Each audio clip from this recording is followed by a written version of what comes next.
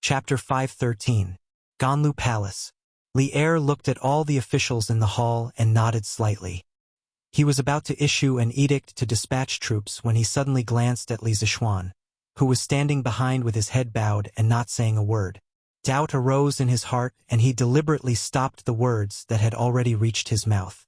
Li Zishuan, what do you think of Medicine Master's plan? As soon as Li Er's voice fell, everyone in the hall suddenly realized that Li Zishuan was too quiet today. Fang Xianling, Zhang Sunwuji, Chang Yaojin, and the others had discussed matters with Li Zishuan in the imperial court before. They were well aware of Li Zishuan's character. That was why they felt that Li Zishuan's behavior today was too abnormal. Actually, when Li Zishuan entered the Ganlu Palace today, he had been silently standing in the corner. Other than answering Qin Xiong's question, he didn't say anything else. His heart was filled with anger and sorrow. But most of all, he was deeply remorseful. 215 young lives. How innocent were they? Now, because they helped him take revenge, they didn't even have a corpse. This represented 215 families. Because of him, Li Zishuan, there was going to be a tragedy of people dying before their own. You could say that he was a saint, but every time Li Zishuan thought of this, his heart would bleed. It wasn't that he couldn't bear to see people die, but he couldn't bear to see people die for him. If the heavens could give him another chance to choose again, he would stop this war without hesitation.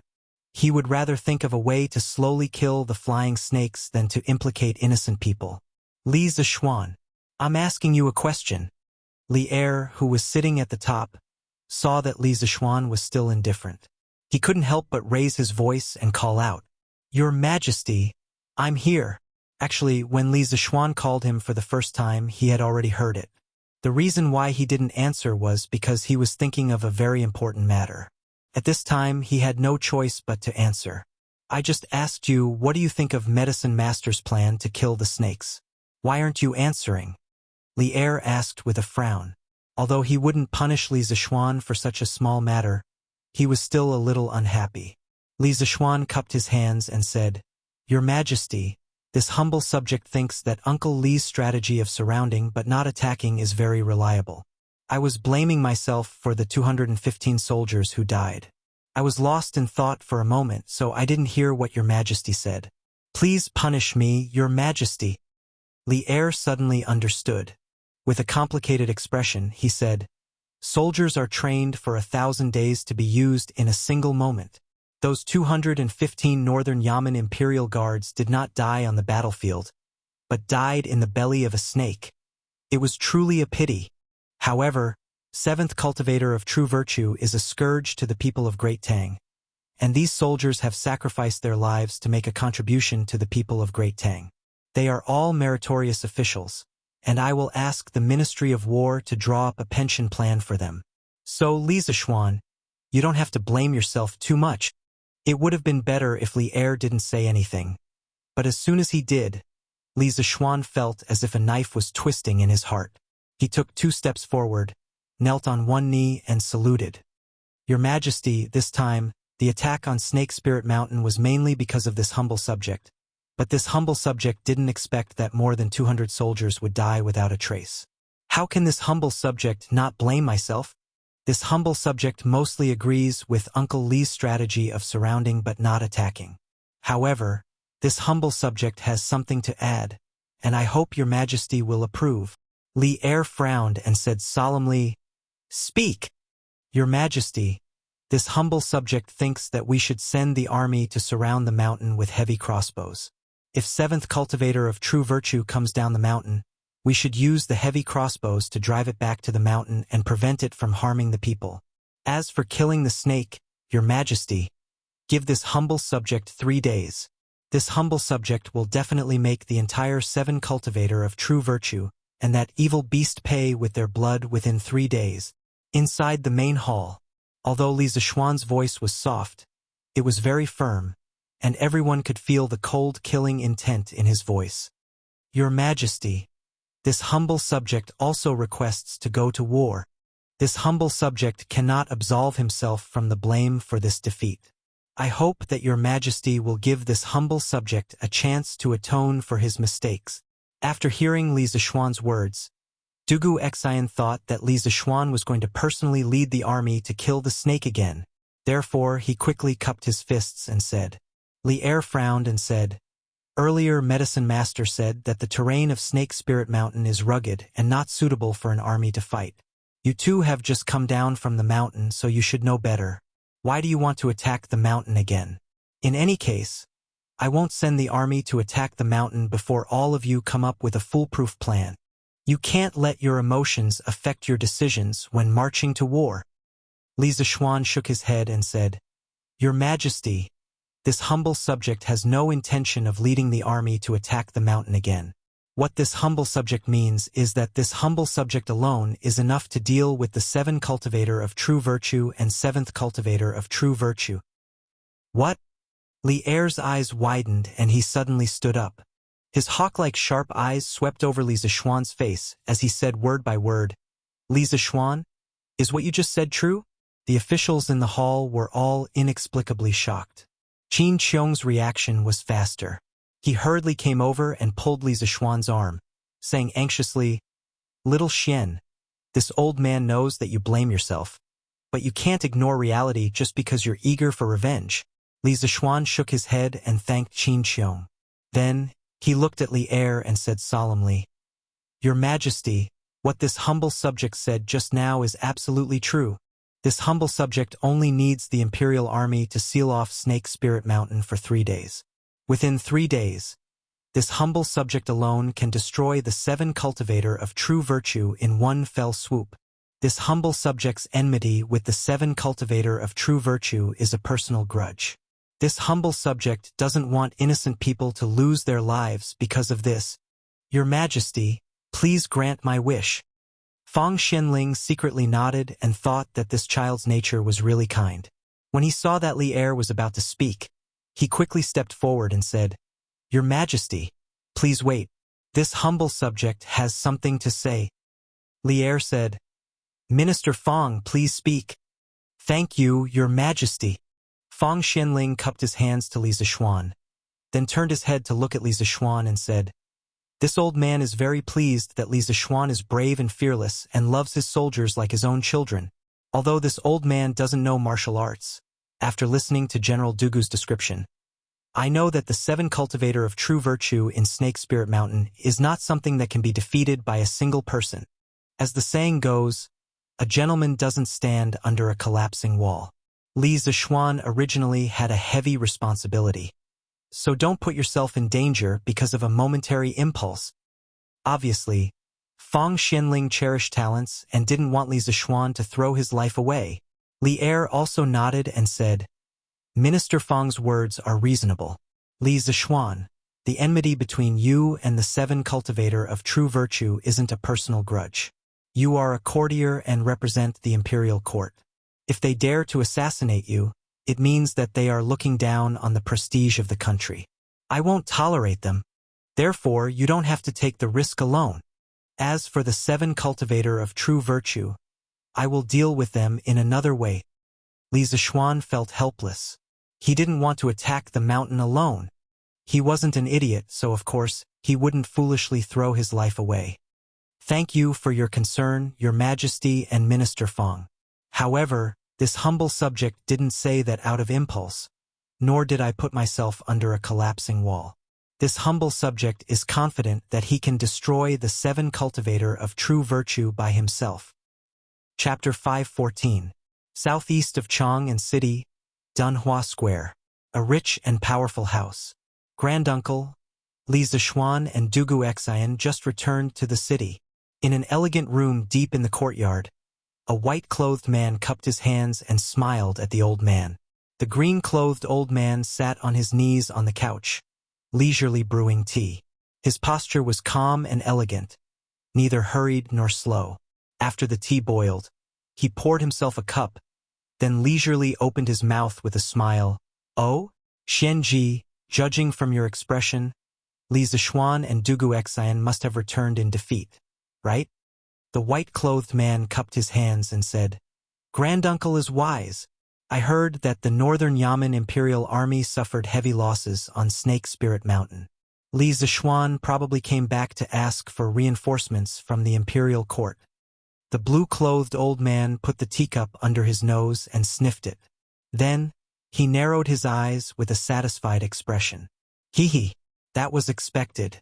Young people nowadays are like newborn calves who are not afraid of tigers. It's good to be impulsive, but if they don't know the immensity of heaven and earth, they will definitely fall down a few times. Xianji, you have to take this as a lesson. Xianji understands. Thank you for your teachings, granduncle. Hearing the old man's endless preaching, the white-clothed man didn't show any impatience on his face. Instead, he seriously cupped his hands and nodded. After a while, he frowned and asked tentatively, Granduncle, you don't seem to be optimistic about the Northern Yamen Imperial Army besieging the Seven Cultivators sect. Xianji doesn't understand. Is the Seven Cultivators sect really that strong? The blue-clothed old man glanced at the young man with a smile that wasn't a smile and said, They might not be strong. However, how can the things in the world be measured simply by strength? Taking advantage of the situation and borrowing the power of others can defeat the strong. And although the seventh cultivator of true virtue sect is small, it has an extraordinary item. Xianji understands. But what is this extraordinary thing that granduncle is talking about? The old man waved his hand and smiled.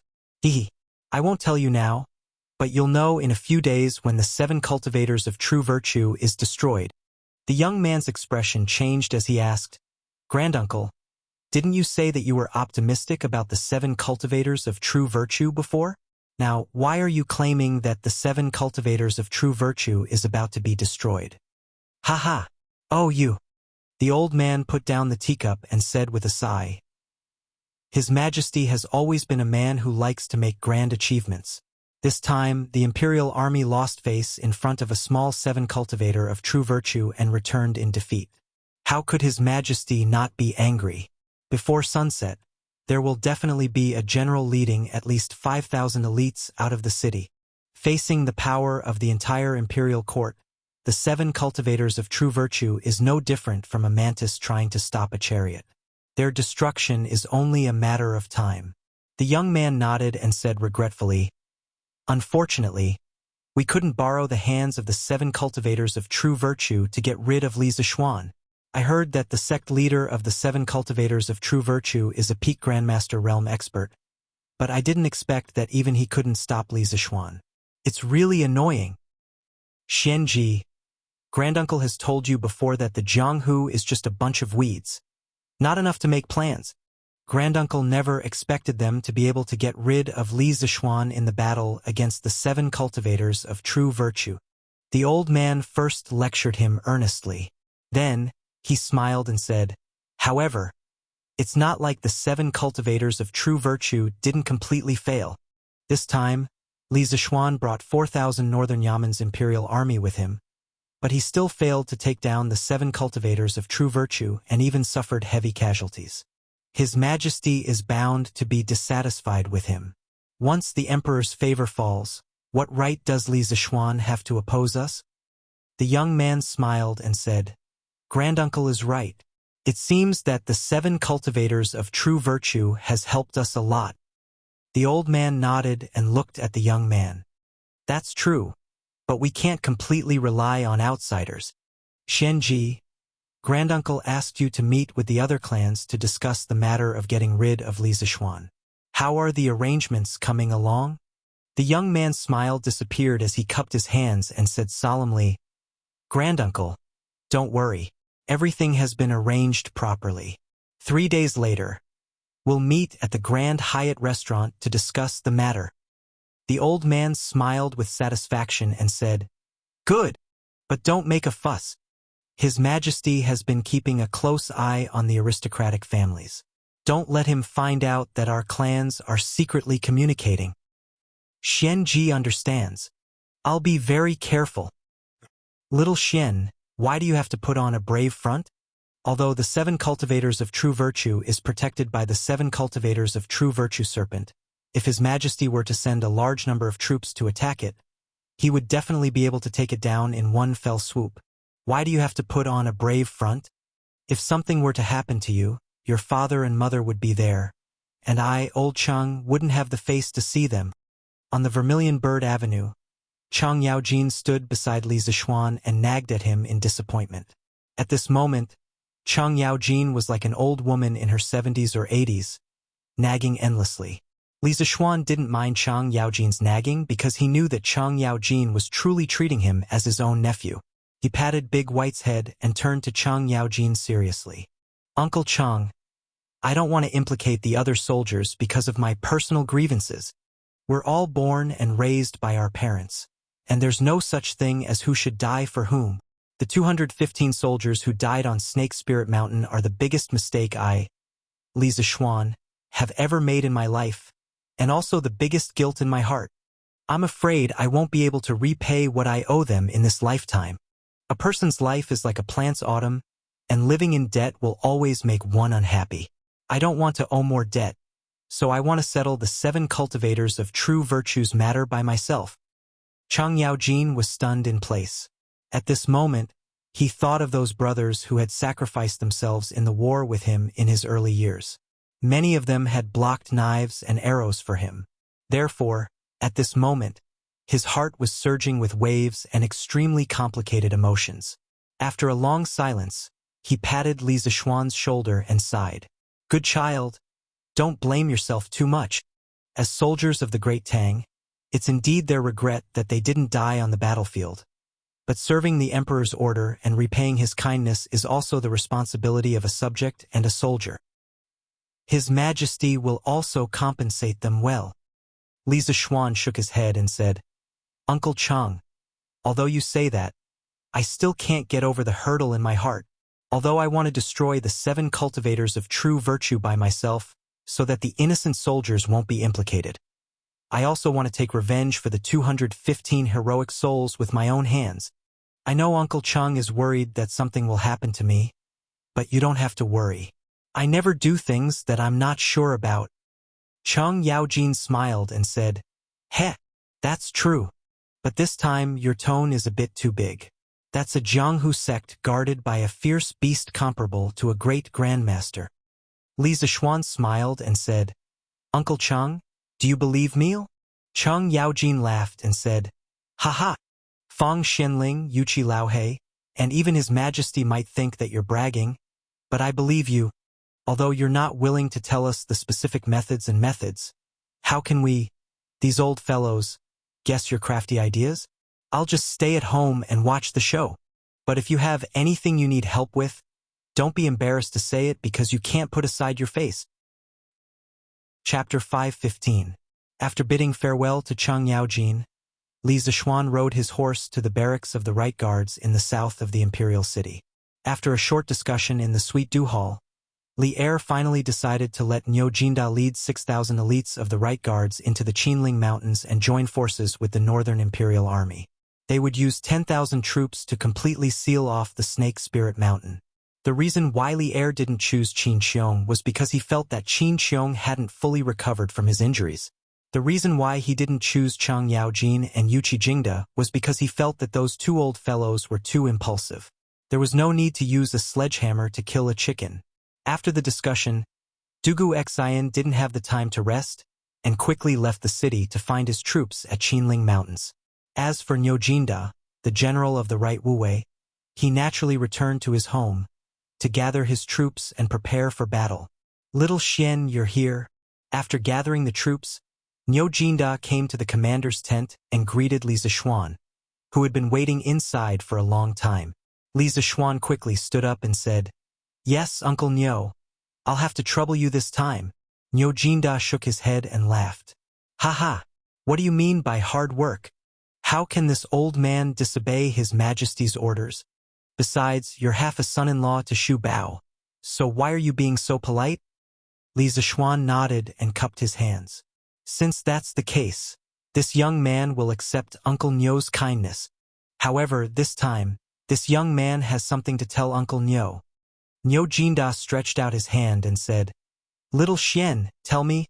Li Zixuan frowned and said in a deep voice, Uncle Niu, this time, when you lead the army to surround the Snake Spirit Mountain, you must adhere to the strategy of surrounding it and not attacking. because the terrain of the mountain is too steep. Also, the sect leader of the 7 cultivators of virtue, Batian, has already been seriously injured by us, so he shouldn't be a threat. However, the 7 cultivators of virtue's poison techniques are mysterious and unpredictable, and they have the ability to harm people in a large area. Uncle Nyo, you must be careful.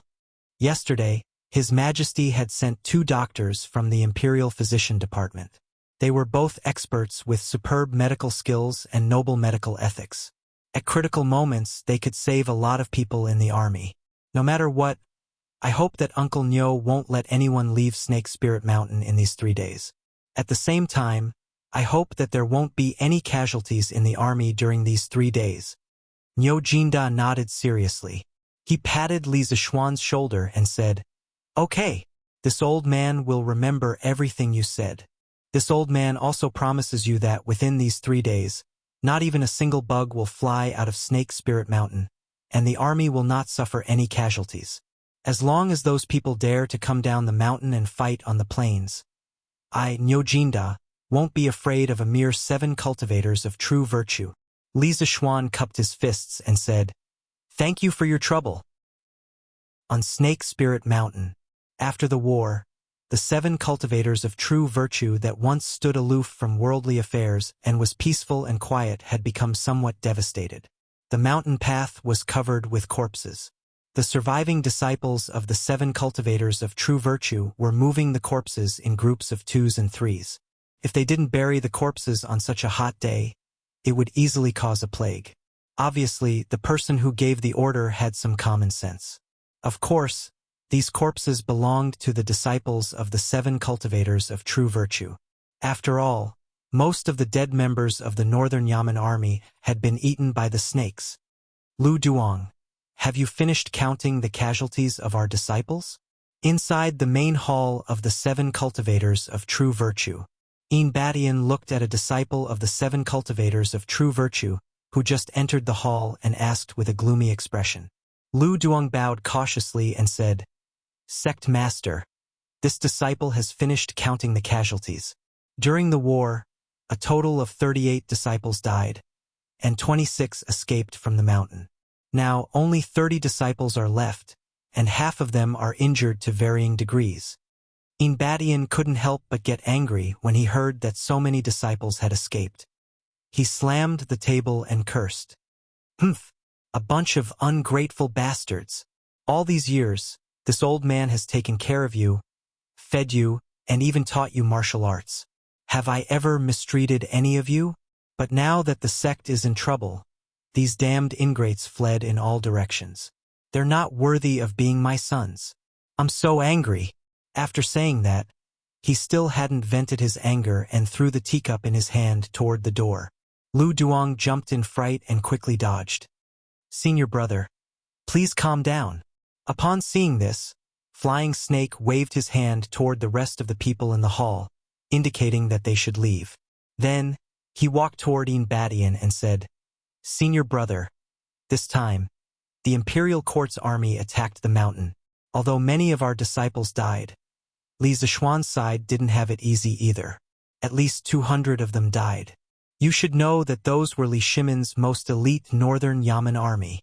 If it were any other force in Jianghu, it would be impossible for them to achieve such a result.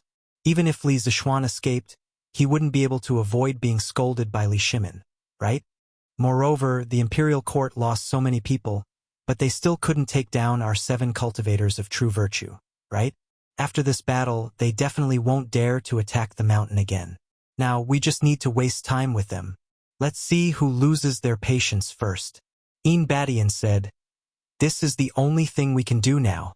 Although the Northern Yamen army has retreated 3 miles, they are still guarding the surrounding passes. Now, we can't leave even if we want to. Fortunately, we have enough food and 7 cultivators of true virtue serpent guarding the mountain. Otherwise, our sect would have been destroyed by that brat." Flying Snake smiled and said, "Yes." Batian grabbed a jug of wine and drank a few mouthfuls. Then, he looked at the Flying Snake and said with concern, "Junior brother, you used your own blood essence to feed the 7 virtues serpent. can be said that your vitality has been greatly damaged. With your current strength, I don't know how long it will take for you to fully recover. Moreover, we are in troubled times now. Flying Snake was silent. After a while, he opened his mouth and said, "It doesn't matter." This time, the 7 cultivators of True Virtue sect was in danger because I was too confident in the terrain and poisonous miasma of Snake Spirit Mountain. I also underestimated the strength of the Imperial Court's army. Of course, I have to bear the responsibility for my mistakes. In that case, if I didn't restore 7 cultivators of True Virtue Serpent to its peak state, I'm afraid it would have been difficult to turn the tide. As for the future, I believe Senior Brother won't abandon me. Batian patted his chest and said, "Of course, how could I, Batian, ignore the feelings between fellow disciples? Junior Brother, don't worry. Even if you lose your martial arts, Senior Brother will do his best to protect you." Flying Snake was slightly relieved. He cupped his hands and said, "Thank you, Senior Brother." Sect Leader. Sect Leader. Bad news, bad news. At this time, a hurried shout came from outside the hall. Judging from the voice, it was Lu Duong, who had just left. "What's the matter? Come in and tell me." Batian frowned and shouted. Lu Duong crawled in, bowed, and cupped his fists. "Sect Leader, a lot of the Imperial Court's army has arrived at the foot of the mountain. There are even more of them than the previous batch. Now, our Snake Spirit Mountain is surrounded. I don't think even a fly can escape." Chapter 5:16. This must be an army of over 10,000, right? On top of the Serpent Spirit Mountain. Flying Snake and Batian led the remaining disciples of the 7 cultivators of True Virtue to the edge of the cliff and looked down at the army that surrounded them. Even from such a distance, they could see that the ground was full of people. Flying Snake's eyes couldn't help but twitch in shock. At this point, he no longer dared to underestimate the strength of the Great Tang army. Previously, he thought that the 7 cultivators of True Virtue had the advantage in terms of timing, location, and manpower. If the Imperial army wanted to capture them, they would have to suffer at least several thousand casualties. But today, Li Zishuan, Dugu Xian, Dugu Feiying, and the Northern Yamen's Imperial army taught him a lesson. The loss of more than 200 people was a huge number for Li Zishuan. But for Flying Snake and the 7 cultivators of True Virtue, it was far from their initial expectations. Moreover, if Flying Snake hadn't abandoned his cultivation at the last moment and brought 7 cultivators of True Virtue, who had recovered to his peak state, the 7 cultivators of True Virtue might have already been destroyed by the Imperial army. That Li Shimin is really muddle-headed. He actually mobilized such a large army for the personal grudge between Li Zishuan and you, Junior Brother. Sigh. Fortunately, they didn't attack us. Otherwise, we wouldn't have been able to hold on even with the help of 7 cultivators of True Virtue.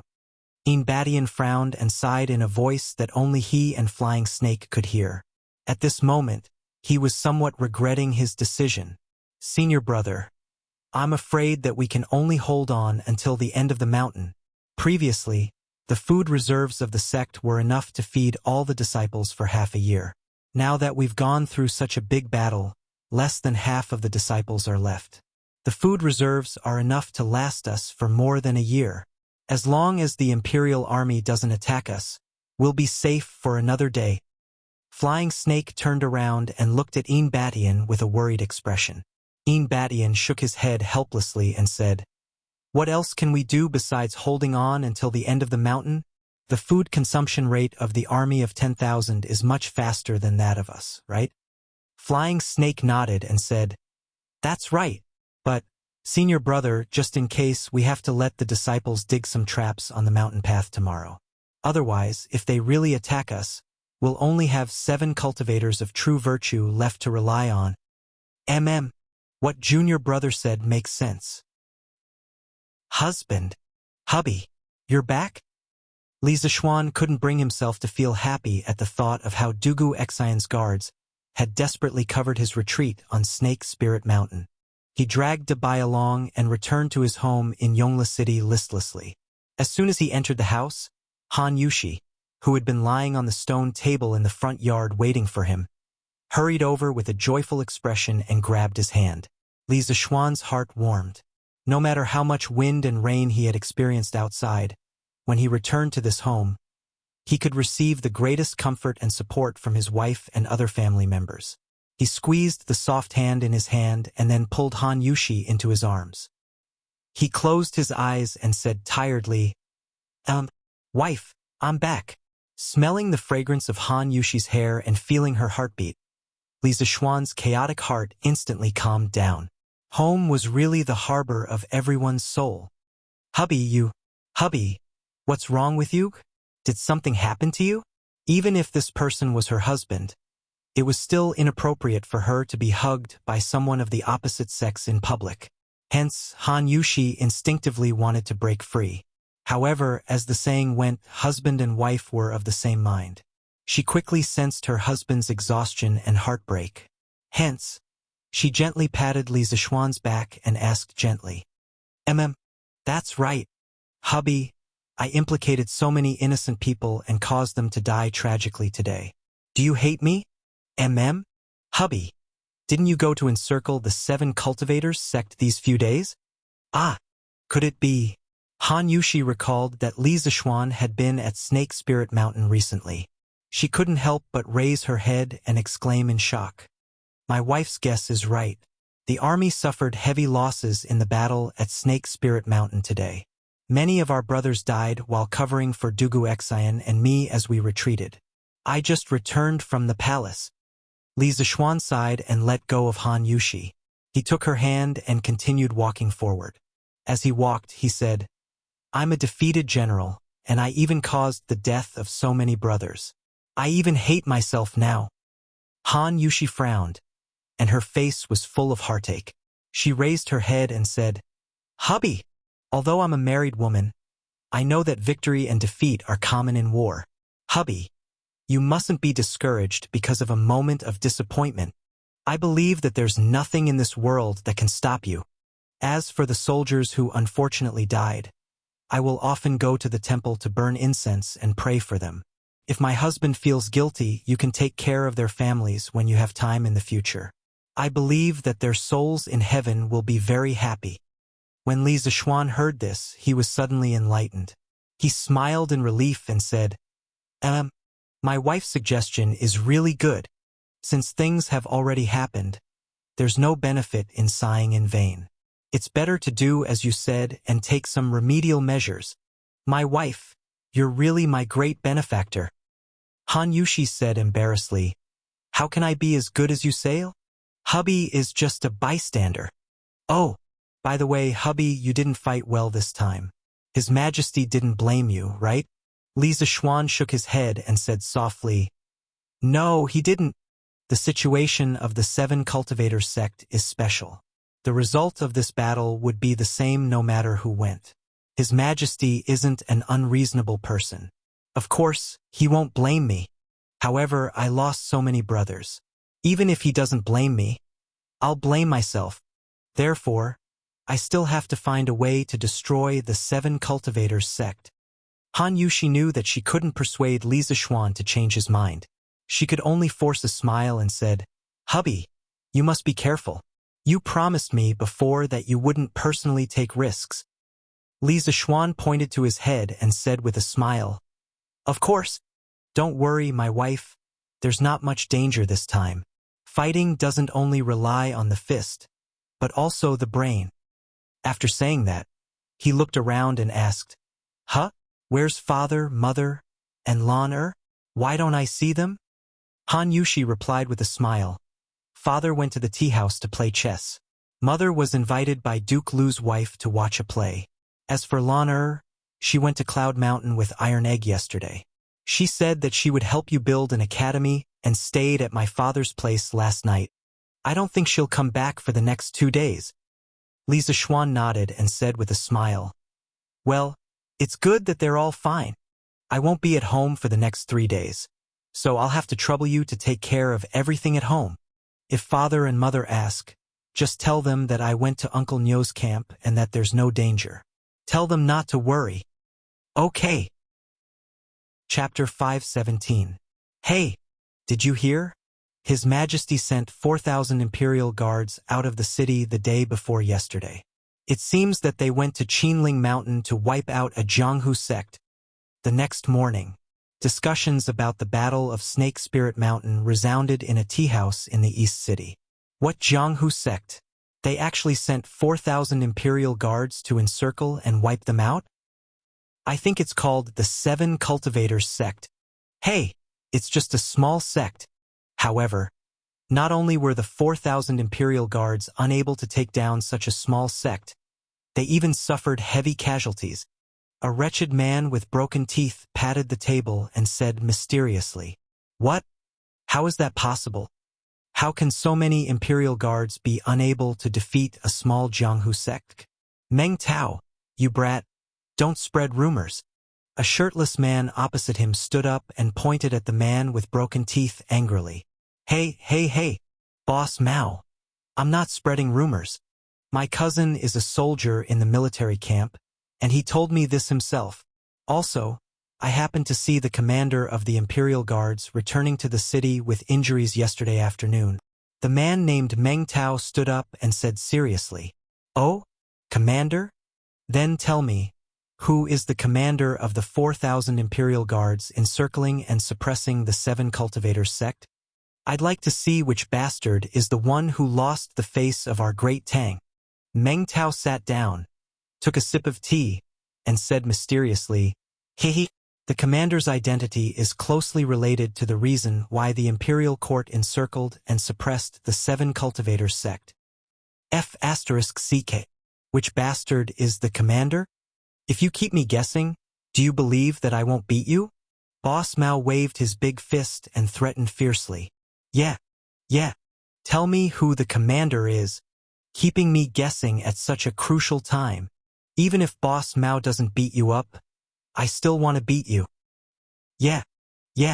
Meng Tao's words could be said to have angered the crowd. The customers who had been listening to him earlier started to denounce him one after another. Meng Tao was startled.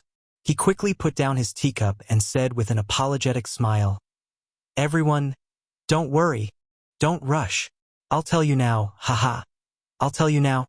The commander of the Imperial Guards this time was the commander of the Northern Imperial Guards, General Dugu, and the current Crown Prince, Zhanshi Li Zishuan. As for the reason why the Imperial Court sent the Imperial Army to encircle and annihilate the Seven Cultivators of True Virtue, it seems that the Seven Cultivators of True Virtue have a personal grudge against Li Zishuan. Li Zishuan? Li County man? I say, Meng Tao, you brat, don't F***king spread rumors, right? Li Xiannan was the one who made the curved plows and sold cheap books. He has always been a kind person, so how could he possibly have a grudge with the Seven Cultivators of True Virtue? Boss Mao widened his eyes in disbelief. Yeah. Young man from the Meng family, don't try to slander Li Xiannan here. He is our family's benefactor. Yes. You can slander anyone, but you can't slander a man from Li County. Poor farmers like us are all thinking of his kindness. It had to be said that Li Zishuan had a very good reputation among farmers and poor scholars. When they heard Meng Tao say that Li Zishuan was the loser of the army, some people in the surroundings immediately became unhappy and refuted. Meng Tao was very anxious and hurriedly defended himself with a solemn oath. "Hey, you guys, I didn't spread rumors, so you have to be reasonable. My cousin got all this inside information, so it's definitely not fake. I'm not lying, so you can ask around if you don't believe me. If I, Meng Tao, am lying, you can come over and cut off my head and use it as a piss pot." Boss Mao was dumbfounded and muttered, "Ah, could it really be Li Xiannan? Could it be that Lord Li really led so many people and lost the battle? I don't believe it.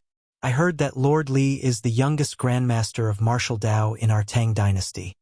He's so powerful that if His Majesty really sent him to attack the Seven Cultivators of True Virtue, he alone can take down the entire sect. I don't believe that Li Xiannan was defeated by them." Yes. Meng Tao, you must be mistaken." Meng Tao refuted. "Hey, you guys really don't believe me. Yesterday, After Li Xiannan and General Dugu returned to Chang'an to get reinforcements, another 6,000 elite soldiers left the city under the leadership of General Niu. Now, in order to help Lord Li settle his personal grudge, His Majesty used a total of 10,000 soldiers. Tisk tsk. Our Lord Li is really lucky. Everyone could hear the sarcasm in his words. Some people agreed with him while others disagreed. Humph. What good fortune. I don't know what kind of magic potion this Li Xiannan gave His Majesty. He obviously doesn't have any ability, but he was put in an important position. He's not even 15 years old, but he's already a third-rank official. He probably got that position by flattery. That's right. How could he use the imperial court's army to settle his personal grudge? It's fine if he used them, but they couldn't even take down a small martial sect with so many people. What an embarrassment to the Tang army. Humph. Don't listen to Meng Tao's nonsense. There must be a reason why Lord Li was defeated. Otherwise, His Majesty wouldn't have continued to increase the number of soldiers for him instead of blaming him. That makes sense. Hey, bullsh *t reason. Li Xiannan probably sucked up to His Majesty again. Otherwise, he would have been punished by now. Bullsh *t. Bullsh *t. You're the one who's bullsh *ting. You're the one who's bullsh *ting. Your whole family is bullsh *ting.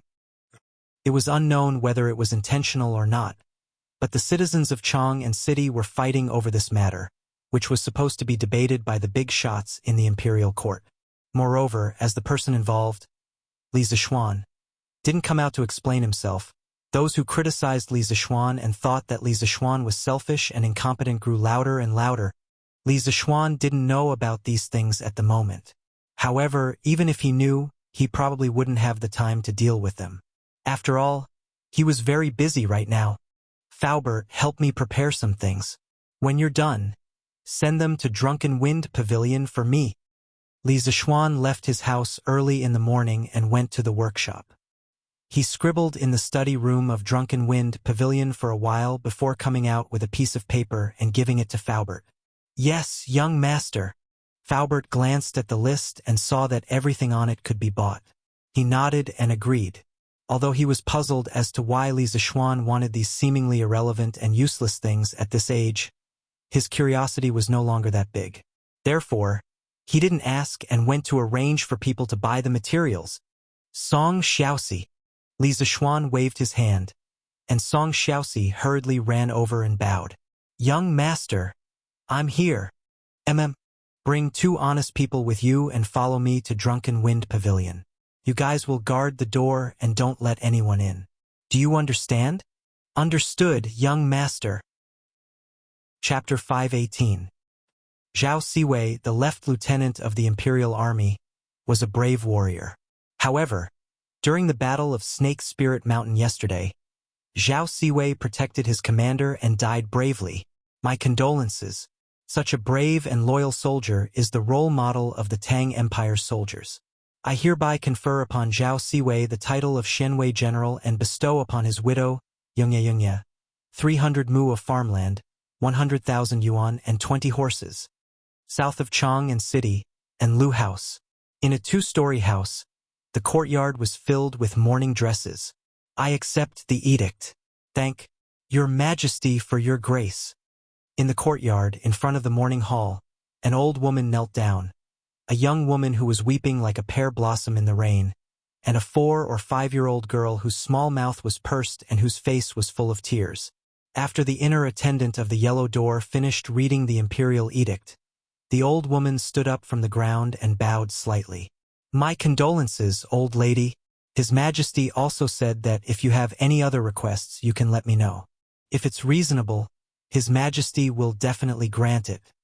The servant of the yellow door handed the edict to the old lady and asked gently. The old lady shook her head and said, His Majesty's grace is already very generous. I don't dare to ask for more. Rank 4 Shenwei General and 300 mu of farmland. Logically speaking, Li Er had already given Zhao Siwei's family a very generous reward. Yongye Fields were also known as Shurye Fields. In the Sui and Tang dynasties, from the various kings to the military governors and rank 5 officials, they were given Yongye fields according to their ranks. Their descendants were exempted from paying taxes. Such things were like iron rice bowls. With a few hundred mu of farmland, their descendants would not have to worry about food and clothing anymore. All right, then I'll return to the palace to report. The servant of the yellow door was stunned for a moment before he bowed and said goodbye. Angel, please wait. I wonder if your majesty can send my husband's body back. Sob, there's only my husband's clothes in the coffin now. The young woman in mourning clothes stood up and cried. Body? The old eunuch looked troubled. Seeing this, the old lady beside him quickly said, Wan Qing, don't make things difficult for the angel. Siwei sacrificed himself for the country. Even though he died, it's an honorable death. Mother, but this daughter-in-law wants to see her husband for the last time. Woo-woo. The young woman couldn't hold it in any longer. She knelt on the ground and wailed. Mother, Wan'er also wants to see father. Sob. Wan'er also wants to see daddy. The little girl who was kneeling at the side came over and hugged the young woman's arm as she said with tears in her eyes. Seeing this scene, no matter how strong the old woman was, her eyes could not help but turn red. I will pass on Madame Zhao's message, but you have to be mentally prepared. Snake Spirit Mountain is not an ordinary mountain. The attendant of the yellow door sighed, then turned around and left with his entourage. Are you serious? Was my husband really killed because of Li Zishuan's random command? Today in Chang and many families were holding funerals. In a dilapidated courtyard in the west of the city, a woman dressed in mourning clothes and another woman in her 30s, wearing red silk, were squatting in the corner and whispering to each other. How can it be fake? Changde family, think about it. How old is Li Xiannan this year? He's not even 15 years old. How can such a young child have the ability to lead troops? Didn't he get this position by flattering the emperor? He did get promoted, but he caused the deaths of so many soldiers. Now in Chang'an City, everyone is talking about it. The middle-aged woman looked around. After confirming that there was no one around, she pulled the young woman aside and whispered, But Li Xiannan doesn't look like such a person. The young woman said in disbelief. The middle-aged woman said earnestly, Sigh. Changde family, as the saying goes, you may know a person for a long time without understanding his true nature. You haven't interacted with him before, so how do you know what kind of person he is? Now, the families of the soldiers who died in the battle are all crying for justice for their men. There's such a thing? But didn't the imperial court already give us compensation? It's useless for them to cry for justice. The middle-aged woman said resentfully, Compensation? Changde family, let's not beat around the bush. How much compensation did the imperial court give to your family? Is it 8 strings of coins and 10 mu of Yongye farmland? Ah? Aunt Jiang, how did you know? The middle-aged woman snorted and said, Why can't I know? I just came from Mingping's house. All of their families had received this much in compensation. Xinhe, I don't want to criticize you, but what can this amount of compensation do? After Changde left, this family can only rely on you to do some needlework to support the family, but your Baoyun will have to marry when she grows up. Can you afford a dowry with this amount of money? Even if you don't think for yourself, you have to think for Baoyun. The young woman was stunned and said bitterly in her heart, I understand, but Changde left. What can I do? Sigh. There's a way. Who said there's no way? Madame Jiang immediately became excited, and she hurriedly said, Xian he. Look at Li Zishuan, he's still eating and drinking at home after losing the battle. His Majesty didn't punish him at all. Changde, Mingpeng, and the others were ordered by Li Zishuan to go through fire and water, but he's rich and has nothing to worry about. Is this fair? This? The middle-aged woman's words were very harsh and could easily bewitch people. After hearing this, the young woman's heart began to waver. It's not fair. This is definitely not fair. That's why the other families are all discussing going to Li Zishuan's house tomorrow morning to cause trouble. Even if they can't get His Majesty's attention and punish Li Zishuan for his crimes, they can still get more compensation from the Li family. Aunt Jiang, this isn't good?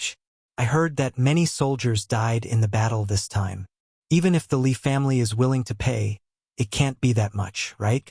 Aunt Jiang raised her orchid fingers and said with a smile, "Haha, silly child, you're thinking too much. Do you know how much money the Li family has? Even if all 200 families go over, the Li family can still afford it. You know about Li Zishuan's wedding last month, right? The cost of that wedding was more than 100,000 strings of cash." "Ah? More than 100,000 strings of cash? So much?" The young woman covered her mouth in surprise. A hint of smugness flashed across the middle-aged woman's eyes. Then, she probed, "Hey, of course. So, Shinha, do you want to go with them tomorrow to ask for an explanation?" The young woman struggled for a moment and finally nodded. "All right. Ha. That's good. That's good. We'll gather at Mingda's house tomorrow. We'll go to the Li family together to ask for an explanation. Li Zishuan caused so many families to lose men. How can he not pay the price?" Chapter 519. How is it? Did she agree? In a private room of the Grand Hyatt restaurant, a black-robed man with a hood covering his face sat on the couch. He looked at the woman in red silk below and lowered his voice as he asked in a hoarse voice. Looking at the woman's appearance, it was the middle-aged woman surnamed Jiang from before. She agreed. Although that girl is a bit stubborn, she was still convinced by me, the middle-aged woman said proudly. Clap, clap, clap. And very good. The black-robed man clapped his hands and praised. Then he asked, "Including this, you've already convinced 30 families, right?" The middle-aged woman quickly nodded and said, Yes. Boss, you really have a good memory." "Hee. Not bad. I'm very satisfied.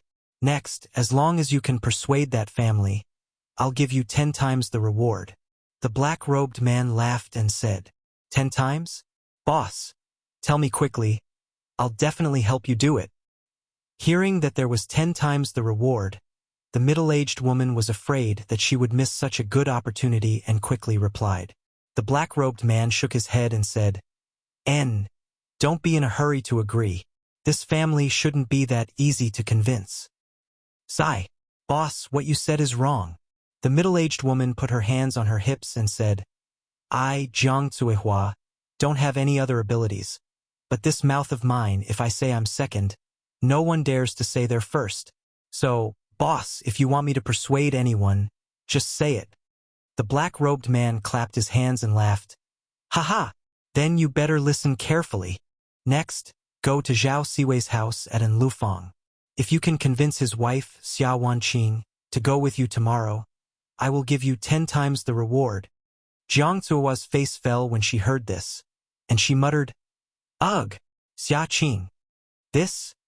The black-robed man frowned and said, What's wrong? From what you said earlier, didn't you say that there was no one you couldn't convince?" Jiang Zuohua quickly waved her hand and said, "No, it's not like that, boss. Although this Xia Wanqing has a stubborn temper, it's still all right. The hardest to talk to is her mother-in-law. If that old madam knew that I asked Xia Wanqing to do this, she would definitely use her walking stick to chase me away. 15 times.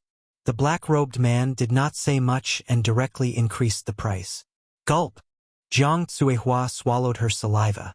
She was calculating how much the reward was worth. Hey, boss, this isn't about money. 20 times. Without any hesitation, the black-robed man increased the price once more. Deal. Boss, don't add more. Don't worry, even if I, Jiang Zuihua, have to go through water and tread on fire, I will do what you ask me to do. Just you wait and see. Aunt Jiang? You're here. Happy Lane, Zhao Siwei's residence.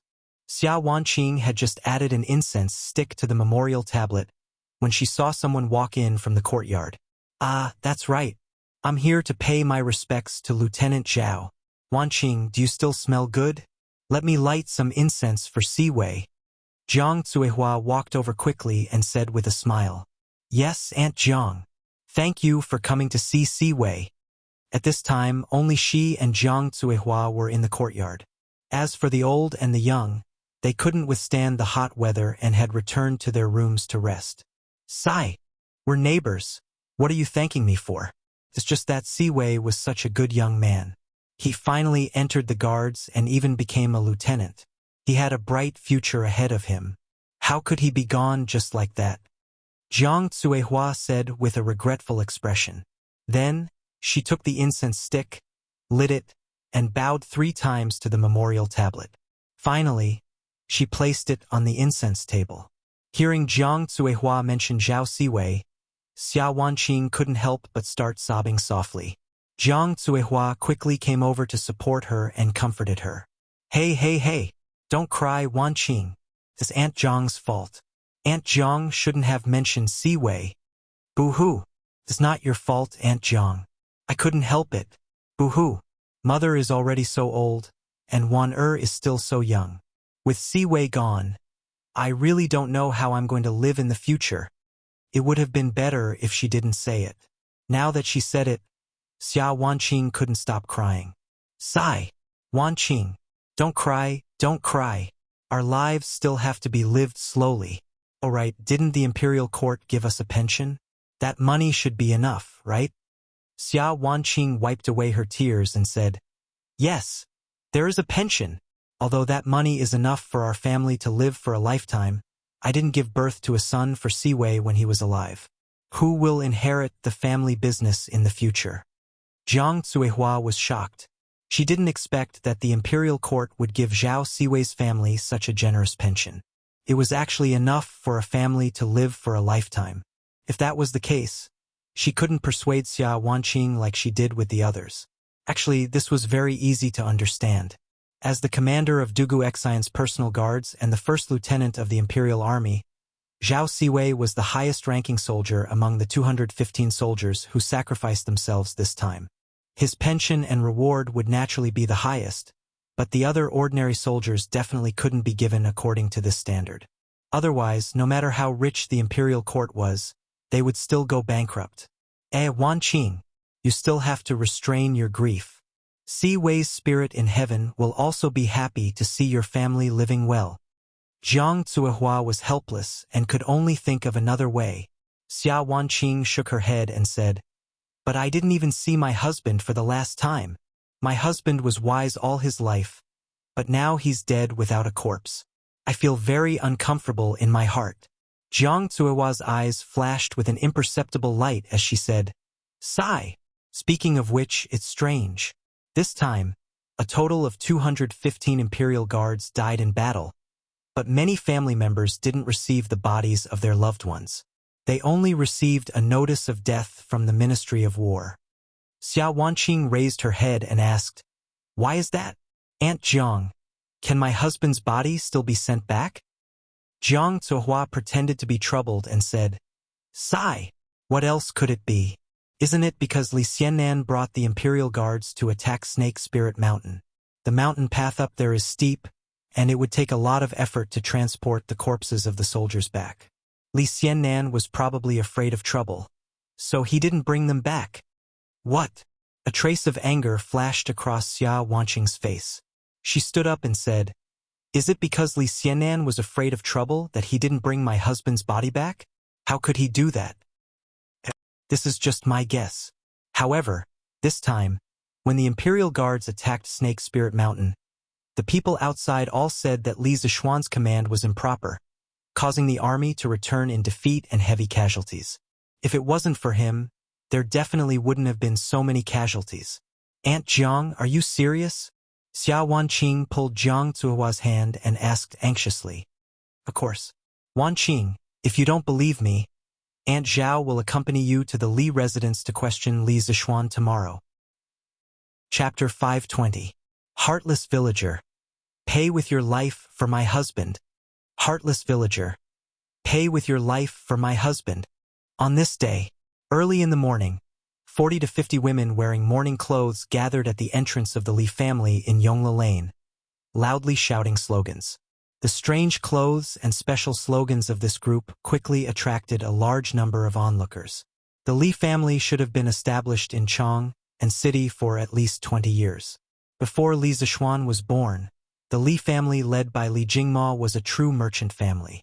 But unlike most of the rich and heartless merchants who valued profit over righteousness, Li Jingma and Mrs. Li had always insisted on being kind to others. Except for their business competitors, almost no one hated the Li family. In the Yongla Lane area, and even in the neighboring areas, the Li family's reputation were excellent. Later, the son of the Li family, Li Zishuan, returned from Mount Longhu and made many outstanding achievements, being conferred the title of Baron. The head of the Li family also became Li Zishuan. Under the leadership of Li Zishuan, the Li family still adhered to the principle of being kind, especially to the poor farmers and the children of humble families, bringing great benefits.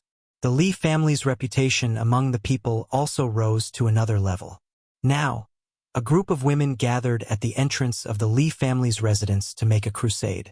Many people felt it was inconceivable, and the onlookers kept increasing. They all pointed at the women in front of them and talked about them. Hey, whose daughters-in-law are they? Why are they wearing mourning clothes and coming to the Li family to make trouble? Hey, I don't know. From what they're saying, it seems like Lord Li killed their husbands. How is that possible? Lord Li and Lord Li are both good people. How could they do such a wicked thing? Hey, I know her. Isn't that Changda's wife? But why is she wearing mourning clothes? I heard that Changda was on duty in the Imperial Army. But in the Battle of Snake Spirit Mountain 2 days ago, the Imperial Army was defeated by the 7 Cultivators sect and could only retreat to the foot of the mountain. The Imperial Army also suffered heavy losses. Could it be that Changda unfortunately died in the battle? Hiss! If that's the case, then aren't these mourning women the widows of the soldiers who died in the Snake Spirit Mountain the day before yesterday? No wonder they came all the way here to cry. Li Xiannan was one of the main generals in the Battle of Snake Spirit Mountain. You can't say that, right? Which general has never lost a battle? You can't put all the blame on Lord Li just because of one defeat, right? Dear neighbors, the husbands of these poor women are all Imperial Army soldiers who died in the battle on Snake Spirit Mountain. They died because of Li Xiannan's improper command. We came here this time for no other reason than to ask the Li family to give them some compensation. After all, the pillar of their family is gone. In the future, they will have to live as widows and orphans. How can they live without money? Everyone, please be the judge. Are we asking for too much? Today, Jiang Cuihua was also among the crowd that came to cause trouble. When she saw that many people had gathered around, she turned around and said to the crowd with a sorrowful expression. Her act of pretending and playing the sympathy card really did arouse the sympathy of many people. So it's like this.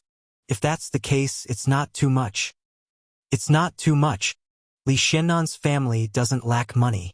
When Jiang Cuihua saw that the time was right, she continued to lead the women around her and shouted, "Black-hearted county man, you are heartless. Pay for my husband's life. Black-hearted county man, you are heartless. Pay for my husband's life." As soon as Jiang Cuihua's voice fell, the group of women also quickly shouted, "Black-hearted county man, you are heartless. Pay for my husband's life." Some of the onlookers heard their miserable cries and couldn't help but sympathize with them. As a result, the shouting in front of the Li family's residence became louder and louder. With such a big commotion, it was impossible for the Li family not to notice. In fact, when Jiang Cuihua brought the group of soldiers' widows over, the gatekeepers of the Li family's residence, San Bao and Fu, already noticed. It wasn't that the two of them didn't try to reason with them, but Jiang Cuihua was eloquent and insisted that Li Zishuan personally come out to settle the compensation for everyone. San Bao had no choice but to let Fu stand guard at the door while she went to the courtyard to report to Li Jingma and Madame Li. "Master, Madam, not good. Not good. There are a lot of women causing trouble outside." It was about 7:15 in the morning. Li Jingma, Madame Li and Han Yushi's family of 3, originally, it was a family of 6, but Li Zishuan, Lan'er, and Iron Egg were all not at home, were eating breakfast in the front hall. Suddenly, they heard San Bao shouting outside. The 3 of them quickly put down their bowls and chopsticks. When San Bao came in, Li Jingma asked first, "San Bao, what did you say? There are people causing trouble outside the residence?" San Bao took a deep breath and answered, "Yes, master. There are 40 to 50 women outside the door. They said they want to see young master and ask him for compensation." This brat. Li Jingma's face turned green. When he heard San Bao's words, he subconsciously thought that Li Zishuan had gotten himself into trouble outside. Thus, he couldn't help but look at his daughter-in-law guiltily. What should he do? His son had wronged his daughter-in-law. Who should he speak up for later? Han Yushi was stunned, but she didn't say anything. In front of the 2 elders, she wouldn't purposely interrupt. It wouldn't be too late to interrupt after she fully understood the ins and outs of the matter. Compensation? What compensation? San Bao, have you asked clearly? Madame Li didn't believe that her son would do such a thing outside. She first rolled her eyes at Li Jingma, then looked at San Bao and asked, "Madam, the black-hearted county man is heartless. Pay with your life for my husband." San Bao was about to explain when a deafening shout came from outside. Madame Li's expression changed. She slammed the table and said coldly, "Humph! Where did this wicked woman come from? My son is upright and upright. I want to see who is pestering endlessly and ruining my Xianer's reputation." With that, Madame Li stood up and was about to leave. "Mother! Wait!" At this moment, Han Yushi hurriedly stopped Madame Li and said, "Mother, they are just a group of pitiful people. Let me go. I will settle this matter. Okay? The 2 of you should have a good meal first." Madame Li stopped in her tracks and looked back at Han Yushi. After hesitating for a moment, she nodded and said, "Okay, I'll leave it to you. Mother and your father both support you." Chapter 521. The reason why Mrs. Li agreed to let Han Yushi go out to solve this matter was mainly out of respect for this daughter-in-law. She felt that this family would be handed over to her son and daughter-in-law sooner or later. It might not be a bad thing to let Han Yushi go out to train now. The reason why Han Yushi took the initiative to take on this heavy responsibility was mainly because she heard the group of women outside shouting, "The black-hearted county man is heartless. Pay with your life for my husband." She immediately thought of the matter that everyone in Chong and City had been discussing for the past 2 days, that Li Zishuan had lost the battle. She felt that this matter was not simple. If it was not handled properly, it would bring a lot of trouble to Li Zishuan. Therefore, she took the initiative to take on this task. "The black-hearted county man is heartless. Pay with your life for my husband." When Han Yushi arrived at the door of the mansion, it was when the group of women outside were shouting the loudest. Her eyes scanned the crowd slightly and instantly saw who was leading this group of people. Some schemes immediately surfaced in her mind. In an alley opposite the Li mansion stood a man in black wearing a bamboo hat. When he saw Han Yushi coming out from behind the door, he sneered and said, "Humph! This Li Zishuan is just SOSO. After such a big thing happened, he actually only let a woman come out to do it perfunctorily. I don't know if you're confident or incompetent. Forget it. You're courting death. Originally, I didn't expect to use this matter to kill you, but now that you look down on this matter so much, you should be prepared to have a bad reputation." At the same time, the crowd in front of the Li mansion saw Han Yushi come out and also made a commotion. "Hey, someone from the Li mansion is here. Isn't this the wife of the Li County man? Why didn't the Li County man come out personally? Neighbors, please be quiet. If you have anything to say, you can sit down and talk slowly." Although Han Yushi's clear voice could not be heard by everyone, most people still heard it. As the saying goes, even if you don't give face to the monk, you have to give face to the Buddha. Li Zishuan's previous impression of him was extremely good. Many of the onlookers quieted down, and those who continued to shout slowly quieted down. Seeing this, Han Yushi said generously, "Sisters, neighbors, Everyone has been standing for so long. You must be tired and thirsty. Let's not care about anything else. Let's sit down and drink some water first before we talk about things. How about that? Everyone was stunned. They did not expect Han Yushi to speak to them like this. Shouldn't the Lord and Madame be high and mighty? Seeing that no one replied to her, Han Yushi was not annoyed. She smiled and instructed Sanbao. Sanbao, quickly arrange for someone to give everyone here a bowl of iced warmth and a cushion. In this era, although there were already stools, there were still many people who usually knelt on cushions or brocade couches. There were at least 100 people in front of her. It was not realistic for the Li residents to take out so many stools in such a short time. Han Yushi thought about it and could only let Sanbao get the cushions. Yes, young madam. Sanbao responded and was about to enter the door. Wait, Jiang Tsuehua, who was caught off guard by Han Yushi's strange move, walked out of the crowd and stopped her. With rich experience in fighting, she knew that in a negotiation, the one who had the initiative would get the biggest benefits. Han Yushi waved her hand and motioned for Sanbao to go in quickly. Then, she looked at Jiang Tsuehua and asked, "May I ask who this aunt is?" "I'm Jiang Tsuehua. I'm not worthy of being called aunt by Lord and Madame." Jiang Tsuehua pretended to be polite and said, "Madam Ju, there's no need for you to spend money. These are all poor people who lost their husbands in the battle on Snake Spirit Mountain 2 days ago. They're here today to seek justice from Li Xianan. So Madam Ju, please ask Li Xianan to come out." Han Yushi shook her head gently and said, "I'm sorry. My husband is not at home at the moment. His Majesty has sent troops to attack the 7 cultivators of true virtue for the 2nd time. My husband is trying to find a way to destroy the 7 cultivators of true virtue at the smallest cost and avenge the soldiers who died in the battle. Yushi is sad about the unfortunate experience of my sisters. If I were in your shoes, I believe I would be even more miserable than you. Today, let's not talk about right and wrong. Since you are all guests, please drink some water to cool down. Then we can sit down and have a good talk." At this moment, the maids and servants of the Li residence came out of the door one after another with wine bowls and futons.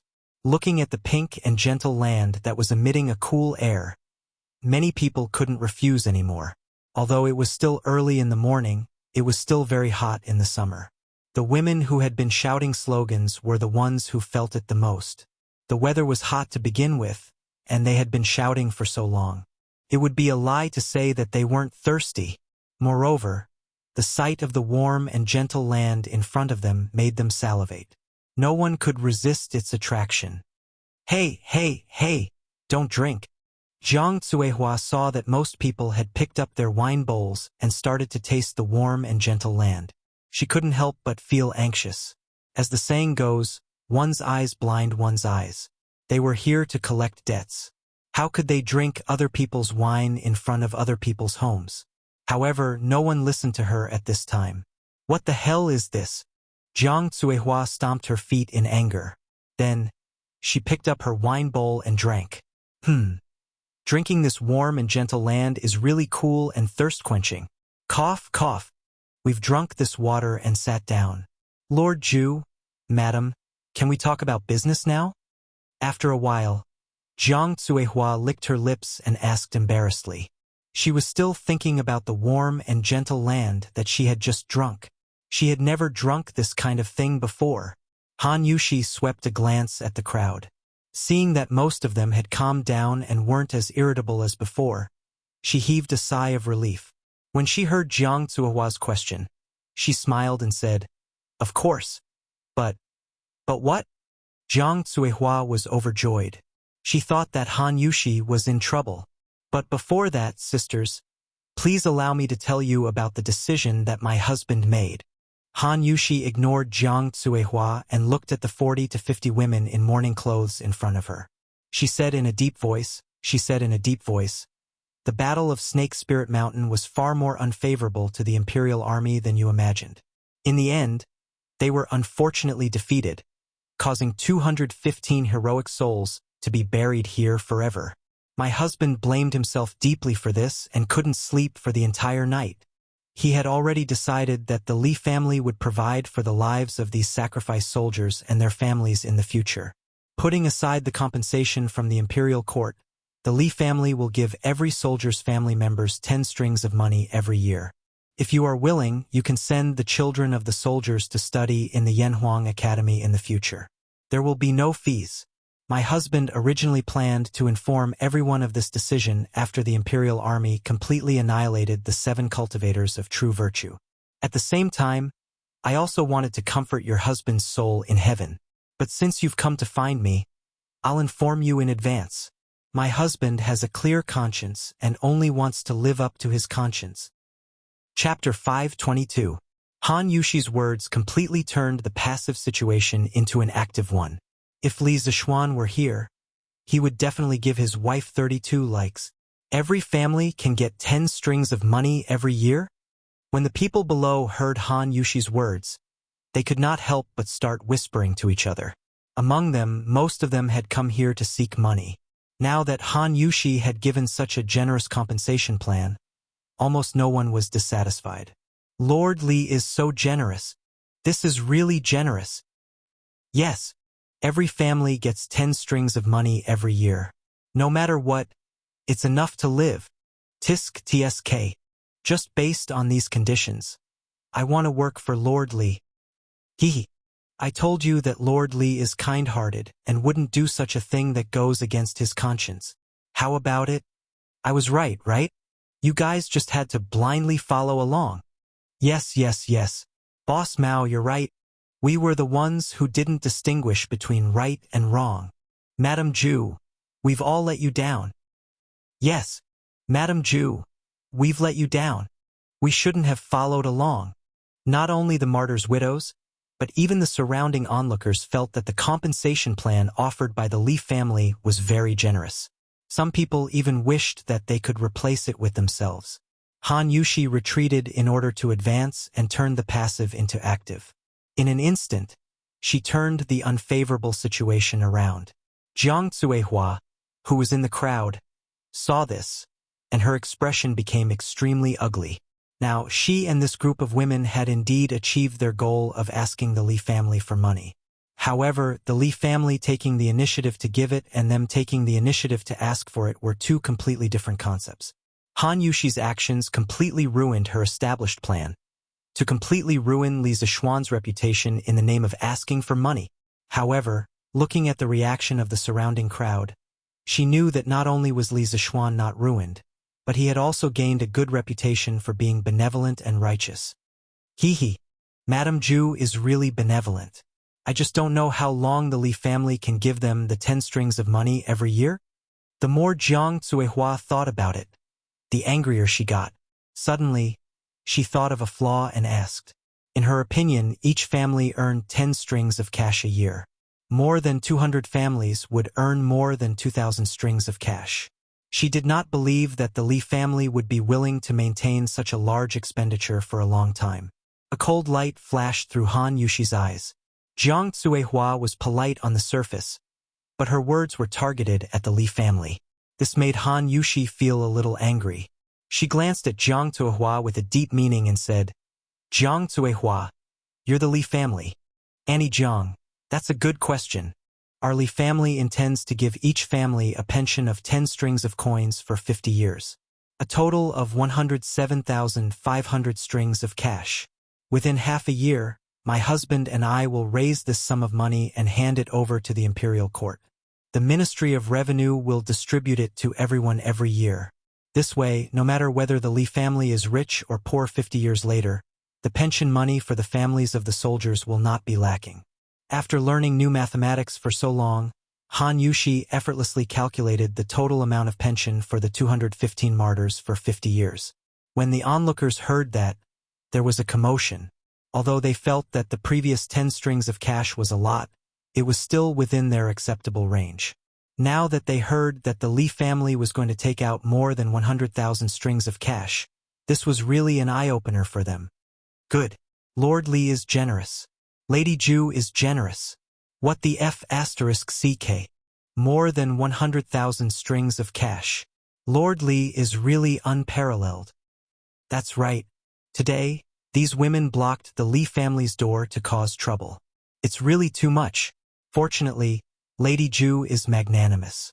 Not only did she not mind, but she also repaid evil with good. It's really rare. That's the truth. Under Han Yushi's step-by-step attacks, the scales of victory had already begun to tilt towards the Li family. The martyrs' widows in the field were pointed at by the surrounding people. Many people did not dare to raise their heads to look at Han Yushi again. A person lives with a face. A tree lives with a piece of skin. In fact, most of them did not have such a big grudge against Li Zixuan and the Li family. It was mainly because Jiang Zuehua used some bewitching words to trick them into causing trouble. Now, in front of the Li residents, not only did Han Yushi not speak ill of them, but she also gave them iced warm drinks and clean and soft cushions to sit on. This eased the hostility in their hearts by a lot. In the end, Han Yushi did not need them to say anything. Instead, she took the initiative to give them such a generous pension plan. While they were satisfied, they also felt a lot of guilt. They kept feeling that they were the villain in this matter. Madam and Lord Ju are benevolent, but my family doesn't want money. I only want my husband's bones. I beg Madam and Lord Ju to fulfill my wish. Just when Han Yushi thought that the matter was about to be resolved satisfactorily, she saw a delicate woman in mourning clothes stand up and say, Yes, Madam Ju, why didn't the Ministry of War send back the corpses of the soldiers in the Battle of Snake Spirit Mountain this time? How sad do you think it is for them to die without seeing their corpses? Jiang Zuehua's eyes lit up as she quickly jumped out and said, Humph. Han Yushi's face turned cold as she said to Jiang Zuehua coldly, I wonder if any of the 215 soldiers who died are your family members? Aunt Jiang? Jiang Zuehua's old face darkened as she said weakly, This, cough, no. Since no, then why is Aunt Jiang more anxious than these people? Can I understand that these people were all instigated by Aunt Jiang to come and ruin our Li family's reputation? The voice of Han Yushi, who had been speaking in a gentle voice earlier, suddenly became stern. Her beautiful face was also covered with dark clouds. Jiang Zuehua panicked, but she was an experienced person after all. After taking 2 breaths, she hurriedly explained, Madam Ju, that's not right.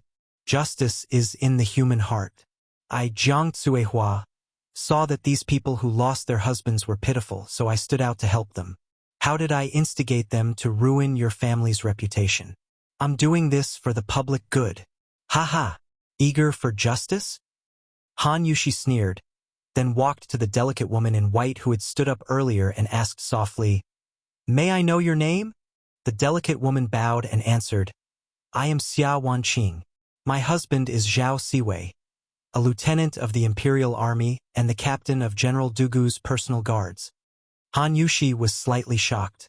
The night before, Li Zixuan had briefly explained the battle on Snake Spirit Mountain to her.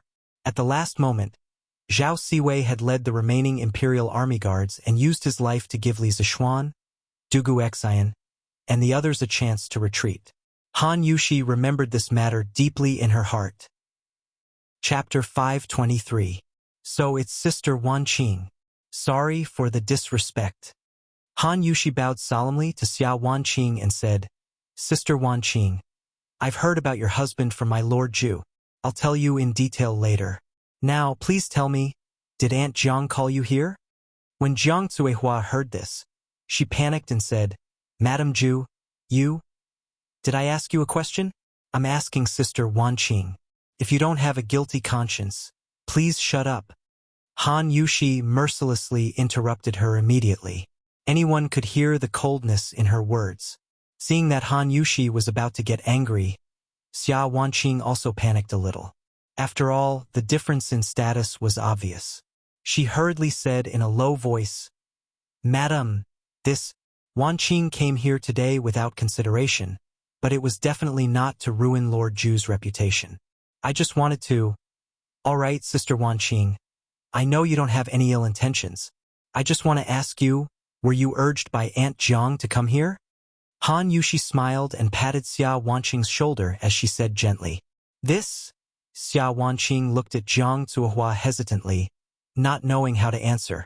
Han Yushi immediately understood in her heart. She said in a deep voice, "Sister Wanqing, you all know my husband's attitude towards you. Put yourself in my shoes, you have to treat me with sincerity as well. Besides, if anything goes wrong today, both you and our Li family will only suffer losses.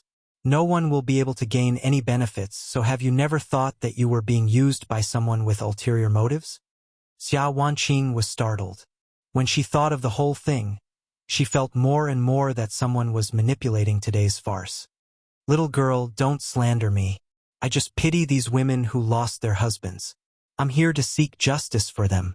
Seeing that the matter was about to be exposed, Jiang Zuehua simply shed all pretense of cordiality and directly called Han Yushi a little girl. "Hee, justice?" Han Yushi laughed instead of getting angry and said, "Let's not talk about justice first.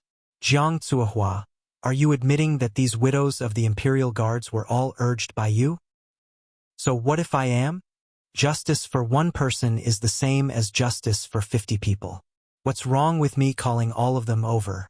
Jiang Zuehua stiffened her neck and argued, "Haha, does this mean that you, Jiang Zuehua, are here today to seek justice for the 50 widows of the soldiers? And you're not even taking a single cent?" Han Yushi sneered.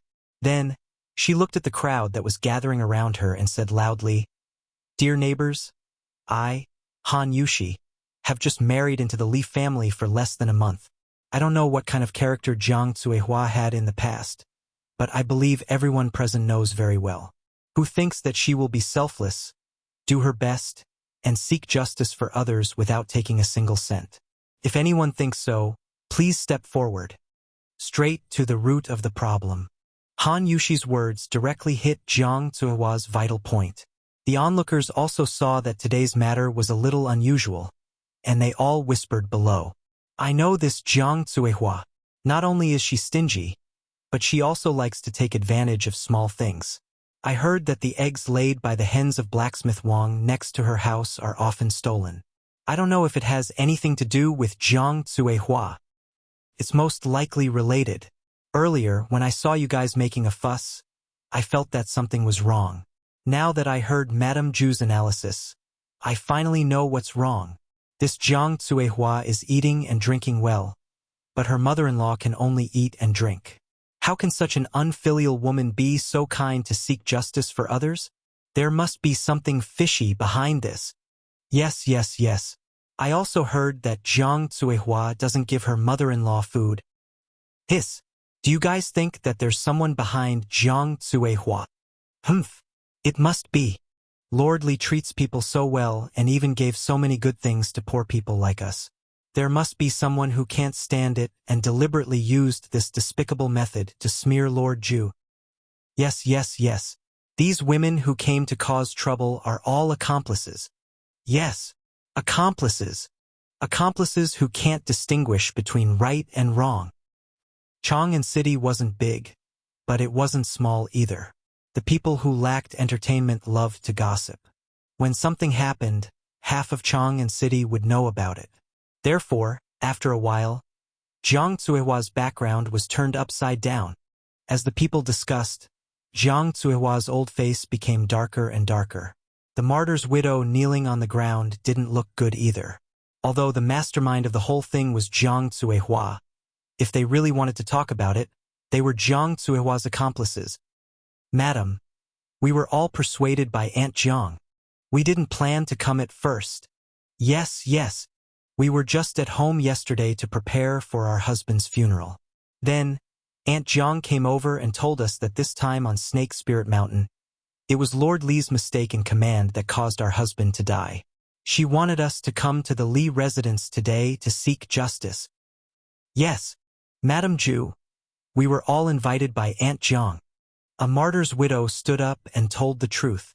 Then, many people followed suit and the truth gradually surfaced. Han Yushi sneered and said, Jiang Zuehua, what else do you have to say? Jiang Zuehua knew that this was bad. She looked around and saw that there were people everywhere. She couldn't run even if she wanted to. It was funny that she couldn't wait for more people to come. Now it seemed that she was digging her own grave. No matter what, These people's husbands died on Snake Spirit Mountain. It must have something to do with Li Xiannan. Also, why couldn't the soldiers' bones be brought back? Isn't Li Xiannan responsible for this? Jiang Zuihua had no choice but to fight to the death. She felt that even if she was caught and brought to the Supreme Court, she had to drag Li Zishuan down. That way, the mysterious person who was looking for her might be able to save her. Humph! You self-righteous, stupid woman. Facing Jiang Zuihua's dying counterattack, Han Yushi was not afraid at all. She looked at Xia Wanqing below and said, "The battle on Snake Spirit Mountain was a nightmare for all the sisters here. Originally, I didn't want to reopen this scar, but if I don't make things clear today, I'm afraid that everyone's misunderstanding of the Li family will become deeper and deeper. In order to prevent everyone's pain of losing their husbands from being used by despicable people, Yushi has offended you today. Next, I will tell everyone in detail what happened to the Imperial Army on Snake Spirit Mountain the day before yesterday." Chapter 524. My husband, General Dugu, and his younger brother worked together to get rid of the snakes and fought against the sect master of the Seven Cultivators sect, In Batian. After a bitter battle, In Batian was seriously injured and victory was in sight. Who would have thought that an elder of the Seven Cultivators sect would release a 3-zhang-long seven-headed serpent with infinite strength and venom all over its body? It was impossible for it to be invincible. Under the critical situation, my husband ordered Dugu Feng to lead the army to retreat first. He and General Dugu led the remaining Imperial Guards to entangle the seven-headed serpent and buy time for the army. Later, the seven-headed serpent went berserk several times, causing the remaining Imperial Guards to suffer heavy casualties. At the last moment, the captain of the Imperial Guards, Zhao Siwei, led the remaining Imperial Guards to fight the seven-headed serpent, wanting to create an opportunity for General Dugu and my husband to escape. My husband couldn't stop him, but he didn't want the soldiers to die in vain. He could only retreat with General Dugu. Recalling Li Zishuan's narration of the near-death experience, Han Yushi's eyes couldn't help but turn red. She looked at the more than 50 martyrs' widows in mourning clothes in front of her and said in a deep voice, "The battle of Snake Spirit Mountain was like this from beginning to end. What I said just now is absolutely true. The more than 3,000 Imperial Guards who survived can testify for me. My husband and I feel deeply guilty for the unfortunate deaths of my sister's husbands in this battle. But if you say that my husband is the only one to blame for this battle, Yushi will never agree. The terrain of Snake Spirit Mountain, the poisonous miasma, the peak Grandmaster level martial artists, and the seven-headed serpent were all unfavorable factors. If it were any other general who was in command and had the same number of troops, they would also be powerless. His Majesty and the other officials in the Imperial Court have already come to this conclusion. Jiang Zuihua, today you are still speaking irresponsibly and slandering my husband's reputation. Are you more wise than the officials in the Imperial Court and the current His Majesty? Han Yushi almost roared out the last sentence. It was fine for others to talk about her behind her back, but she would never allow anyone to speak ill of Li Zishuan. Jiang Zuihua had already touched her bottom line today. Moreover, Jiang Zuihua's way of using the grief of a martyr's widow to achieve her own sinister goals made her feel extremely disgusted. With Han Yushi's last shout, Jiang Zuihua's face instantly turned pale. The surrounding crowd also fell into a dead silence. Regarding the battle on Snake Spirit Mountain, they had only heard about it through some rumors. They never thought that the real situation would be so dangerous, especially when the seven-headed serpent appeared at the end of the battle. Li Zishuan chose to personally cover the retreat of the seven-headed serpent. This move moved everyone.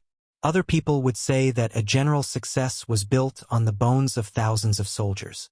However, Li Zishuan as a general was able to achieve this step. No matter how picky a person was, they would not be able to find fault with him. Although they were defeated in the end, it could only be said that it was not their fault. In the end, the Imperial Army's personal guards who sacrificed themselves heroically said that they had bought time for Li Zishuan and Dugu Xian to retreat. However, weren't they also covering the retreat of the main army? Even if they did not sacrifice themselves, Li Zishuan and Dugu Xian would not have been in danger. However, more than 90% of the 4,000 imperial army soldiers would have died. Therefore, in other words, they did not die for Li Zishuan and Dugu Xian. They died in place of more than 3,000 brothers. Lord Zhu is loyal and righteous. We have wronged Lord Zhu. We deserve to die. A white-haired old man cupped his hands at Han Yushi and said in a trembling voice.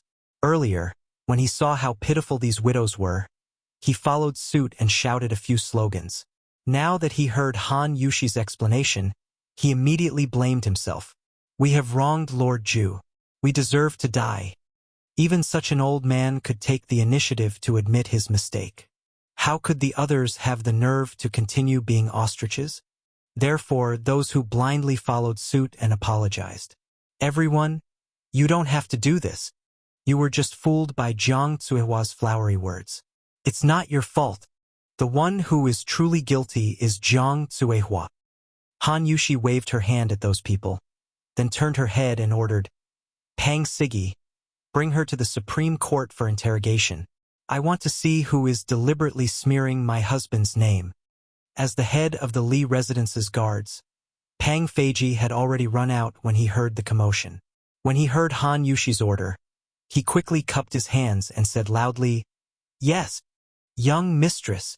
After saying that, he waved his hand and said fiercely, Go! Take her down. Stop! Jiang Zuihua widened her eyes and said in panic, You can't take me down. I'm just helping them seek justice. I'm not guilty. I'm not guilty. Humph! You're guilty. At this moment, an angry snort came from outside the crowd.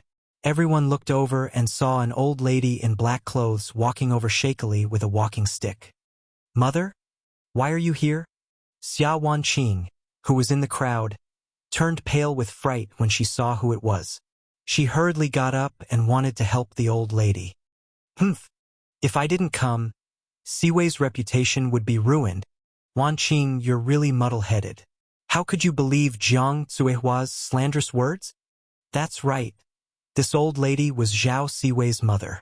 According to custom, elders were not allowed to wear mourning clothes for the younger generation, so she only wore black clothes. At this moment, when Xia Wanqing walked in front of her, the old lady did not intend to give her daughter-in-law any face in front of others. She sternly reprimanded her. Mother, son is wrong. Don't be angry. Xia Wanqing's eyes were red. She quickly supported the old lady and said gently, Humph! I'll talk to you later. The old lady used her walking stick to knock on the ground, then shakily walked in front of Jiang Zuihua. Without saying a word, she raised her walking stick and hit her. Jiang Zuihua, you blabbermouth. I'll let you deceive my daughter-in-law. I'll let you ruin my Siwei's reputation. You're still asking for justice? My Siwei protected his master and was not afraid of death. Although his corpse is gone, he sacrificed his life for the country. Even if he died honorably. Why would he need a blabbermouth like you to seek justice? It was obvious that the old lady was very angry. Every time she hit with her walking stick, she used a lot of strength. When Jiang Zuihua saw the old lady walking over, she already realized that something was wrong. She quickly ran away, not daring to resist at all. The ancients valued filial piety. Although Jiang Zuihua occasionally dared to bully her mother-in-law at home, if she dared to hit such an old lady in front of so many people, then even if the bystanders came up and beat her to death on the spot, the imperial court would not punish them for their crimes. At this time, the old people's social status was quite high. She did not expect that even if she did not make a move, others would want to beat her to death. When the surrounding crowd heard the old lady's words, they could not help but cheer loudly. Good! What a good sacrifice for the country. Even if he died honorably. The old lady is deeply righteous. Good job. Yes, yes, yes. Jiang Zuihua deserves to die.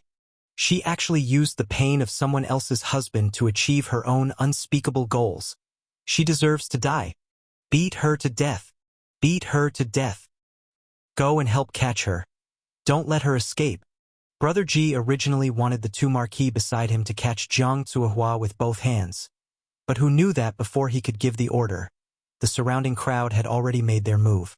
Therefore, the old lady did not need to waste any effort to chase after her. She only needed to hit Jiang Zuihua with her walking stick. In a short while, Jiang Zuihua was beaten until her face was bruised and swollen, crying for her father and mother. Sob sob, Siwei's mother. Don't hit her. Don't hit her. I know I was wrong. Jiang Zuihua tilted her head to prevent the walking stick from hitting her head as she cried and begged for mercy. Han Yushi saw that if she continued to hit her, she would die. She quickly came over and said, "Auntie, don't hit her anymore.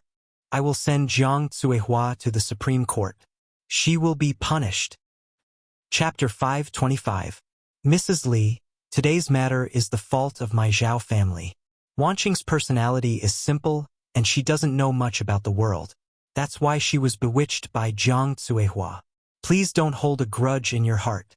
I apologize to you on behalf of Wanqing. The old lady also felt that she couldn't hit her too hard, so she put down her walking stick. She turned around and looked at Han Yushi with a guilty expression. After saying that, she even wanted to kneel down and beg for forgiveness. "Mother, no, all of this is my fault." Xia Wanqing was shocked and quickly pulled the old lady back, not letting her kneel down. Han Yushi was also shocked. She ran over and held the old lady's hand, saying, "Mrs. Zhao, you don't have to do this. Your son and my husband can be considered brothers who fought side by side and shared life and death together. And you're so righteous. I can't even thank you enough. How can I blame you?" The old lady waved her hand and said stubbornly, "Mrs. Li, this matter isn't settled like this. Although my son has made contributions to the war under Lord Zhu, that's that. If my son knew that after he died, someone was still using his name to ruin Lord Zhu's reputation, my son would definitely die with a grievance. Lord Zhu loved his soldiers like his children. Siwei was a person who valued relationships and righteousness when he was alive. It was his honor to be able to serve under Lord Zhu. It was also his misfortune to die in battle on Snake Spirit Mountain. This old lady knows that Lord Zhu has already done his best. You don't owe this old lady anything. Instead, this old lady owes Lord Zhu." Han Yushi was both happy and heartbroken to meet such a righteous old lady. A white-haired person sending off a black-haired person. What in the world could compare to this kind of grief? Old Lady Zhao could still maintain her rationality and understand things when she was in great sorrow. No one could compare to this kind of benevolence. "Mrs. Zhao, please don't say that. Sister Wanqing only believed the slanderous words of a villain. This was an unintentional mistake. My husband and I won't take it to heart. On the other hand, Mrs. Zhao, you're so righteous and helped my husband resolve the crisis. This junior still has to thank you. Shall he help Auntie Zhao into the house? It's hot outside." Han Yushi patiently comforted old Madame Zhao with a few words, and then wanted Xiao He to help the old lady in to rest. The farce this morning had developed to this point. Basically, the crisis had been resolved, and Li Zixuan's reputation would not be affected because of this. Next was some finishing work. No, Madame Li, you're magnanimous enough to not bicker with us. But this old woman doesn't have the face to enter this door. You just said that you would give my family 10 strings of money every year. Don't mention this again. Siwei's spirit in heaven would definitely not agree. She only hoped that the Lord of the Supreme Court would severely punish Jiang Zuihua, this gossipy woman who stirred up trouble. My son has already shed blood on the battlefield. We can't let him shed tears in the netherworld because of these villains who use his name to do whatever they want. Old Madame Zhao hurriedly refused. Then, she pointed at Jiang Zuihua, who was being held down by everyone, and said hatefully, "Auntie Zhao is right. Punish me severely. Yes, don't let the name of a hero be used by villains. Punish the villain. Punish Jiang Zuihua severely." Old Madame Zhao's words resonated with many people. The onlookers clapped their hands and cheered. The martyrs' widows who were kneeling on the ground felt embarrassed. Even an old lady in her 60s or 70s could be so righteous. In comparison, they seemed like villains. "Madame Zhu, our family doesn't want the 10 strings of money every year. If Changda's spirit in heaven knew that I did such a thing, he would definitely scold me in his dreams. Madam Zhu, our family doesn't want the pension anymore. Previously, I listened to Jiang Zuihua's rumors. I didn't mean to ruin Lord Zhu's reputation. Our family doesn't want it either. We have offended you previously. Please forgive us, Madam Zhu. Su Xinhe was the first to stand up. She wanted to decline the 10 strings of money every year that Han Yushi had mentioned earlier. Although without a man and a pillar of support, her future days would definitely be very difficult. However, if she took this kind of money, she would be criticized by others behind her back. Instead of living under the scolding of others for the rest of her life, Su Xinhe felt that it was better to work hard and live freely. If there was one, there would be a second. Some thin-skinned and kind-hearted women stood up one after another and declined Han Yushi. The remaining dozen or so sat on the mattress as if they were sitting on pins and needles. Their faces were burning. Han Yushi first smiled and said to old Madame Zhao, "Madame Zhao, don't worry. I will hand Jiang Zuihua over to the Supreme Court and let them interrogate her properly. When my husband returns, he will also go to the Supreme Court to personally inquire about this matter." Then she said to the group of women, "As for the pension, it's a little token of appreciation from my husband and I. I hope that Madame Zhao and all the sisters won't refuse. Otherwise, my husband won't be able to sleep at night. Everyone, just treat it as helping my husband to fulfill one of his wishes. Yushi thanks you here." After saying that, Han Yushi faced the crowd and bowed graciously. "Oh, no way, no." Old Madame Zhao hurriedly grabbed Han Yushi's arm and said, "How can you give money to others and still thank them? Madame Li, you're asking for too much." Han Yushi smiled and said, "Madame Zhao, what I said just now came from the bottom of my heart. So please help my husband with this. Besides, I heard that Big Brother Zhao has a daughter. Take this money as the dowry that we're giving to our daughter." "That's right. Madame Zhao, if you don't accept this money, I reckon that my Lord Zhu will personally send it to your residence when he returns, so you'd better accept it." Brother Ji, who was at the side, interrupted with a smile. Old Madame Zhao looked at her daughter-in-law awkwardly. After a while, she insisted, "No, we definitely can't accept this money. Even if Siwei is here, he won't allow us to accept it. If we accept this money, our family will never be able to raise our heads in Chang'an City. Madame Li, you'd better not persuade her anymore. You and Lord Zhu are both good people. Good people have good karma. I hope that the two of you can be rich for the rest of your lives." Han Yushi was helpless and could only say, "All right then, but thank you for your auspicious words, Madame Zhao." Since old Madame Zhao had said this, the other martyrs' widows also declined. "Madame Zhu, Madame Zhao is right. If we accept this money, we won't be able to raise our heads for the rest of our lives." "That's right. Lord Zhu has done us a great favor. We were in the wrong in the first place today. No matter what, we can't ask for money anymore." That's right. We can't accept this money." Seeing this, Han Yushi could only say helplessly, "Since you're unwilling to accept it, then Yushi won't force you. However, if you encounter any difficulties in the future, feel free to look for me. You cannot accept the money, but it's still right for neighbors to help each other, right?" When the group of women heard this, they hurriedly bowed and thanked her. Han Yushi smiled and looked at everyone. "Now that the misunderstanding has been resolved, please disperse, sisters, neighbors, and all of you. Don't affect the other neighbors." Okay. Disperse. Madame Zhu is really gentle, kind, virtuous, and righteous." That's right. County Li's man has married a good wife.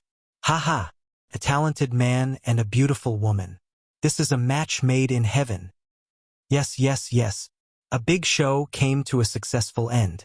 Han Yushi's performance in it was really remarkable. These naturally fell into the eyes of those with ulterior motives. As the surrounding crowd dispersed, they praised Han Yushi repeatedly.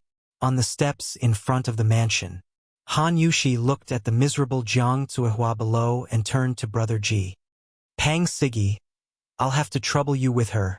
Brother G cupped his hands obsequiously and said, Hee hee, don't worry, young madam. I have familiar brothers in the Supreme Court. I guarantee that I'll make this shrew spit out the person behind the scenes. Also, young madam, you can call me Xiao Pang in the future. Han Yushi. Chapter 526. Auntie Zhao. Let me help you inside to rest for a while. You must be tired from running here so early in the morning. After the crowd dispersed, Han Yushi asked someone to clean up the door and looked at old lady Zhao. Today's conflict was the first time in Han Yushi's life that she had encountered such a big scene. In fact, she had always been extremely nervous in her heart. In the end, she was able to resolve this matter perfectly. In addition to her adaptability and extraordinary performance, the righteous old Madame Zhao also played a role in it. There weren't many of those martyrs' widows who had bad intentions. They were just at a loss after encountering a great tragedy in their lives and were then used by a villain. At this time, with old lady Zhao as a clear example, it was easy to awaken the original kindness in their hearts. I won't sit. Fortunately, I heard the news in time today and didn't let Xianqing make a big mistake. Otherwise, I wouldn't have the face to see Siwei after a few years. Old lady Zhao leaned on her walking stick and said with some heartache. At this time, she had returned from a messenger of justice to her original identity. A mother who had just lost her son. Mother, don't say that. It's all my fault. You will definitely be healthy and live a long life. Xia Wanqing held old lady Zhao's hand and cried. Han Yushi also said softly, Auntie Zhao, Sister Xianqing was just carelessly used by a villain. Don't blame her and don't blame yourself. I still have to thank you for coming all the way here to help today. Sigh. This is what I should do. It's not much help. Old lady Zhao shook her head and said, Mrs. Li, I stayed because I have something to tell you. Don't think I'm long-winded. Of course not. Auntie, if you have something to say, just say it. This junior is all ears. Han Yushi stroked the hair in front of her forehead and said with a smile. Old lady Zhao looked to the east. Her gaze was slightly bleak. She sighed and said, Although you didn't tell me clearly, I guessed that my son had already been buried in the snake's stomach and not even his bones were left. As for the 7 cultivators of true virtue sect, I wish I could personally go to their sect and perish together with them. As for that 7-headed giant snake, I dream of eating its flesh and drinking its blood even in my dreams. Everyone says that Lord Zhu values friendship. This time, the Imperial Court has sent a large number of troops to attack Snake Spirit Mountain. Based on Lord Zhu's usual behavior, he will definitely avenge my son and the soldiers who died. However, I really don't want to let more good men follow in my son's footsteps because of revenge. It's enough for this old woman to have to see her own child die before her own. I hope that Lord Zhu won't let more people die because of revenge. If that's the case, even if we get our revenge, I won't be able to feel at ease for the rest of my life. What kind of mother was she to be able to say such deep and moving words? Only those who truly had great love and kindness in their hearts would be able to consider things so thoroughly. This was not a small love for a family, but a great love for the whole world. When Han Yushi heard this, her heart was filled with mixed feelings. Her eyes were slightly moist. Taking a deep breath, Han Yushi held back the tears that were about to burst out of her eyes and comforted her. Auntie Zhao, you don't have to worry too much. My husband has already thought about what you just said. Right now, he is thinking of a way to destroy the 7 cultivators of true virtue sect with the smallest price to avenge Big Brother Zhao and the soldiers who died. You just have to wait at home with peace of mind. Old Madame Zhao nodded her head in relief and said, Good, good. I was thinking too much. It's good that Lord Zhu can think of this.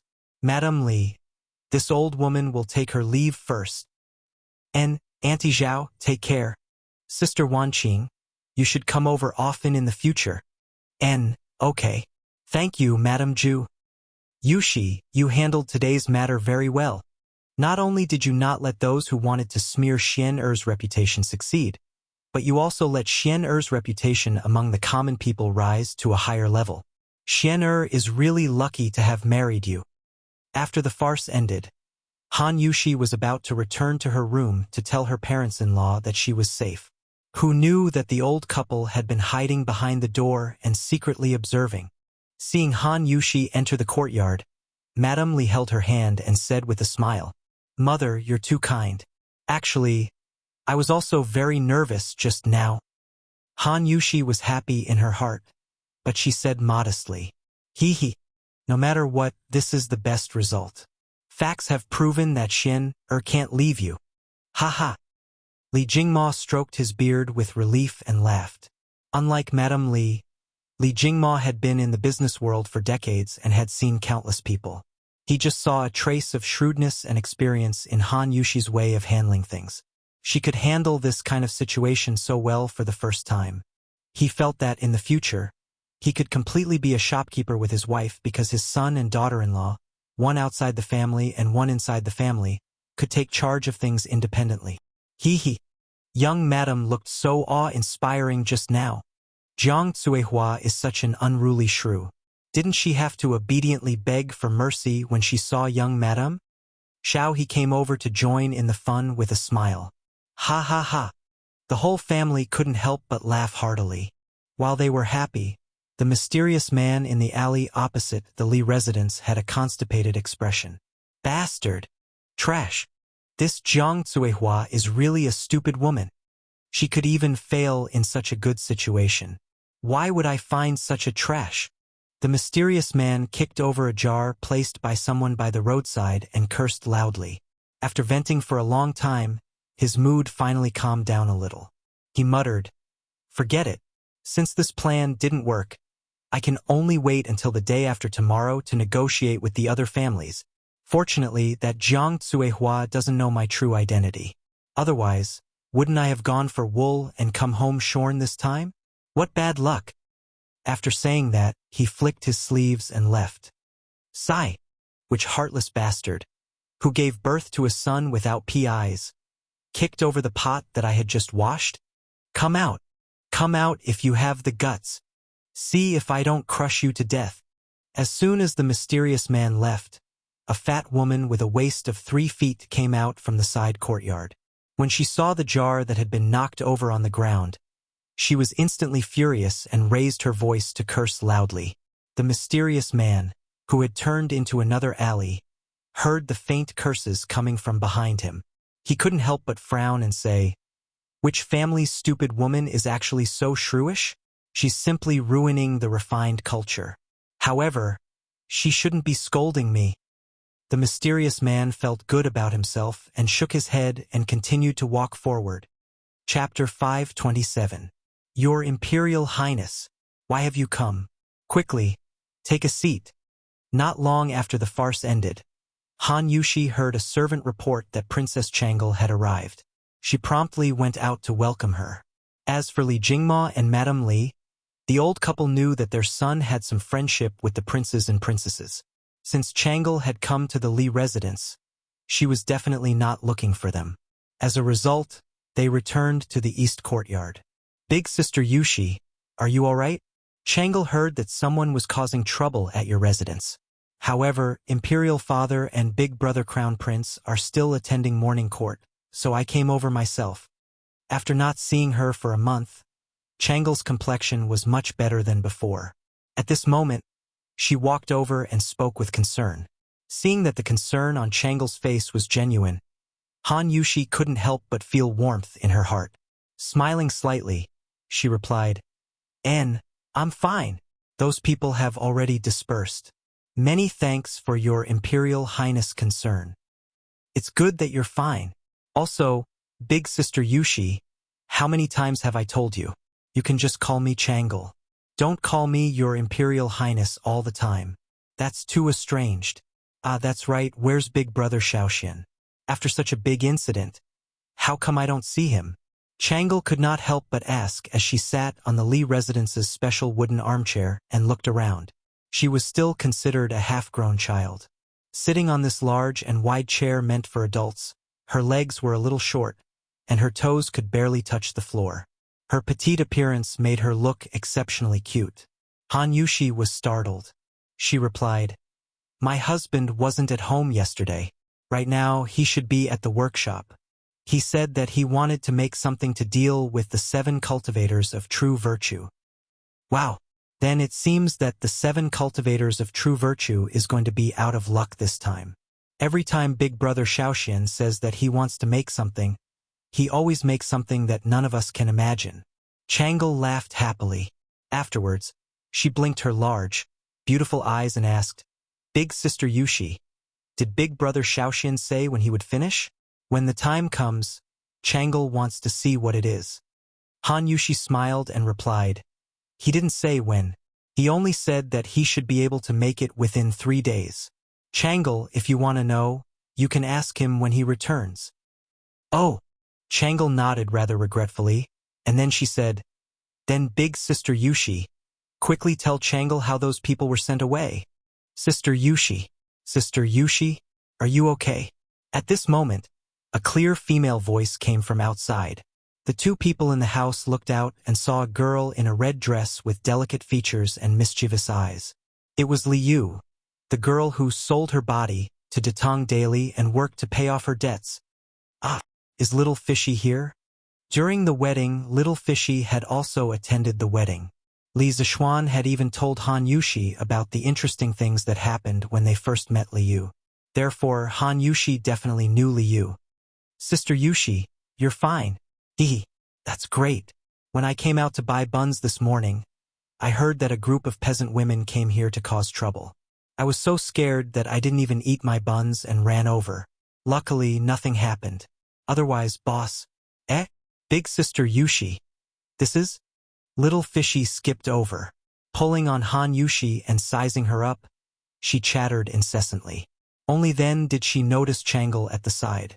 She couldn't help but stare blankly and ask, Ah, Little Fishy, this is Princess Changle. Han Yushi reacted and promptly introduced, Changle, this is Liu. We all call her Little Fishy. She can be considered half a student of my husband's. Ah, Liu pays respects to your highness the princess. Little Fishy was startled. She didn't expect that the little girl, who was about the same age as her, was actually a princess. She promptly stepped forward and paid her respects. However, Changle did not immediately ask Liu to dispense with the formalities. Her eyes stared unblinkingly at Liu's face, lost in thought. Actually, ever since Liu had entered the room, Changle's eyes had never left Liu's face. Don't misunderstand. Our Princess Changle is definitely not a lesbian. Cough, cough. Changle? After waiting for a long time and seeing no reaction from Changle, not only did Liu feel that something was wrong, but Han Yushi also saw that something was wrong. She couldn't help but cough dryly and remind Changle. Oh. Changle finally awoke from her reverie. Somewhat flustered, she said, Dispense with the formalities. Dispense with the formalities. Since you are Big Brother Xiaoshuan's student, there is no need to be overly courteous. Speaking of which, you and Big Brother Qingke can be considered half of the same school. Hee. Since your highness says so, then I won't be courteous. Liu had an easygoing personality. Hearing Changle's words, she promptly straightened her body. Giggling, she said, Princess, the Qingke you spoke of, is it Prince Li Tai of Wei? I have seen him before. He is a very formidable person. Changle asked curiously, Oh, you have seen Big Brother Qingke? Little Fishy proudly replied, Hee. Of course. Speaking of which, among the 3 of you, I have seen the Crown Prince and Prince Wei at the workshop previously, but I have not seen you. When Changle heard that, a trace of pitifulness flashed across her eyes. She said, Since you are often at the workshop, then it is not strange that you have seen Big Brother Qingke and Big Brother Crown Prince. It is just that, as a princess, it is not as convenient for me to leave the palace as it is for them. That is why you have not seen me. Little Fishy was an exquisite person. How could she not hear the sadness in her words? She quickly stopped smiling and said regretfully, Oh, that is true. But you are the princess of Tang Empire, the apple of His Majesty's eye. Who knows how many people envy you? Hee. Envy? Changle muttered to herself. Then, she shook her head and forced a smile. Let's not talk about this. Little fishy, you just said that Big Brother Chinke is a formidable person. How is he formidable? Other than reading her sister's novels, Changle really couldn't think of how her brother was formidable. Well, Little Fishy rubbed her chin and said with a smile, Prince Wei is a prince, but he is still diligent and eager to learn. I heard that his mathematics results are one of the best in the school of mathematics. He is comparable to Meng Wenhao. Oh, Meng Wenhao is a good brother of mine. He is always the first in the school of mathematics. When Changle saw Li Yu's face full of vigor when she said that Meng Wenhao was her good brother, she couldn't help but feel envious. She nodded in disappointment and said, Oh, so that is the case. But he is not formidable.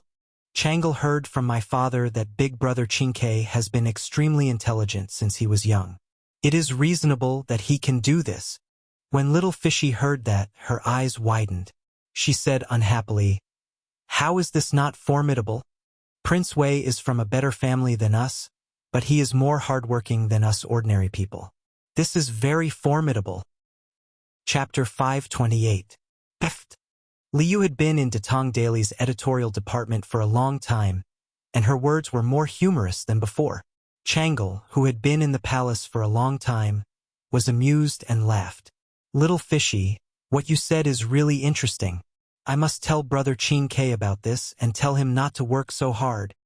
Little Fishy said happily, Hee. Princess, you should tell Prince Wei about this. Otherwise, ordinary people like us will feel very pressured when we see him working so hard despite his good background. Changle pursed her lips and smiled. She shook her head and didn't deny it. However, she was secretly surprised because she had only spoken a few words with Li Yu, and she felt that some of the depression in her heart had been resolved. This was really a person who could bring joy to the people around her. Little Fishy, what do you do at the workshop? Changle was suddenly very curious about this little girl who was the same age as her. Me. I write news for Datong Daily in the workshop. Little Fishy counted with her fingers and said embarrassedly, Unlike you or Prince Wei, my parents passed away early, and I have to earn money to support myself. Changle was stunned. She didn't expect this weird and lively little girl in front of her to have such an unfortunate experience. She quickly apologized. Little Fishy, I'm sorry, I didn't do it on purpose. Little Fishy waved her hand and interrupted her. Hee. Princess, you don't have to apologize. It's actually nothing. Now, other than thinking about my parents occasionally, I'm living quite well. Of course, it's all thanks to my boss for taking me in back then. Boss? Changle was puzzled. I heard you mention your boss just now. Who is this boss? My boss is Li Zixuan. Isn't the Datong Daily editorial department where I'm working now all his? Li Yu had never treated herself as an outsider. When she heard Changle's question, she directly called Li Zixuan by his name and answered. Changle was enlightened. She said in surprise, So it's Brother Xiaoxian. Sigh. Little Fishy. I seem to remember now. I saw several news articles on Datong Daily, and the name on them was Little Fishy. Is it really you? Originally, she only came to see Han Yushi, but she met a princess. Moreover, this princess was her own reader. Li Yu shouted excitedly, Yes, yes, yes, it's me. It's me, it's me, it's me. Princess, do you also read Datong Daily? Changle smiled and said, Look, every day. My father is watching too. Wow, that's great. Doesn't that mean I'm very famous? When Little Fishy heard that even Li Er read Datong Daily, she couldn't help but jump up in joy. She quickly asked, Then, Princess, has His Majesty ever mentioned me? Ah, I didn't, Changle said with an awkward expression. Ah? Little Fishy suddenly turned into a dumbfounded fish. Pfft. Little Fishy, you really dare to think. His Majesty is busy every day. Even if he saw the news you wrote, he wouldn't be so free to remember your name. Han Yushi called for a servant to come in and refill the tea, but she was amused by Little Fishy's confused expression. She couldn't help but say, Oh. Little Fishy pouted gloomily. Suddenly, she caught a glimpse of the servant girl pouring tea. She smiled mischievously and said, "Sister Yushi, I don't want to drink tea. Can you change it to iced tea and tenderness? It's best to use your family's patterned glazed cup." The corner of Han Yushi's mouth couldn't help but twitch. How could there be such a guest? She wanted to say that the tea was for Changle, not for her, but she felt that it would be too hurtful to say this. She could only nod and say, "Okay, I'll get someone to change it for you." "Changle, do you want to change it?" Changle hesitated for a moment, and then for some reason, she actually said, "I'll change it too." "Thank you, Sister Yushi." "It's okay." Han Yushi chuckled and then ordered someone to change the tea to tenderness. Hee. Great minds think alike. How can this tea taste better than tenderness? Liu said with a grin. Changle felt that she was a little rude when she said that, but now that she heard Liu's shameless words, she suddenly felt that what she said just now was nothing. Han Yushi tapped little Fishy's forehead dotingly and said, You only dare to talk nonsense here." "Hee. Isn't that because Sister Yushi and the boss are kind?" Little Fishy was very perceptive and flattered her. In a short while, the servants brought over the tenderness and glazed cups. When the pink wine flowed into the wave-patterned glazed cups, Changle finally understood why Liu specially emphasized that the wine had to be filled with patterned glazed cups. The sparkling pink wine and wine cup in front of her was simply a work of art given by the heavens. It was too beautiful. "How is it? Isn't it beautiful?" Liu came over and asked proudly. Then, without waiting for Changle to answer, she sighed and said, "You can only enjoy this at the boss's place. Currently, Chitsu Pavilion doesn't have such patterned glazed cups." Changle nodded with a dazed expression. Liu smiled and said, "Sister Yushi is really lucky to be married to the boss. Not only does the boss treat people well, but you can also often enjoy things that you can't elsewhere. Now, all the women in Chong and City are envious of you." Han Yushi felt sweet in her heart, but she scolded, "Go away! Little girl, how old are you? Do you know what is lucky and what is not?" "Oh, why don't I know? As a reporter for Datong Daily, I know the topics and opinions of the people in Chong and City like the back of my hand." It was the first time Changle heard the term reporter. She felt that it was a novelty, so she asked, "Little Fishy, what is a reporter, and how did you learn to write the news?" Han Yushi covered her mouth and laughed. Reporters write the news based on the culture of the people. As for how she learned to write the news, it started when she first arrived in Chong. Little Fishy jumped and said, "Ah, Sister Yushi, don't say it. It's so ugly." Changle became more and more curious and asked, "Sister Yushi, what happened at that time?" Hee. At that time, when she just arrived in Chong, she met a silly big guy who wanted to rob her. It was said that 3 women made a scene. The 3 of them chatted until it was close to noon. It was the palace maid that Changle brought over who reminded her. Otherwise, Changle would have forgotten the time. When they parted, Changle still wanted to continue. She really looked forward to Little Fishy's free and surprising life. Of course, the happiness that Little Fishy had from inside out also left a deep impression on her. "Little Fishy, have we met before?" After sitting in the pink, "Don't touch me," that Lisa Schwan had specially customized, Changle finally asked the curiosity in her heart. Little Fishy said blankly, "Ah? No? Princess, why do you ask?" Changle shook her head and said, "It's nothing. I just feel that you are very familiar. Forget it. Forget it, then let's part here. I will find you again when I leave the palace." "Okay. You are always welcome." Changle smiled and put down the curtain. The carriage gradually drove out of Yongla Lane and disappeared from Han Yushi and Little Fishy's sight. Chapter 529.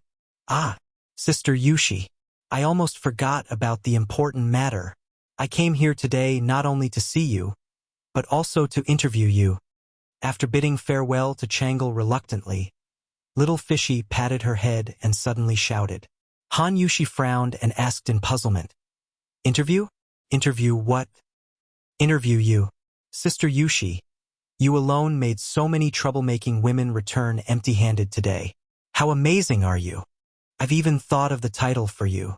Yes, it's called The Widow of a Meritorious Official Making Trouble. The countyman's wife retreating with wisdom. How is it, Sister Yushi? At this point, little Fishy clapped her hands excitedly. She looked at Han Yushi eagerly, hoping to get approval from the other party. Han Yushi rolled her eyes in annoyance and said, "Nothing much. I'm a woman.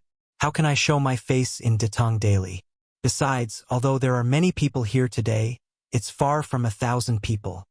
Hearing that, little Fishy hurriedly came over and grabbed Han Yushi's arm. She said, "Aya, Sister Yushi, what's wrong with women?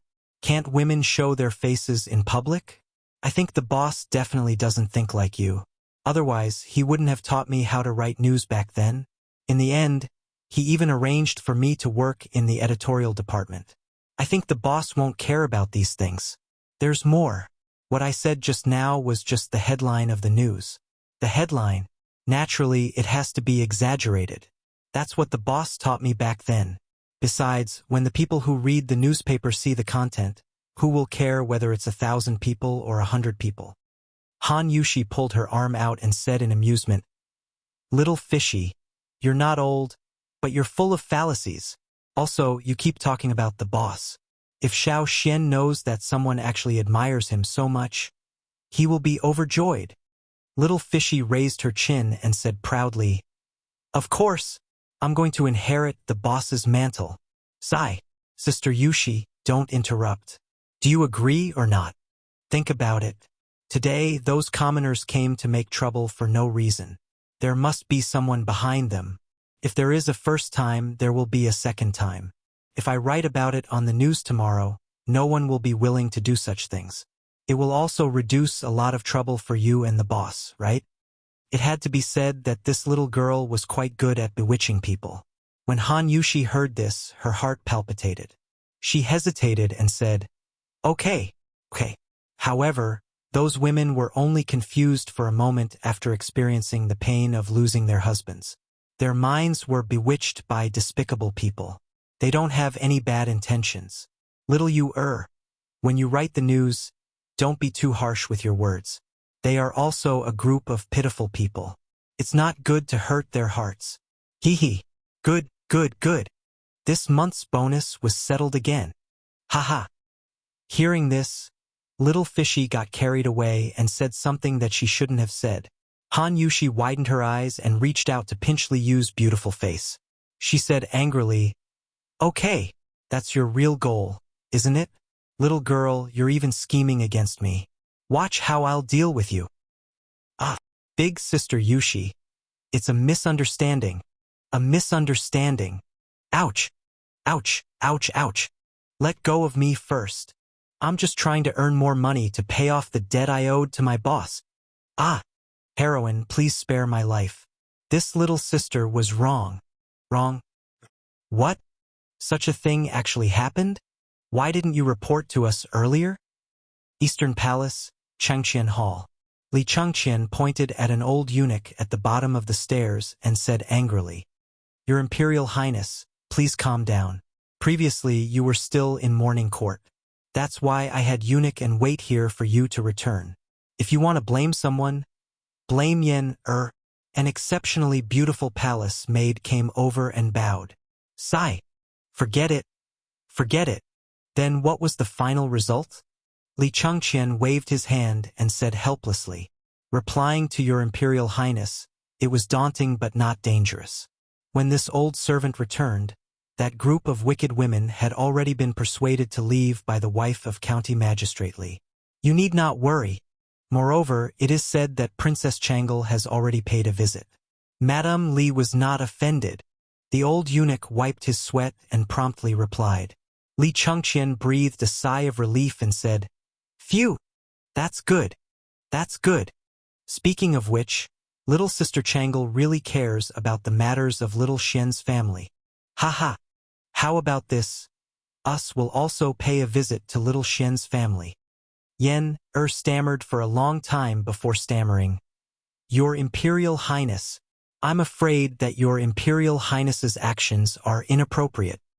Li Chengqian frowned and said unhappily, What's inappropriate? Your Imperial Highness may not know, but County Magistrate Li has not been at home these past few days.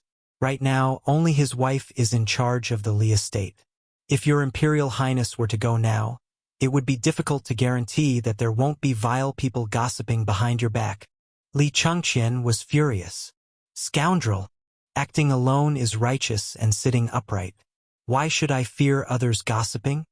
Yen shrunk her neck and persisted. Your Imperial Highness may not fear these things, but there are some things that you should pay attention to. This servant is doing this for your own good. Li Chengqian was immediately depressed. He also knew that Yen Er's words were reasonable. As the Crown Prince, he knew this better than anyone else.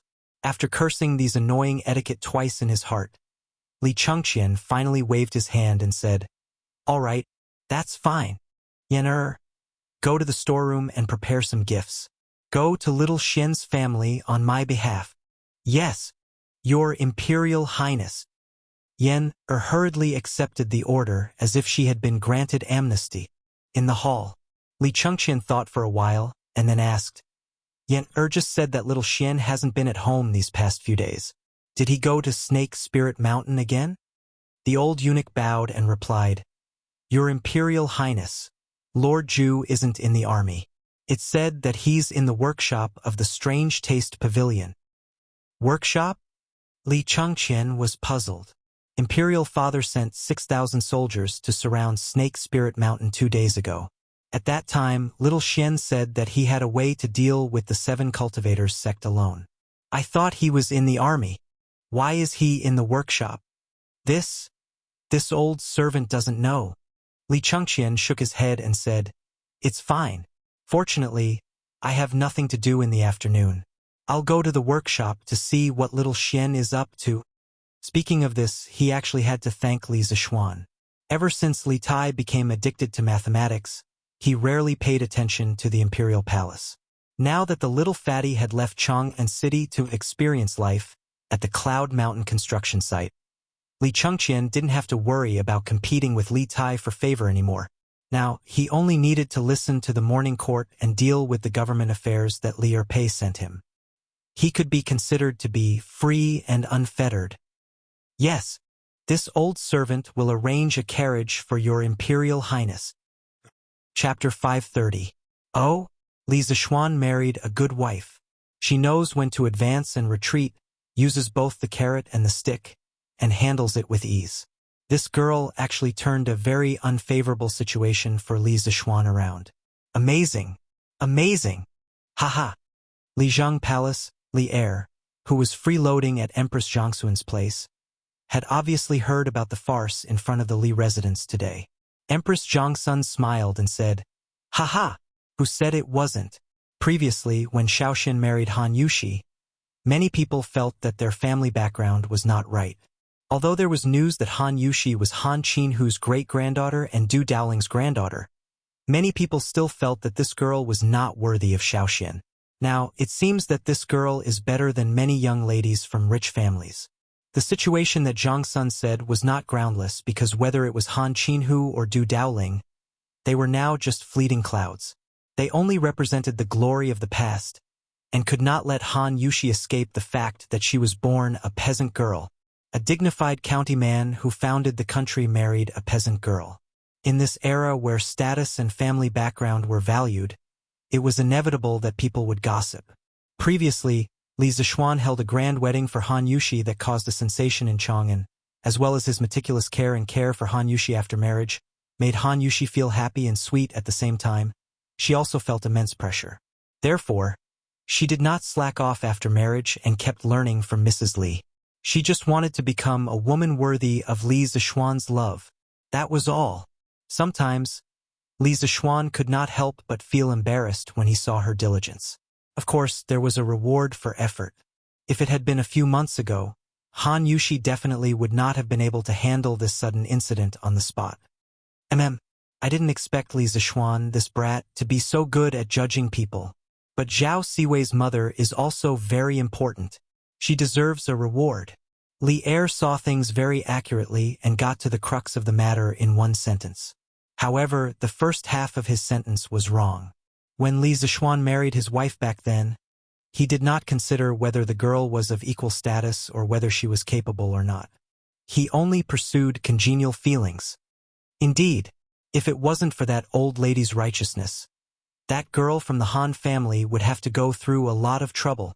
But Xiao Xian is too generous. He took out more than 100,000 strings of cash just like that. Did he tell your majesty before? Empress Zhongsun asked with a frown. Li Er nodded his head and recalled. He did mention it. Yesterday, this brat asked someone to hand over a booklet. The booklet mentioned that he wanted to pay for the compensation to the families of the 215 soldiers, but we have not approved it yet. But this kid definitely didn't expect that those people would take the initiative to ask for money before he even gave them the money, right? Li Zishuan was right. This was something that Li Zishuan had not expected. If he had been present today, he definitely would not have mentioned the 100,000 strings of cash. As someone who had transmigrated from modern society, he hated things like moral kidnapping the most, because strictly speaking, he didn't owe those people money at all. If he gave it, it was out of sympathy. If he didn't give it, it was only right. No one could force him to give money that he shouldn't have. Empress Zhongsun thought for a while and suddenly said, Your Majesty, it is said that the reason why these women went to the Li residence to cause trouble was mainly because they were instigated by someone called Zhang Cuihua. I feel that this person's intentions are definitely not simple. Humph. Of course it's not simple. I'm afraid that some people don't like that brat recently. How dare you do such a thing right under my nose? How dare you? Li Er could obviously see this kind of problem that could be figured out with his butt. He almost instantly saw through the intentions of the person behind the scenes and couldn't help but snort coldly. What? I've only been away for a few days and so many big things have happened in Chang'an? Duke Lu's residence. Chang Chumo grabbed the food in his bowl and shouted with his cheeks puffed up. In the past few days, this guy had gone hunting with Li Huiran, Yuqi Baolin, and a bunch of other second-generation generals in Zhongnan Mountain. He had just returned near noon today. During lunch, this guy heard Chang Yaojin talk about what had happened in the past 2 days and immediately exploded. Eat, eat, eat. What are you shouting for? Chang Yaojin knocked on the bowl and said angrily. Chang Chumo slammed the bowl and chopsticks on the table and said unhappily, No, Dad. How can I eat? My brother is being bullied, and my brother's wife is being harassed. Tell me, how can I still eat? Eat? Madame Chang glared at this bastard son and said faintly, but the fierce look on her face disappeared in a flash. Chang Chumo immediately withered. He looked at his father, but Chang Yaojin only cared about eating and didn't care about him at all. He had no choice but to sit down again. But at this moment, looking at the food in front of him, he no longer had any appetite. No! After a few seconds, Chang Chumo stood up again. He stretched his neck and said, Dad, Mom, I have to go to Snake Spirit Mountain to take a look. Also, Butler Liang, bring some gifts in the afternoon and visit Uncle Li and Aunt Li. After that, he didn't wait for Madame Chang and Madame Chang to say anything and directly went out. Hey, hey, hey! Wait! Finish eating before you leave. Madame Chang reached out to stop him but couldn't. She could only roll her eyes at Chang Yaojin and complain, Look at the good son you taught. He's as impatient as you all day. Chuliang, don't learn from your brother. Oh, Chang Chuliang, who was at the side, grunted sullenly. Chang Yaojin was unhappy. He glared and said, So what if he's like me? If my son doesn't look like me, does he have to look like old Wang next door? What the F***ck is this? When Madame Chang heard that, she angrily threw the chopsticks in her hand at him and said, What nonsense are you saying? How can you say such things so carelessly? Chang Yaojin tilted his head to avoid the hidden weapon and laughed dryly. He knew that he was in the wrong and didn't dare to quibble. He buried his head and continued to eat. Cough, cough. Madam, what about the Li residence? Butler Liang wiped the sweat on his forehead and said hesitantly. Obviously, he knew who was in charge at this moment, so he directly asked Madame Chang instead of Chang Yaojin. You don't have to go. I'll go personally in the afternoon. Madame Chang thought for a while and said lightly, putting everything else aside. Her relationship with Li Zixuan's mother was quite good. Yes, madam. Butler Liang heaved a sigh of relief and cupped his hands. Chapter 531. Afternoon. The Li residence was very lively. Carriages came one after another. There were carriages from the Chang residence, the Qin residence, the Yuqi residence, the Niu residence, and the Li residence. What shocked the passers-by the most was that someone from the East Palace also came. Although it was only a palace maid, the meaning behind it was very shocking. This was the social network Li Zixuan operated. Today, he was no longer the young boy who could only rely on his parents when he first arrived in Chang'an. Now, whoever wanted to touch him would have to consider whether they could afford to offend the hidden forces behind him. Today, the matriarchs of both the Qin and Chang manors had personally come. This caused everyone to be secretly shocked. Those who participated in the disturbance in the morning couldn't help but feel their hearts tremble. On one hand, they regretted listening to the rumors and causing trouble, but on the other hand, they were glad that they declined the compensation from the Li family. Otherwise, they wouldn't have the face to see anyone in the future. Baolin, are you going or not? Yes. Yes. Ha ha. Good. Good brother. This bullshit 7 cultivators of true virtue bullied little Xian. Let's go and kill them all. Yes, yes. Kill. Kill them all. Obviously, Cheng Chumo didn't forget to find a companion when he went out to cause trouble. This guy came to Bu Zhengfang and tricked Yuqi Baolin. Bah! Kill your head. Cheng Chumo, you stinking brat. You came to kidnap my family's Baolin again. This time, when we went to Mount Zhongnan, you all came back fine. Why did my family's Baolin have a few marks on his face? At this time, Yuqi Jingda came out of nowhere and scolded Cheng Chumo. After scolding, he strode forward and wanted to catch Cheng Chumo. As the saying goes, if you can't beat the old, what's wrong with bullying the young? What's more, this little brat Cheng Chumo is as cheap as his father. He really needs to be taught a lesson. Hey, Baolin, run. Cheng Chumo was as slippery as a loach. How could he let Yuqi Jingda catch him? When Yuqi Jingda was still 3 feet away, Cheng Chumo could already tell that something was wrong and scampered off. However, he didn't forget the mission he came here for today. As he ran, he yelled at the back. Ah? Oh. Wait for me, ugly bull. Yuqi Baolin hurriedly followed after him. Sigh. Baolin, don't go. Even little Xian can't beat you. What can you do there? Yuqi Jingda was so anxious that he stomped his feet. In the end, the two of them ran further and further away, and very soon, their figures disappeared. The only thing left in the air was Cheng Chumo's shouting, Uncle Yuqi, don't worry, we'll be back soon. Yuqi Jingda almost vomited blood. He yelled at the direction Cheng Chumo disappeared. Cheng Chumo, you better watch yourself. If Baolin gets hurt, I'll kill my way to your Cheng family. After yelling, Yuqi Jingda sighed softly, somewhat distressed. Sigh. How did I give birth to such a stupid son? On the other side, Li Chengqian was a man of his word. After lunch, he took a car to the workshop. Nowadays, sedan chairs were no longer popular among some of the rich families in Chang'an City. That thing was swaying and slow, and it was also very stuffy. How could it compare to the speed, coolness, and comfort of the strange interest pavilions, Don't Touch Me? Although the production of Don't Touch Me was still very low, and the market was also very small, the rich had their own solutions. There was always a way. If 1,000 strings of cash couldn't buy it, then 2,000 strings of cash.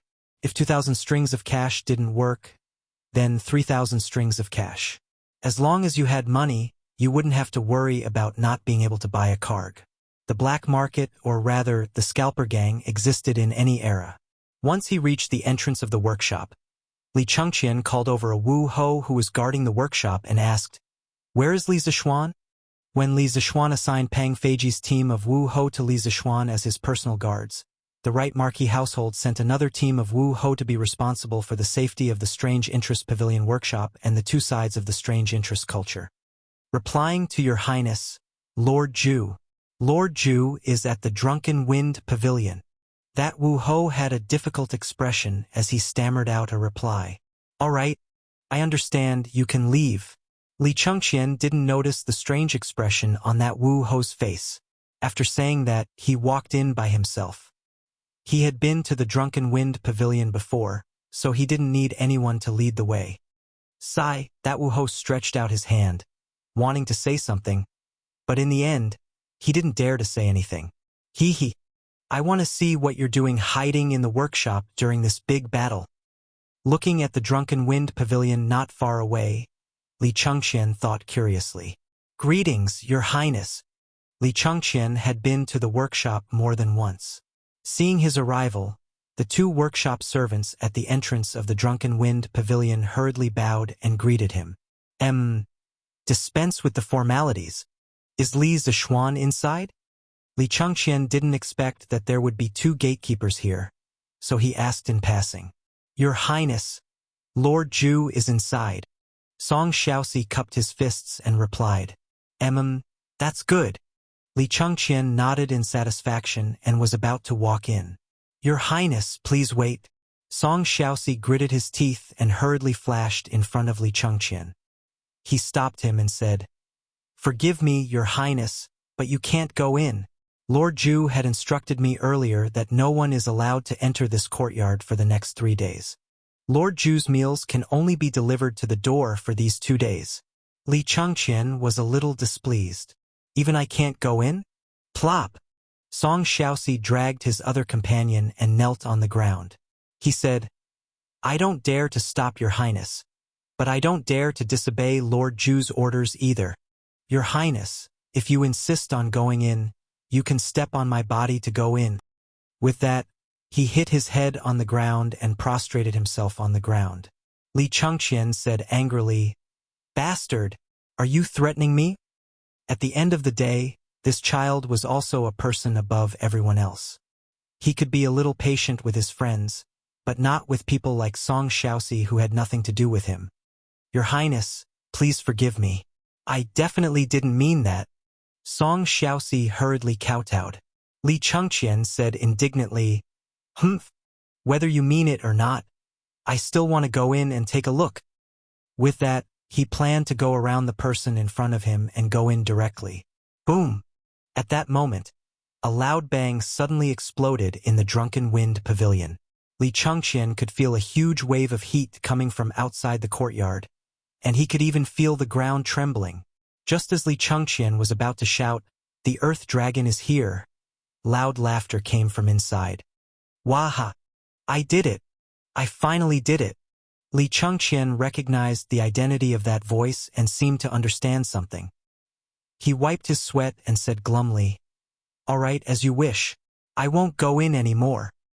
With that, he ran off as if there was oil on the soles of his feet. This place is really too dangerous. Li Chengqian sighed in his heart. Chapter 532.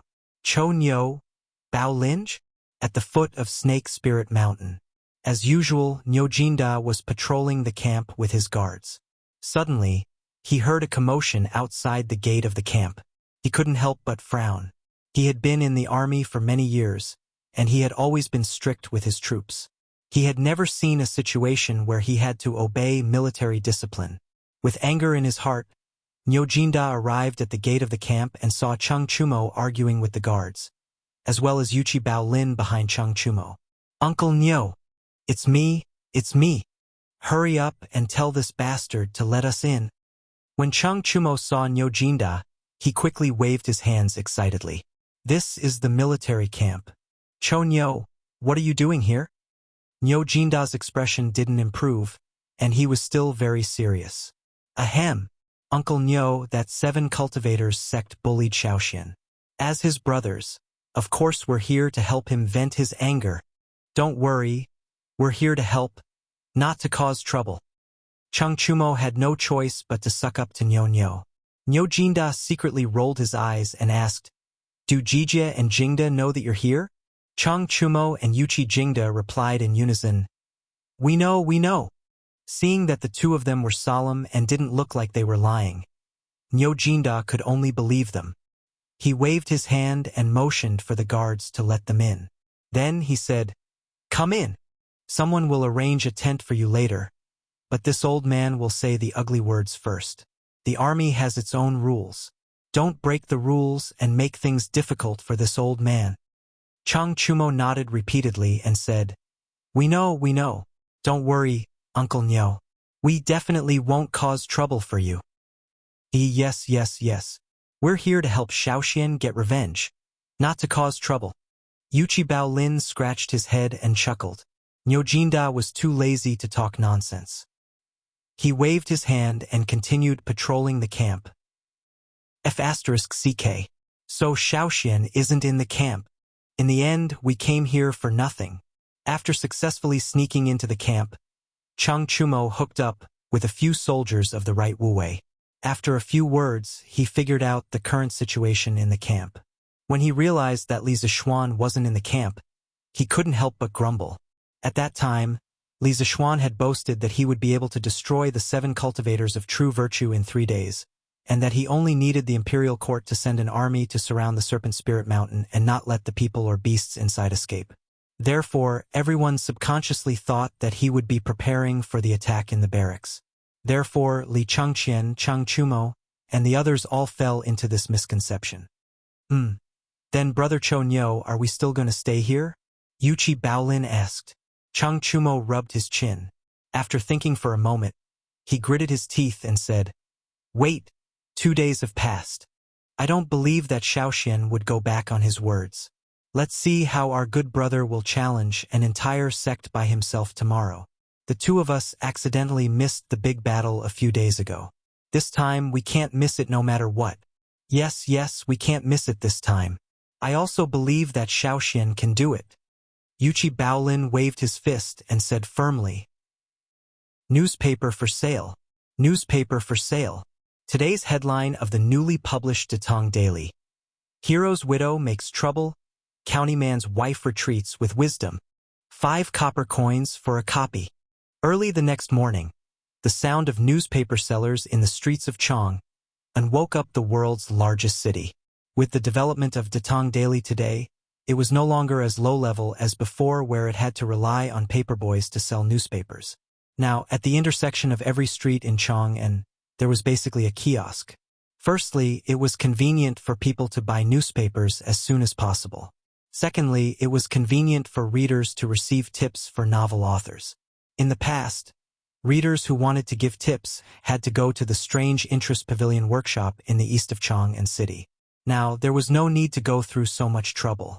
You only needed to go to the kiosk near your home, tell the person in charge how much you wanted to give, and then pay the money to receive the fan badge. Couldn't be more convenient. Of course, if you were worried that the person in charge of the kiosk would embezzle the money you gave, it would only prove that you were thinking too simply. The distribution and sale of every fan badge in the workshop were recorded. Every month, there would be a professional to check the accounts. Once someone was found to be embezzling, there was nothing much to say. They would be fired immediately and never hired again. Obviously, no one was willing to give up such good benefits in the workshop to do such sneaky things. As a result, the number of fans of every author in Datong Daily's novel section increased exponentially. This was especially true for A Mortal's Journey to Immortality. Up until now, the word count of A Mortal's Journey to Immortality had almost reached 1 million words, and the total number of fans had exceeded 30,000. This made the other authors envious and jealous. What do you mean by a county's man's wife retreating with wisdom? I don't care about that. Hurry up and get me a newspaper. I want to read A Mortal's Journey to Immortality. Yes. Brother, you're a kindred spirit. I'm also a loyal reader of A Mortal's Journey to Immortality. I saw Han Li enter the forbidden bloody ground yesterday. I should know what's inside today. Yo, brother, you're also reading A Mortal's Journey to Immortality. Soulmate, haha. I'm guessing that there must be magical treasures and pills in the forbidden bloody ground. Hee hee. I'm guessing that there must be beauties. Han Li is so powerful now, but he still doesn't have a bed-warming maid. That's not suitable. Wah-ha. Brother, you're right. The two bookworms were talking about the plot in front of the group. They seemed to appreciate each other and regretted that they had not met earlier. However, the people behind them were not having it. Sigh. I say, are you two done yet? Isn't it just a stupid novel? Other than training, leveling up, and finding treasures in arcane realms? What's the point of it? Look at how useless the two of you are. That's right. That A Mortal's Journey to Immortality isn't that good either. It's the same thing over and over again. It's okay when you first read it, but it's boring after reading it for too long. The other person quickly chimed in. The two people in front of the group were not having it. Hey, are you two here to pick a fight? If you think A Mortal's Journey to Immortality isn't good, go write one yourself. That's right. Do you have A Mortal's Journey to Immortality medals? Did you see it? Branch leader. I'm the branch leader of A Mortal's Journey to Immortality. I didn't say that the novel was bad, so what right do you have to say? The person behind said unhappily, Humph, isn't it just a medal? What's so great about it? Hey, why are you still here if you don't have a medal? Go back and spout **T. You're still in the right to read novels for free? Who read novels for free? The money I used to buy newspapers isn't money. The young man in the lead said disdainfully, How can there be such a shameless person like you? Do you want to read newspapers for free? Chapter 533. The quarrel between the Mortal fans was just a small interlude. Near the other newsstands, there were still many people attracted by the Datong Daily's headlines. The wife of a county man repulsed 1,000 women in wisdom? Which county man's wife? Could it be the bride that Li Xianxing just married a while ago? Quick, give me a copy of the newspaper. Give me one too. It's definitely not Li County man's wife. Haven't you heard of the saying, repulsed 1,000 women in wisdom? How can the girl that Li County man married have such ability? A slightly older, middle-aged man in the back said in disbelief. Hey, what are you saying? Can't Li County man's wife repulsed 1,000 women in wisdom? I think the girl is quite good. I heard that she's a beauty from the surrounding villages. Hee. Beauty? Can beauty be eaten? Ignorant. You're the one who's ignorant. Didn't you say that it's impossible for her to be Li County man's wife? Let's see and we'll know. Let's see then. Who's afraid of who? Some people were arguing over the main character in the headlines, while others had already bought the newspaper and were discussing the contents. These shrews are really despicable. Relying on their husband's military achievements, they actually bullied Li County man's family. He's the benefactor of us poor children. How dare they? Yeah. How despicable. The imperial court can't blame Li County man for losing the war. I really don't know what they're thinking. Under the arbor of a tea house, a few young people couldn't help but complain as they read the newspaper. Luckily, Li County man's wife is quite quick-witted. Otherwise, Li County man's reputation would have been ruined by these people. Indeed, but this old Madame Zhao also came at the right time, and she's much more righteous than those shrews. Hey, I know this old Madame Zhao. Her son is in the Imperial Army and lives in the south of the city. I didn't expect that. Feichin, you know her? Then when you have time, bring us to visit this old madam. I'm afraid that even scholars like us can't compare to such a person who understands the principles of righteousness. That's right. These three were Jin Yu Academy's Hua Hongyi, Chun Tianhua, and Liao Feichin. However, the three of them were no longer as poor as they used to be. Chun Tianhua and Liao Feichin both published novels on Datong Daily. Although they were not as popular as The Legend of a Mortal's Journey to Immortality, their monthly income was still slightly higher than ordinary people. So now, they could occasionally drink tea and go shopping. especially when the auntie said, "My son has already shed blood on the battlefield. We can't let him shed tears in the underworld because of these vile people who use his name to do whatever they want." I was very touched. To be able to say such words, this Auntie Zhao is a person worthy of my Chen Tianhua's respect.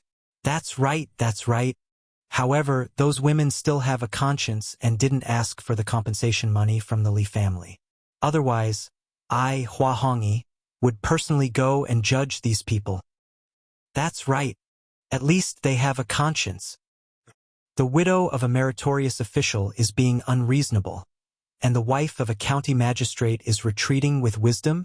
What widow of a meritorious official? What retreating with wisdom? How arrogant! Lai Fu, go buy a newspaper for this old man. A vigorous voice came from a dark red carriage on the road. Yes, old master. The coachman outside the carriage responded and trotted to the newsstand to buy the newspaper. 15 minutes later. Preposterous. This group of shrews is really unreasonable. Even if Li Zishuan is responsible for the defeat of the Imperial Army in the Battle of Snake Spirit Mountain, he can't take full responsibility. Besides, the Imperial Court has already given them compensation, and this group of people actually ran to Li Zishuan's house to ask for money. How insatiable! These wicked people should be arrested and punished. That's not right. These people can actually gather in front of the Li family's house at such a time. There must be some dirty tricks behind this. The person in the carriage was Wei Zheng, who was rushing to the morning court. At this moment, he was muttering to himself as he read the headlines. From a certain perspective, the appearance of Datong Daily could be said to have provided Wei Zheng with a lot of material to remonstrate with. In the past, he had to personally go to the grassroots and find out where the officials were neglecting their duties, taking bribes, or where the citizens were being bullied. Then, he would organize them into memorials and impeach them in the morning court. But now, he only needed to find some unfair or illegal matters in the newspaper and then bring it to the imperial court to ask for the emperor's judgment. Haha! Good! This granddaughter of Du Dowling is really not ordinary. Not only does she make good wine, but she also has such quick wit. She's really not simple. Wei Zheng couldn't help but laugh when he saw Han Yushi arguing with the group of women. Good! Good! This Madame Zhao is really a hero among women. She gave birth to a Qilin son who fought for the country and sacrificed his life. She is also deeply righteous. How rare! She deserves a reward. She deserves a reward. This old man wants to ask for a reward for this person. When he saw old Madame Zhao appear later, Wei Zheng couldn't help but slam the table and shout loudly, "Oh, don't let the hero bleed and cry." This person called Little Yu summed it up well in the end. Datong Daily is really full of talents. Therefore, a morning court that was supposed to be very calm was stirred up again because of the headlines of Datong Daily. After the ministers condemned Jiang Zuihua and the other women, Wei Zheng stepped out of the crowd and asked for a reward for old Madame Zhao. It was rare for this old troll to ask for a reward for others. Li Er also gave face, mainly because he originally planned to give old Madame Zhao some rewards, and issued an edict on the spot to give old Madame Zhao the title of a 7th-rank noble lady. Yes, there was no doubt that the Tang dynasty already had the saying of a noble lady.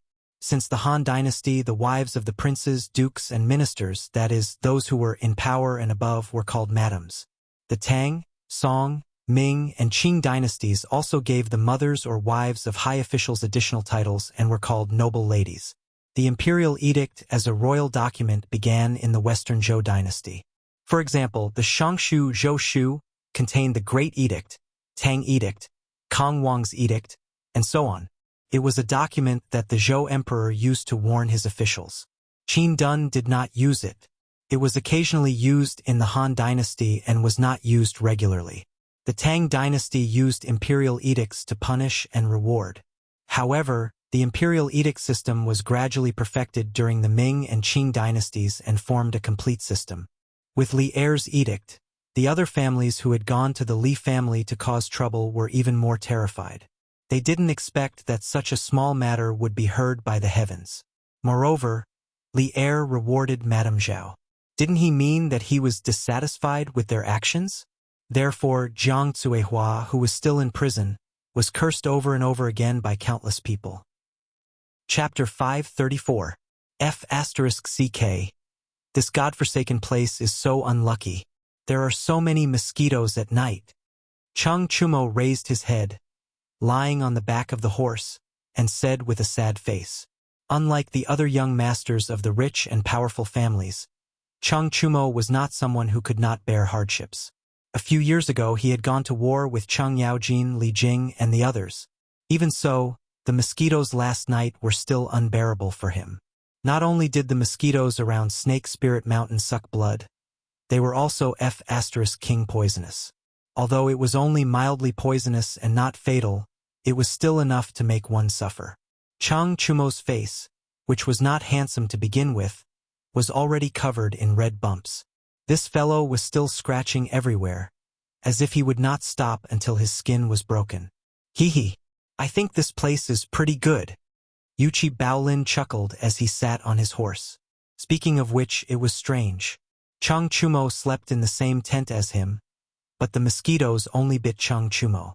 Yuchi Baolin was completely fine. He was still white and chubby, no, black and chubby. It would have been better if Yuchi Baolin had not spoken. But the moment he did, Cheng Chumo was a little angry. F***CK. Baolin, you're still being sarcastic here. Why don't those mosquitoes bite you? Is it because you're too fat? Yuchi Baolin said embarrassedly. Maybe it's because I'm too dark and those mosquitoes can't see me at night. Why don't you bask in the sun more, Brother Chonyo? You'll be like me then. Scram. Cheng Chumo scolded angrily. If I look like a coal ball like you, how am I going to find a wife? Hee. Yuchi Baolin laughed dryly. He looked at the sky and said, Brother Chonyo, today is the third day. Why isn't Shaoxian here yet? Do you think he hasn't thought of a way yet? Cheng Chumo's brows furrowed slightly, but they immediately smoothed out. He sat up straight and said, That won't happen. Ever since I've known little Xian, I've never seen him stumped by anything. He'll definitely come today. Okay. Zhao Song, is there any movement on Li Zishuan's side? Afternoon in the Sweet Dew Hall. Li Er asked casually as he read through the memorials. Your Majesty, Li Xiannan should still be in the workshop and hasn't done anything yet. Zhao Song replied softly. Oh? Isn't today the third day? Did I remember the wrong date? Li Er put down his brush and asked doubtfully. Your Majesty, you didn't remember wrongly. Today is the third day of the 3-day period proposed by Li Xiannan. Hey, that's strange. This kid is still cooped up in the workshop. Is he at his wit's end? Do you know what he did in the workshop 2 days ago? Li Er furrowed his brows and asked in bewilderment. Zhao Song bowed and said, Your Majesty, Li Xiannan is a martial arts grandmaster. This old servant's subordinates didn't dare to get too close to him and could only wait outside the workshop. Therefore, this old servant has no way of knowing what Li Xiannan did in the past 2 days. I only know that he entered the workshop 2 days ago and hasn't come out since. Li Er nodded. After pondering for a long time, he sighed and said, It's getting harder and harder to see through this kid. Right now, all the people of Chang'an are waiting for the results of the Imperial Army's second expedition against the 7 cultivators of true virtue. He better not make a fool of himself at this critical moment. When Li Zishuan declared that he would destroy the 7 cultivators of true virtue with his own strength, Li Er still had some confidence in Li Zishuan. After all, Li Zishuan had given him too many surprises before. However, after so many days, Li Zishuan still hadn't made any move. Li Er's heart turned cold. At this time, he only hoped that Li Zishuan wouldn't make a fool of himself and lose face for the imperial court. As for the 7 cultivators of true virtue, it wouldn't be too late to attack them after the army regrouped. Senior Marshal Brother, how are your injuries? Snake Spirit Mountain, inside the secret chamber of the 7 cultivators of true virtue. Snake King looked at the imposing Inbatian in front of him and asked excitedly. Speaking of which, these 2 martial brothers could be considered as brothers in distress. Previously, Snake King was injured by Li Zixuan and returned to this secret room to recuperate. 2 days ago, it was Yin Beishan's turn. However, Yin Beishan's injuries weren't as serious as Snake King's. Moreover, the recovery ability of a peak Grandmaster Realm expert was even more outstanding. Therefore, he was able to recover in just a few days. Haha! Junior Martial Brother, you guessed right. My injuries are completely healed. Yin Badian laughed and jumped down from the stone bed. Then, he asked with a concerned face, Junior Martial Brother, how's your body? Haha! Senior Martial Brother, it's good that you're fine. As for my injuries, I'm already very lucky to be able to keep my life. In the past few days, Yin Badian was the only one here to recuperate. Snake King felt that there was no hope for him to fully recover, so he gave up on recuperating. Yin Beishan's face darkened and he said hatefully, It's all because of that little bastard Li Zixuan. We were originally living in peace, but that brat wanted to destroy our sect. Now both of us are injured and crippled. I, Yin Badian, am not a man if I don't take revenge. Senior Martial Brother is right. I have no other wish in this life except to kill Li Zixuan. It's all up to Senior Martial Brother. Snake King's eyes flashed with a trace of fierceness as he hurriedly pleaded loudly. Yin Badian immediately said with a murderous look, Don't worry, Junior Martial Brother. Once the Imperial Army retreats, I'll take you and your brothers to find a place to settle down. Then, I'll come back to settle the score with that brat. I'll kidnap his wife first, kill his parents, and then slowly torture him. Ha ha! Senior Martial Brother, this is a good plan. We should let that brat have a taste of our strength. By the way, Junior Martial Brother, are you still suffering from the backlash of the 7 Virtues Snake? A trace of pain flashed across Snake King's face. He nodded and said, Now that I've lost all my internal force, I can barely control the 7 Virtues Snake with the power of the bloodline. It's reasonable for me to suffer from the backlash, but I'm afraid that I can't hold on for long. But what if that brat leads his army to attack the mountain after the 7 Virtues Snake is out of our control? What should we do? Yin Beishan's face gradually became serious.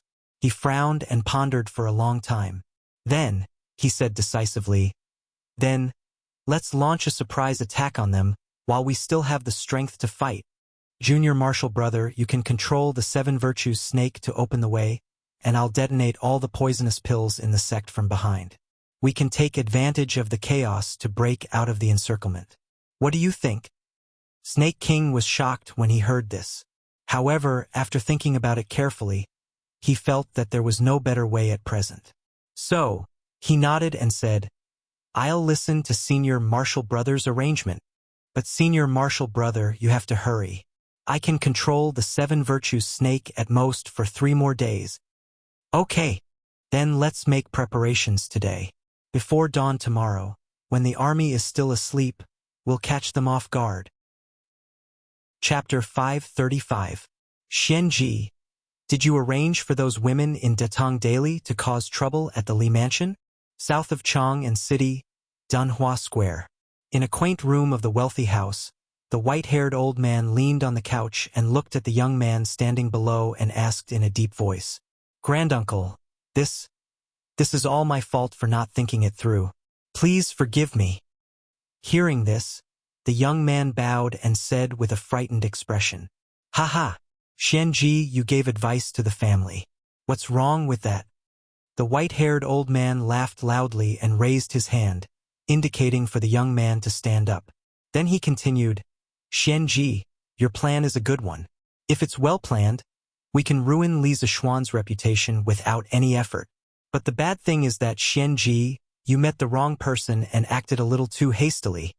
The young man hurriedly said, Granduncle is right. Xianji really did not think it through this time. The white-haired old man showed a gratified expression and said, Those in power must learn to know how to use people well.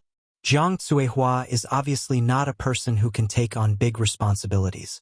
Xianji, you must learn from this in the future. Don't ruin things because of these incompetent people. Yes, Granduncle. Although the young man disagreed in his heart, he did not show it on his face. He pretended very well. Oh, that's right. Have you arranged for the meeting of the big families tomorrow? The white-haired old man was suddenly startled and raised his eyes to ask. Granduncle, don't worry. Everything has been arranged. There won't be any mistakes, the young man said confidently. The white-haired old man nodded and laughed. Ha, Xianji, I still believe in your ability to do things. Tomorrow's meeting is also a good time for you juniors to get to know each other better.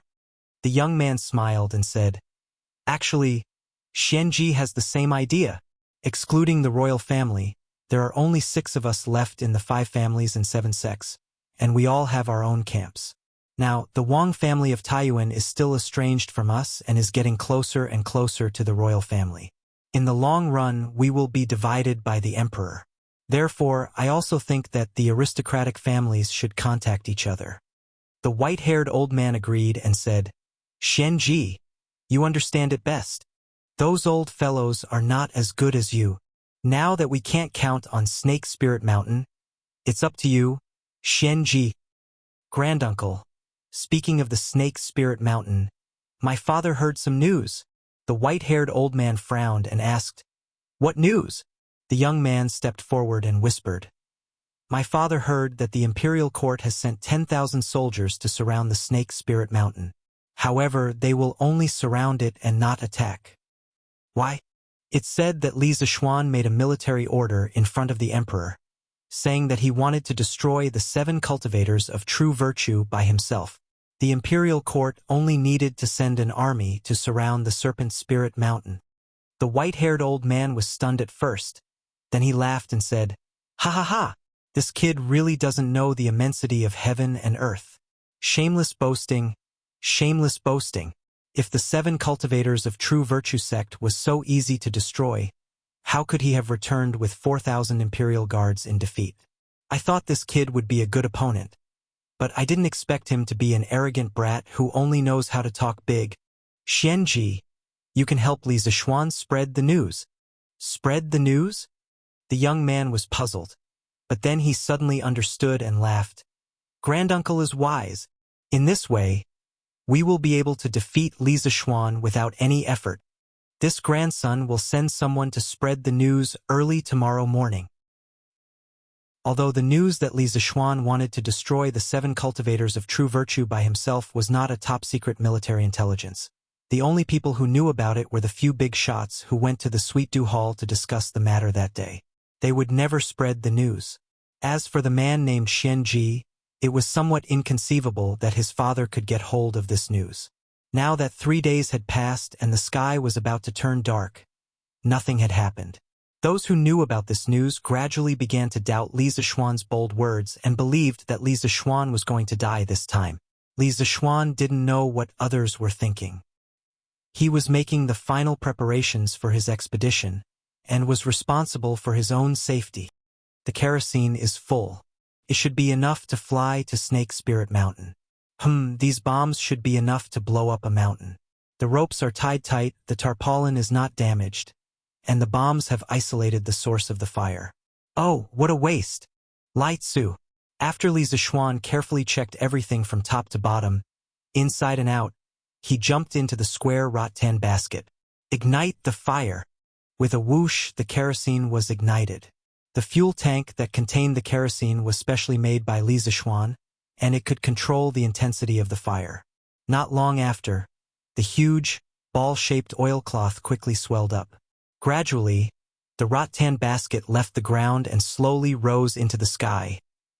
The 3rd day of the 8th month of the 1st year of Jingguan. It was a night with a light breeze. In the east of Chang and City, a bright flame suddenly rose from the workshop of the Strange Interest Pavilion and slowly flew out of the city. The first to notice the strange scene was the spy sent by Zhao Song outside the Strange Interest Pavilion. Boss, look, there's a ghost fire in the sky. Boolsh *T. There's no ghost. Ah, what's that?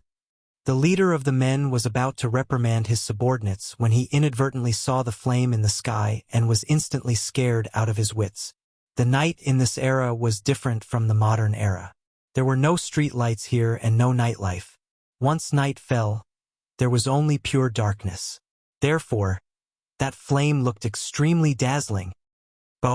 Boss, that flame flew out of the workshop. Could it be? Could it be that there's a ghost in the workshop? A short man couldn't help but cower and say, "Smack!" The leader of the men slapped him and scolded, "Chun Nan, you little bastard, don't scare yourself.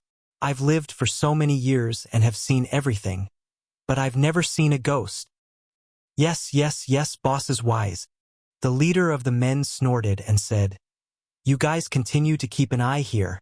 I'll go back and report the situation here to Zhao Song's husband." The eunuchs of the Tang dynasty were often referred to as husband.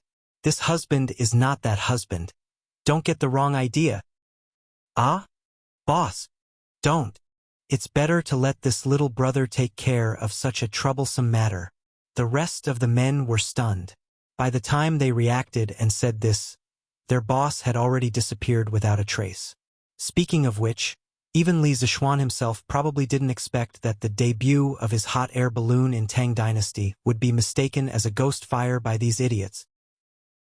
Chapter 536. Mother, Brother. Look, someone is releasing a sky lantern. Gi Lane, Meng Wenhao's house. After dinner, Yaya came to the courtyard and inadvertently saw a bright flame floating in the sky in the northeast direction. The little girl couldn't help but shout excitedly in that direction. The so-called sky lantern was another name for the Kongming lantern. It was commonly known as the wishing lantern or the praying lantern. It was an ancient handicraft of China.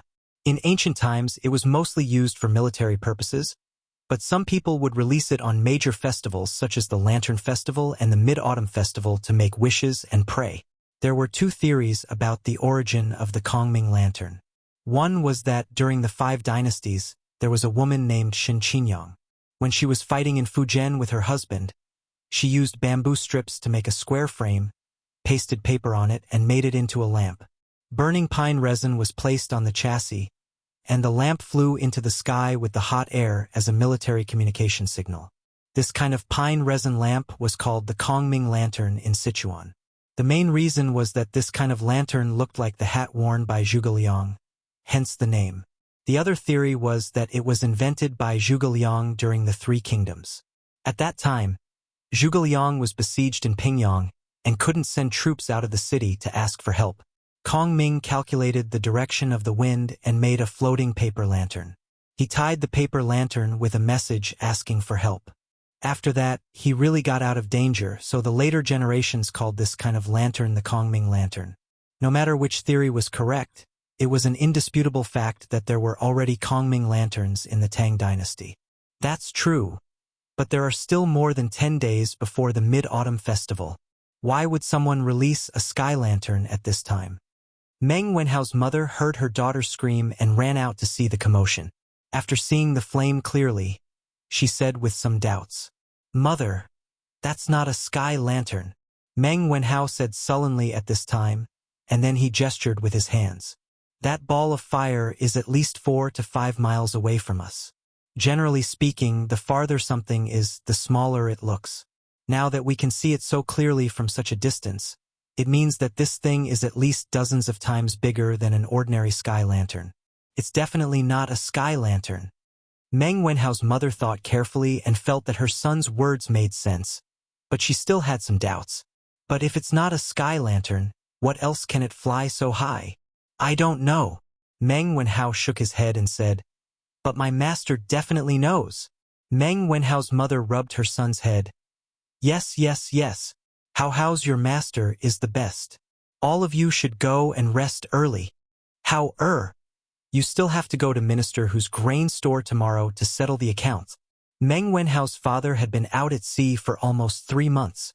Now that the pillar of the family was gone, Meng Wenhao had no choice but to step up. Therefore, he took advantage of the 2-month farmland leave to find a job to supplement the family. The other party was Squire, whose family that Mother Meng often worked for. As for his position, he was the bookkeeper. Relying on the glorious halo of being the top scorer in the School of Mathematics and the advanced mathematical knowledge in his mind, Meng Wenhao alone was equivalent to 10 of the Hu family's original bookkeepers. Thus, Squire who not only treated him with special respect, but also gave him an unusually high salary. Oh, an. Meng Wenhao replied in a muffled voice, but his expression became somewhat strange.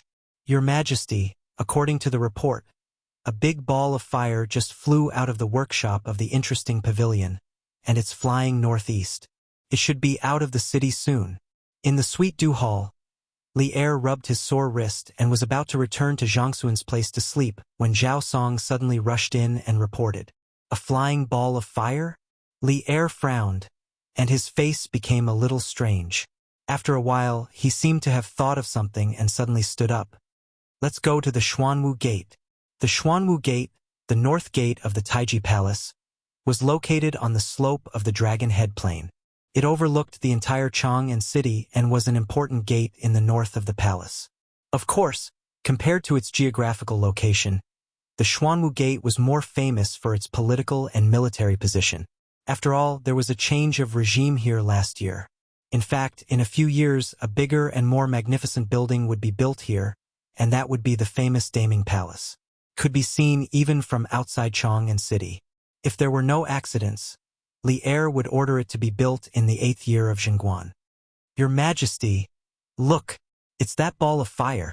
It should be flying out of Chang'an city soon.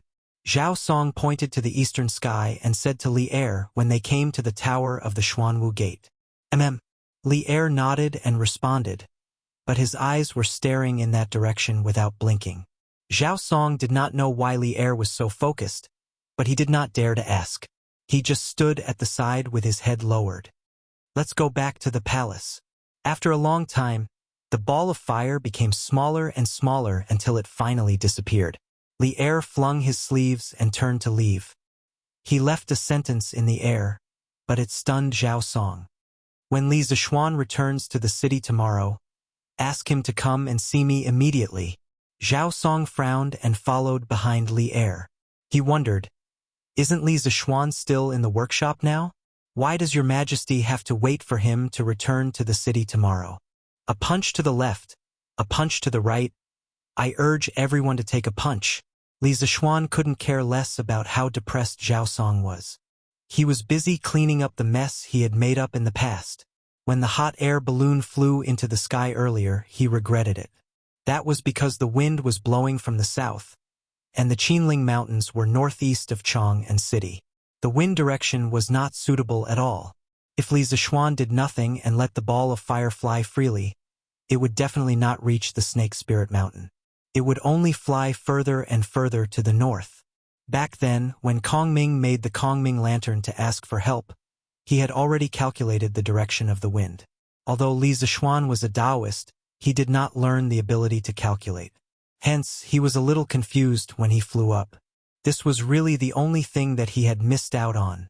Fortunately, Li Zishuan was smart enough to come up with this idea. He kept throwing punches to the west. His punches were infused with true qi. Using the recoil force of his punches and the push of the south wind, Li Zishuan limped towards the northeast with the ball in tow. Those who had learned force analysis would definitely be able to analyze it. Damn it! Does this count as a rocket with its own gas tank? Li Zishuan mumbled gloomily as he worked in the air. Ahem. I have to admit that his description was very apt. Chapter 537. Huh? Brother Chonyo, it's already so late. Where are you going? Shoo. Bao Lin. Lower your voice. At the base of Snake Spirit Mountain. In the darkness, a fat man and a little girl were huddled together and whispering to each other. Bao Lin, I think little Xian should be here soon. I plan to go out and take a look.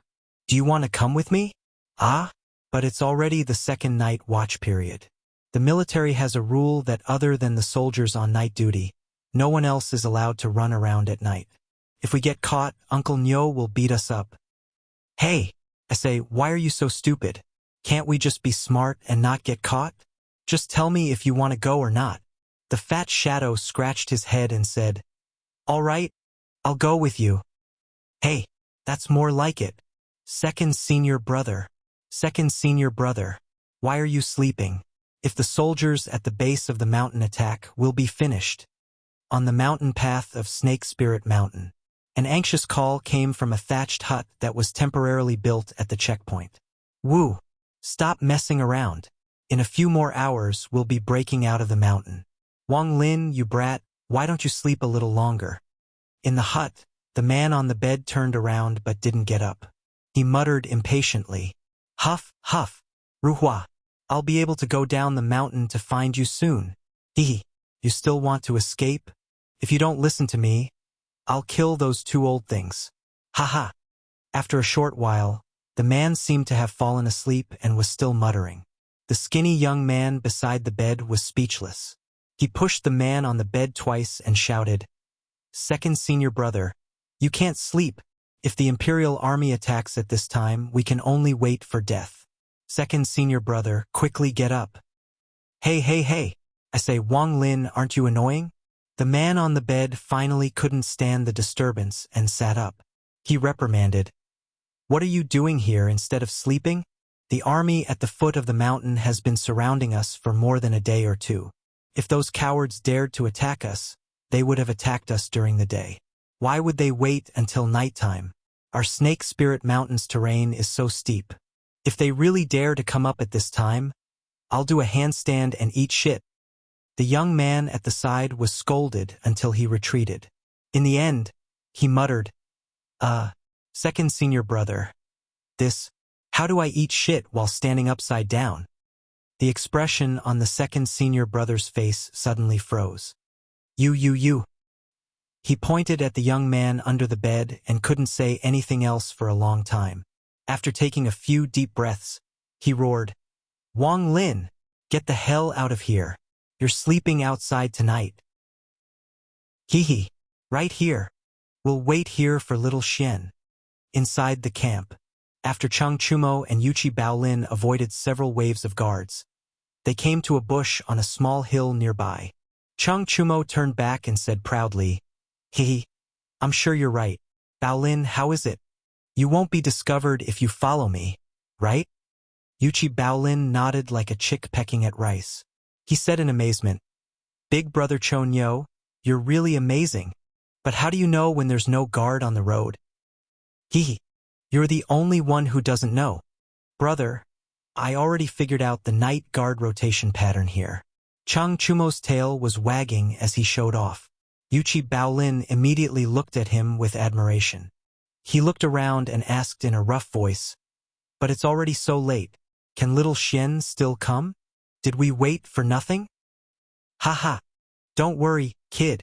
Cheng Chumo patted Yuchi Baolin's shoulder and smiled. Although little Xian likes to boast, he always comes true. This time won't be an exception. Isn't it only midnight now? I'm sure he'll come before midnight. After all, today's the last day of the 3-day period. Let's wait here. We can see the Yuan Gate from here. If he comes, we'll be the first to see him. Okay. I'll listen to you. Yuchi Baolin nodded and squatted down as well. Unexpectedly, the moment he squatted down, he heard Cheng Chumo yelling exaggeratedly. Holy shit! Holy shit! Holy shit! Baolin, look! Big brother Chonyo, what are you looking at? There's no moon tonight. Yuchi Baolin was puzzled. Moon, my ass! Look up! This guy is prettier than the moon. What the heck? Why is this ball of fire flying so high? Cheng Chumo slapped the back of Yuchi Baolin's head, then raised his head and exclaimed in surprise. Out of curiosity, Yuchi Baolin looked up as well. What he saw was incredible. Roar! Oh my god! Brother Chonyo, let's run. This ball of willow. The wisp, we can't beat it. Let's go back and call for help. When Yuchi Baolin saw the flying ball of fire, he was so scared that he jumped up and shouted in panic. Shut up! What willow? The wisp. There seems to be someone up there. Coincidentally, the ball of fire was getting closer and closer to their heads. Cheng Chumo had good eyesight and could vaguely see someone dancing up there. He hurriedly covered Yuchi Baolin's mouth and scolded him. Woo. Shut up. There seems to be a fairy up there. Yes, that's a fairy descending to the mortal world. Oh my god. Did the heavens see that I, old Chang, am still single and sent me a fairy? Hey, hey, hey, why did she run away? Good and evil will be repaid, and the heavens will reincarnate. Today, the heavens have bestowed justice upon me, and I'll use lightning and fire to purify you sinful sinners. Silence reigned on Serpent Spirit Mountain. Just as everyone was about to fall asleep, a loud bellow came from the 9 heavens. Everyone immediately woke up from their dreams. Which scoundrel dares to behave atrociously in my 7 cultivators sect? Badian dashed out of his room and was shocked when he saw the flying ball of fire in the sky. However, he pretended to be calm and shouted, I'm your grandfather. That wasn't the only thing that came from the sky. There were also 4 or 5 black iron balls with sparks on them. Child's play. Badian thought that they were hidden weapons. He took 2 steps back to avoid them and sneered at the sky. However, before he could finish his sentence, he felt several earth-shattering heat waves coming from all over his body. Boom, boom, boom, boom. Sand and stones flew everywhere, and the sound shook the sky. The peaceful Serpent Spirit Mountain peak instantly turned into a living hell. Badian, a peak Grandmaster Realm expert, was seriously injured in an instant. Ah! Save me! Save me! My leg! My leg! This is the wrath of the heavens. It's over. It's all over. Damn it! Why didn't you run down the mountain with Yunda and the others last time? Li Zishuan didn't show any mercy. He threw the bombs in the hanging basket down as if they were free. The mountain collapsed and the ground caved in. All the houses couldn't withstand the explosion and collapsed in the blink of an eye. Many disciples of the 7 cultivators sect who didn't have time to get out of their houses were buried in the collapsed houses. For a moment, cries for help could be heard everywhere. Senior brother, how did this happen? What happened? Snake King staggered a few steps and came to the side of Badian, who was seriously injured and lying on the ground, and asked in disbelief, Run, junior brother. Quickly take 7 cultivators of true virtue and run away. Run as far as you can. Chapter 538. For the 215 heroic souls who died here 3 days ago, I'm here to avenge you today. I'm gonna wipe out the entire Snake Spirit Mountain. Since they were so far away, and the flames of war were raging below, Li Zishuan naturally couldn't see Baishan's current situation, nor could he hear the conversation between the flying snake and Badian. He controlled the direction of the hot air balloon while throwing bombs down below, bombarding the area without any blind spots. This guy was now like a fighter pilot flying a bomber. He just wanted to charge and kill. Roar, roar, roar. Just then, a deafening roar came from below. Li Zishuan could clearly hear it from above. It was none other than 7th cultivator of true virtue. Humph! Just in time, you bastard. Li Zishuan quickly searched for 7th cultivator of true virtue's position with his eyes. After a while, he finally found 7th cultivator of true virtue rolling on the ground behind the original hall of the 7 cultivator of true virtue sect. Whoosh, whoosh, whoosh. Li Zishuan didn't hesitate. He ignited 4 or 5 bombs in a few breaths and then threw them at 7th cultivator of true virtue. Aren't your snake scales as hard as iron? I'd like to see if you can withstand a bomb or not. Boom, boom, boom, boom. Roar. As it turned out, no creature could resist this violent bombardment.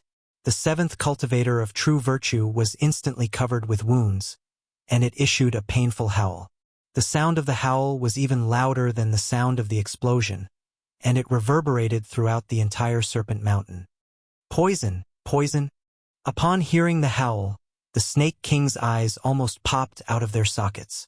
He desperately wanted to run in that direction, but at this moment, he was surrounded by flames and couldn't rush out at all. Moreover, a bomb just happened to detonate right next to him.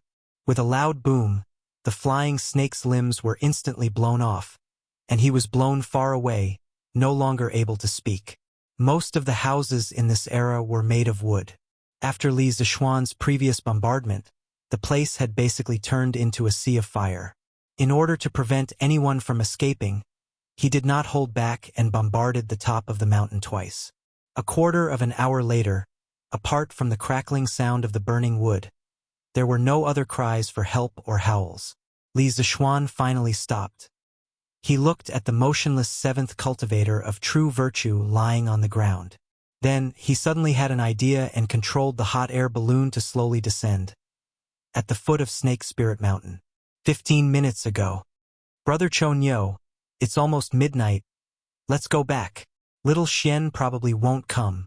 Yuchi Baolin pulled Chang Chumo, who had been looking to the east. That was the direction Li Zishuan had just flown in the hot air balloon, and said in a muffled voice, "Sai, Baolin, stop messing around. Didn't you see the fairy dancing for me on the fireball just now?" Chang Chumo impatiently slapped Yuchi Baolin's hand away and said with an intoxicated look on his face, "I didn't see anything." Yuchi Baolin slightly despised Chang Chumo in his heart. However, he really didn't see clearly whether there was anyone on the fireball just now. His vision was very blurry at night, and he only saw a ball of fire just now. This was more or less what modern people called night blindness. In ancient China, because the ancient people were malnourished, and carrots hadn't been introduced into China at that time, some people believed that the ancient people generally suffered from night blindness. Although this statement was slightly exaggerated, because night blindness was mainly caused by three things: disease, congenital heredity, and vitamin A deficiency. The ancient people mainly suffered from malnutrition due to insufficient protein, fat, and sugar intake. Vitamin A deficiency wasn't very serious. Otherwise, there wouldn't be so many cases of night battles in history books. However, it was an indisputable fact that the ancient people suffered from night blindness compared to modern people. Sai, Baolin, it's not that I want to nag at you, but with your eyesight, even if fate comes, you won't be able to see it. If you continue like this, you're probably destined to be single forever. Chang Chumo patted Yuchi Baolin's shoulder and said in a tone that was heavy and not at all full of shame, "If this fellow knew the truth, would he still be as calm as he was now?" Huh? Yuchi Baolin glanced at Chang Chumo with an innocent expression. He really got shot even when he was lying down. Boom, boom, boom, boom. At this moment, Chang Chumo and Yuchi Baolin first saw a large patch of bright fire appear on the peak of Snake Spirit Mountain in the east. Right after that, they heard a loud rumble coming from there. The two of them were so shocked that they fell on their butts in the grass. Holy F***CK. Holy F***CK. There's thunder. There's thunder over there. This thunder is 2F** King Awesome. Isn't it? Chang Chumo couldn't be bothered to hide anymore. He jumped up and shouted, "That's not thunder." At this moment, Chang Chumo felt a gust of wind by his ear. Then he heard an extremely calm voice. Chang Chumo subconsciously spat out, "Bullsh**T. Other than thunder, what else can cause such a og? Uncle Nyo, why are you here?" Chang Chumo turned around and saw who it was. He was tongue-tied. At this moment, he really wanted to slap himself twice. Yuchi Baolin had already wilted when he saw Nyo Jinda. When he heard Chang Chumo's suicidal words, he almost burst out laughing. In any case, this child was having a hard time holding it in. "Humph! Why am I here? This old man wants to ask the two of you, why are you here? Not sleeping in the tent in the middle of the night and going out of the camp without permission. Do you know that you're ignoring military rules? Even if this old man breaks your legs today, Jijie and Jingda will have nothing to say." Nyo Jinda put on a poker face and scolded the two of them coldly. Don't, Uncle Nyo, don't be angry. Baolin and I just needed to pee and came out to pee. Coincidentally, there was thunder over there." "Ah, right, you said that it wasn't thunder over there. What was it?" Chang Chumo shrunk his neck, licked his face, and cleverly changed the topic. Nyo Jinda glanced at this fellow. How could he not see that Chang Chumo was changing the topic? However, he was just scaring these two children just now. He didn't really want to use military law on them. At this moment, he snorted and said, "Although this old man doesn't know what it is, it's definitely not thunder, because there won't be rain in the next few days. At this point, he couldn't help but move his legs. When he said that there wouldn't be rain in the next few days, it wasn't because he saw the weather forecast, nor was it because he could predict the weather like Zhuge Liang. It was because he had a rheumatic leg. Besides, what kind of thunder can shake the earth and mountains? With this momentum, the peak of Snake Spirit Mountain is probably going to be flattened. This is probably Xiaoshuan's method. This child really can do what she says. Niu Jinda stroked his beard and guessed. What? It's Xiaoxian? F***ck. Vomit. Cheng Chumo reacted with a face full of horror. Then, he staggered a few steps and ran to the side to vomit. Hee. So, Brother Cho Niu's fairy is Xiaoxian. Yuchi Baolin scratched his head and laughed foolishly. What fairy? Niu Jinda was a little confused. Above our heads just now. Yuchi Baolin, if you dare to tell anyone, this old man will definitely kill you. Yuchi Baolin was about to explain when Cheng Chumo's angry and sorrowful roar came from the bushes beside them. Chapter 539. Chang'an. Your Majesty. Your Majesty. This old servant has something important to report. West Court, Empress Zhangxuan's bedroom. Zhao Song stood in front of the door with a hunched back. His face was anxious and helpless. He knew better than anyone else that Li Er was probably exercising with Empress Zhangxun at this hour. Whoever dared to disturb them now would not end well. However, Zhao Song was at his wits' end. His subordinates had reported such an important matter to him. If he did not report it to Li Er in time, he would be fully responsible for any accidents that happened. What's the matter? After about 3 breaths, Li Er's muffled voice came from the room. It was obvious that he was not in a good mood. No one would be in a good mood if they were woken up in the middle of the night, let alone the ruler of a country. Zhao Song's heart sank. He secretly hated the subordinate who reported this to him. However, now that things had come to this, he had no choice but to say, Your Majesty, there was thunder and fire in the northeast of Chang'an City. Half the sky is burning red, and that direction is Snake Spirit Mountain. I was worried that the army at the foot of Snake Spirit Mountain would be attacked and the situation would change.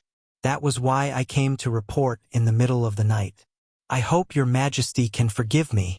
After Zhao Song finished speaking, the room fell into silence. Li Er did not say anything. Zhao Song could only wait outside the room, not daring to move. After an unknown period of time, Li Er's emotionless voice finally sounded, I got it. You may leave. Got it? Would it be over just knowing about it?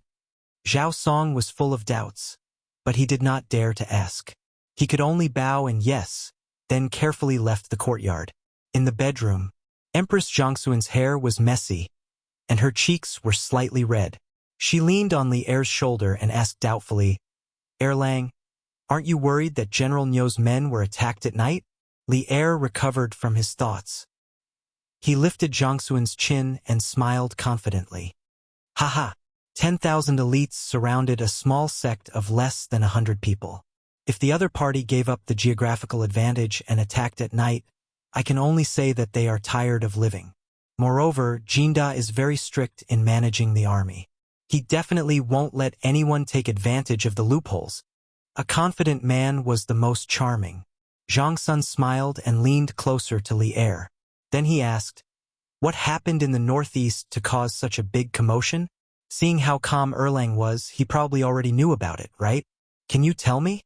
Li Er looked towards the northeast with a deep gaze, and then said to Empress Zhangxun with a smile, Whatever happened over there, Guanyin Maid will know tomorrow. Shouldn't we continue what we were doing just now? Ah? No. The weather is dry. Be careful of candles. Clang, clang, clang. In this era where there was no TV, internet, or computer, most people would be asleep at this time.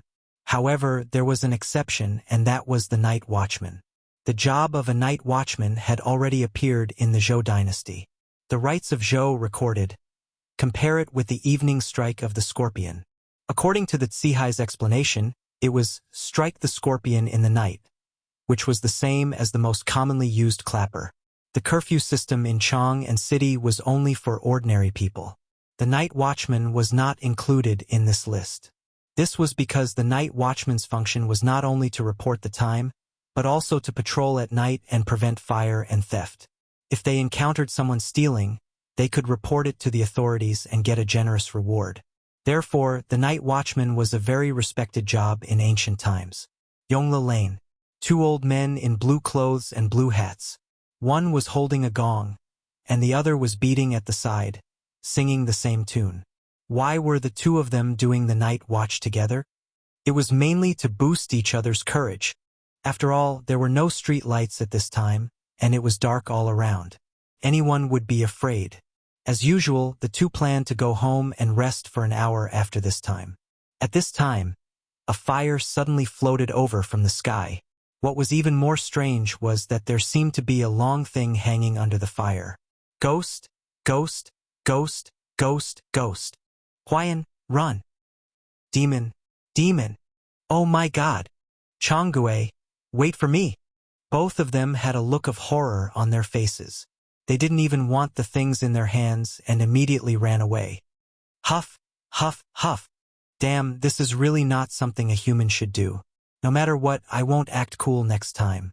I'll just stay at home and hug my wife.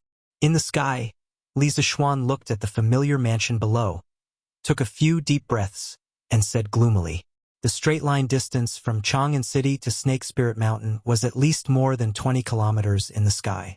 He had to act as a human-shaped engine twice, and the worst thing was that the wind was against him when he came back. How could he not be tired?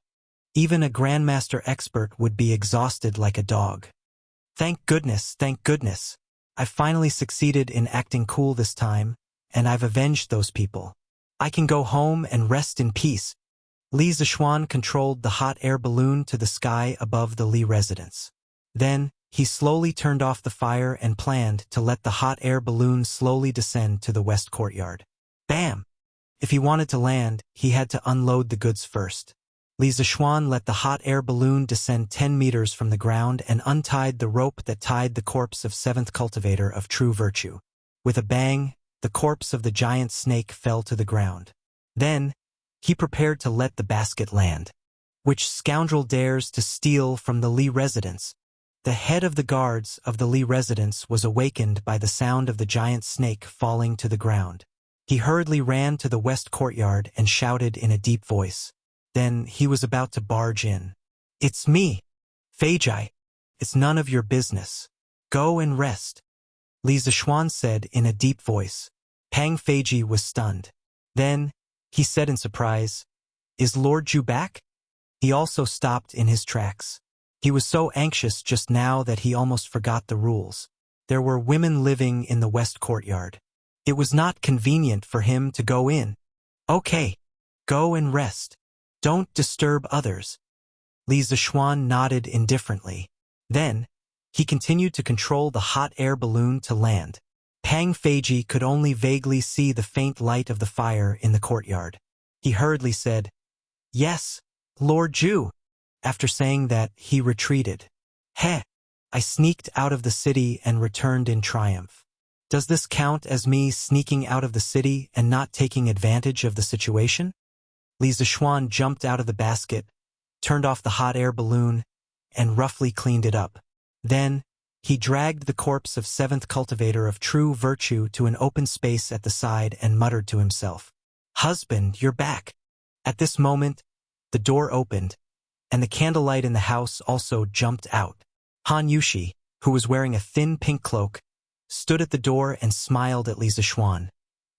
Chapter 540. Comfortable. How can the grudges and grudges of the pugilistic world be more comfortable than sleeping with my wife at home? I won't leave home for so many days in the future. The next morning, Li Zixuan stretched lazily on the bed and moaned in an extremely satisfied manner. Han Yushi, who was dressing up in front of the immortal mirror, rolled her eyes at Li Zixuan and said, Husband, it's already morning. Shouldn't you be up to practice Taiji Fist with us? Nowadays, the immortal mirror was popular in Chang'an. It was difficult for many rich families to get a mirror, but the Li family didn't lack it. Not only did Han Yushi have a big mirror, but even Lan Er and Madame Li's rooms each had a big mirror. In this aspect, the Li family was richer than the palace because only Empress Zhongsun had a big mirror in the huge palace. Yes. I almost forgot about the important matter. Wife, did you slack off every morning when I wasn't around? Li Zishuan patted his head and quickly jumped off the bed. He hugged Han Yushi's slender waist from behind and gently blew into her ear. Hee. Husband. Itchy. Stop fooling around. Han Yushi laughed coquettishly and quickly turned her head. She said angrily, "Who's lazy? In the whole family, other than you who knows how to be lazy, who can be lazier than you?" Wow, my wife actually said that I'm lazy. Looks like my work last night wasn't good enough. Let's not go out for now. Let's do it again. Li Zishuan pretended to be angry and was about to attack her. Snake. Okay, snake. Help. At this moment, Xiao He's terrified scream came from outside the door. Li Zishuan shook his head. It looked like his good thing was going to be ruined. Taiji Palace. The morning court was in session. Ever since the court issued the decree to reduce taxes on raising chickens, every household in the Guangzhou region has raised an average of more than 70 chickens. Because many farmers have kept their eggs for hatching chickens, the price of eggs in all the provinces and counties has more than doubled. The price of eggs in Chong and has risen the most. Merchants have heard the news and have moved large amounts of chickens and eggs from the Jiangnan region. However, it is still a drop in the bucket. This old official earnestly requests Your Majesty to conscript ships to transport chickens and eggs from Jiangnan to stabilize the price of chickens and eggs. Fang Xuanling's loud voice echoed in the hall. I second the motion. As soon as Fang Xianling finished speaking, Wei Zheng jumped out and was the first to agree. His speed was so fast that everyone was dumbfounded. Cough, cough. The main reason was that eggs were too expensive in Chong and recently. Wei Zheng's source of income was also very small. Now he could not eat eggs every day. Wei Yan was very depressed. Li Er looked at Wei Zheng strangely, then nodded and said, Approved. Minister Xiao, you will be in charge of this matter. Xiao Yu stepped forward with a straight face and said, This old subject obeys the decree. Reporting to Your Majesty, the 7 cultivators sect was destroyed overnight. General Niu has led the army back in triumph. At this time, a soldier in bright armor entered the hall and reported loudly. Immediately, there was a buzz of discussion in the hall. Heh, General Niu is really amazing. He came back so quickly. Yeah, General Niu and the others are still the best at war. He's much faster than Li Zhanshi. Previously, when Li Zishuan was defeated at Snake Spirit Mountain and returned to the court, Niu Jinda led 6,000 soldiers to attack Snake Spirit Mountain twice. Although many of them did not receive the news at first, they later heard some rumors from various places. Now, in just 3 days, Niu Jinda had returned in triumph. This made them praise Niu Jinda's godlike ability to command troops. At the same time, they criticized Li Zishuan's lack of experience in battle, which caused the court to lose soldiers and generals. Good. Quickly summon General Niu to the palace. Li Er's eyes flashed as he ordered in a deep voice. Yes. This old subject greets Your Majesty. About half an hour later, Niu Jinda came to Taiji Palace in full armor and greeted Li Er with cupped fists. Dispense with the formalities. Li Er stretched out his hand and said with a pleasant expression, Jinda, you've worked hard. Snake Spirit Mountain is full of poisonous miasma, and the terrain is steep. It's easy to defend and hard to attack. Jinda, quickly tell me and the ministers how the remnants of the 7 cultivators sect were destroyed overnight. Niu Jinda straightened his body and said with a smile, Your Majesty, this old subject didn't work hard. In fact, this old subject didn't contribute much to the destruction of the 7 cultivators sect. As soon as his voice fell, all the ministers were shocked. Only Li Er sat on the throne with a happy expression, as if everything was under his control.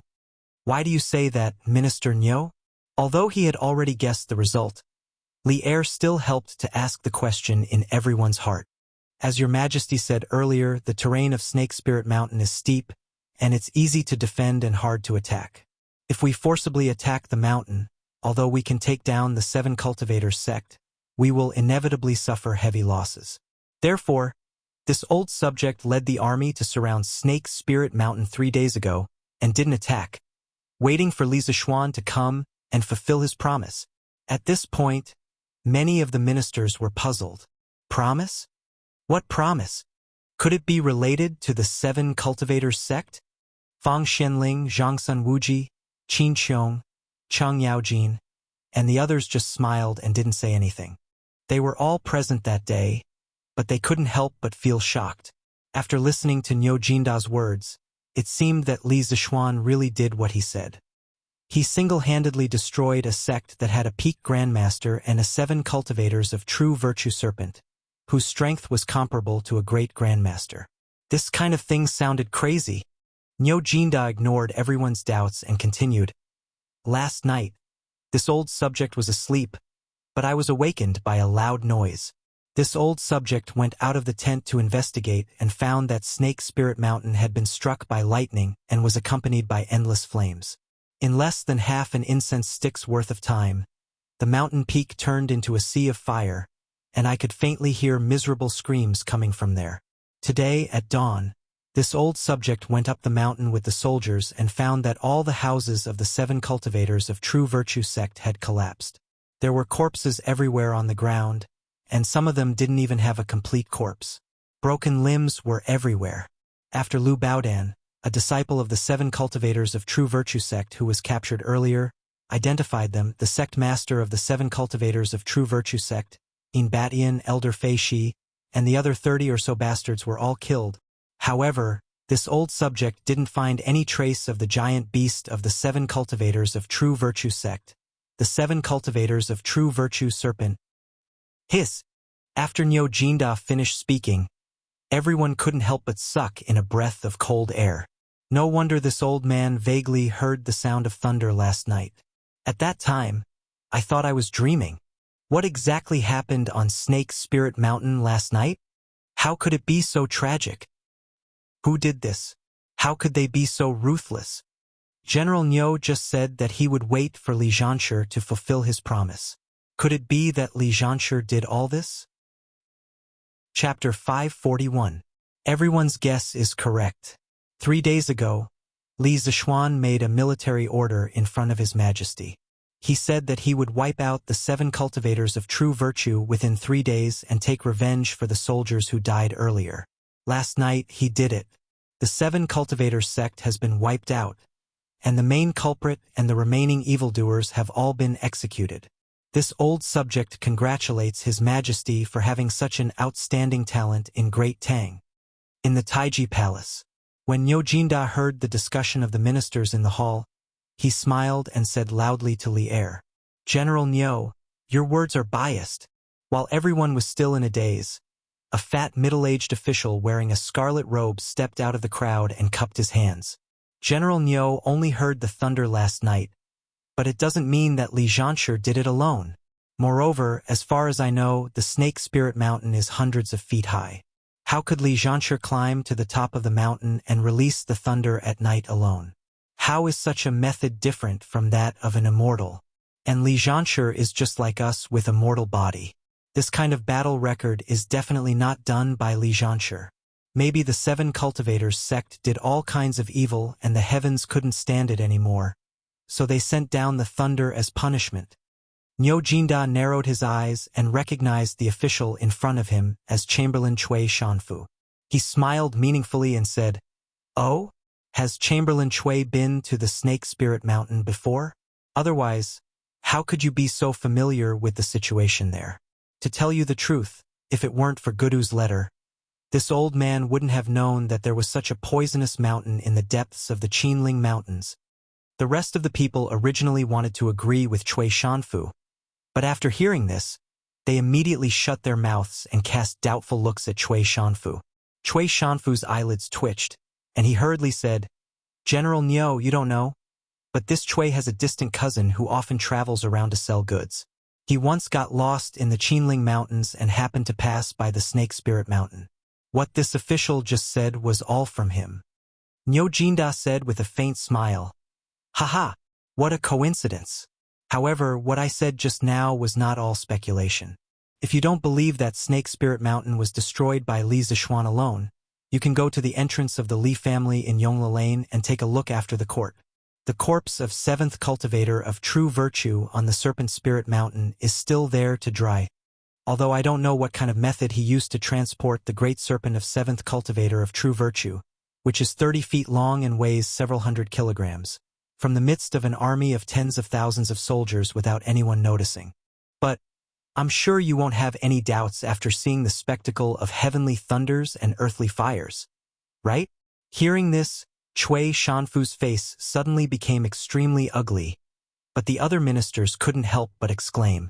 Cheng Yaojin laughed and said, "Good, there will be snake meat to eat. I, old Cheng, have eaten all kinds of snake meat, but I have never touched the meat of the great serpent of 7th cultivator of true virtue. Now, I have to taste it properly." Li Er secretly rolled his eyes. He then turned to Zhao Song, who had long been shocked out of his wits, and ordered, "Go and summon Li Zishuan for an audience." "Ah? Oh, this old servant obeys." Zhao Song came back to his senses and hurriedly responded. Then he walked out of the hall. As soon as he walked out of the palace, he saw a person running over and saying, "Old Zhao, bad news. Li Zhanshe is missing. He's not in the workshop." The person who sent him breakfast just now found that the Drunken Wind Pavilion was empty. Everyone in the workshop is now looking for Li Zhanshe. The person who came was the head of the spies that Zhao Song had planted around the workshop. Zhao Song said unhappily, "Idiot! Follow me to Yongla Lane." "Ah?" The head of the spies was dumbfounded. He scratched his head and muttered to himself, Why are we going to Yongla Lane? Don't tell me Li Zhanshe can fly home?" However, no one paid attention to his muttering. After Zhao Song finished speaking, he had already walked far away. "Wow! What a big snake! This snake looks so ferocious. It actually has 7 heads. This beast probably eats people. Look at how thick its body is." In front of the Li residence, there was a lively scene. Earlier, Li Zishuan teased the frightened Xiao He. Then, he ordered the servants to carry the corpse of the 7th cultivator of true virtue to the front of the Li residence and set up a special shelf. This way of placing the corpse made the 7th cultivator of true virtue look even more ferocious, somewhat resembling its might when it was alive. "Dear neighbors, the people of the 7th cultivator of true virtue tried to harm me twice in a row, wanting to kill me and my wife. They even tried to assassinate the ministers of the imperial court in broad daylight. The 7th cultivator of true virtue is disregarding the log.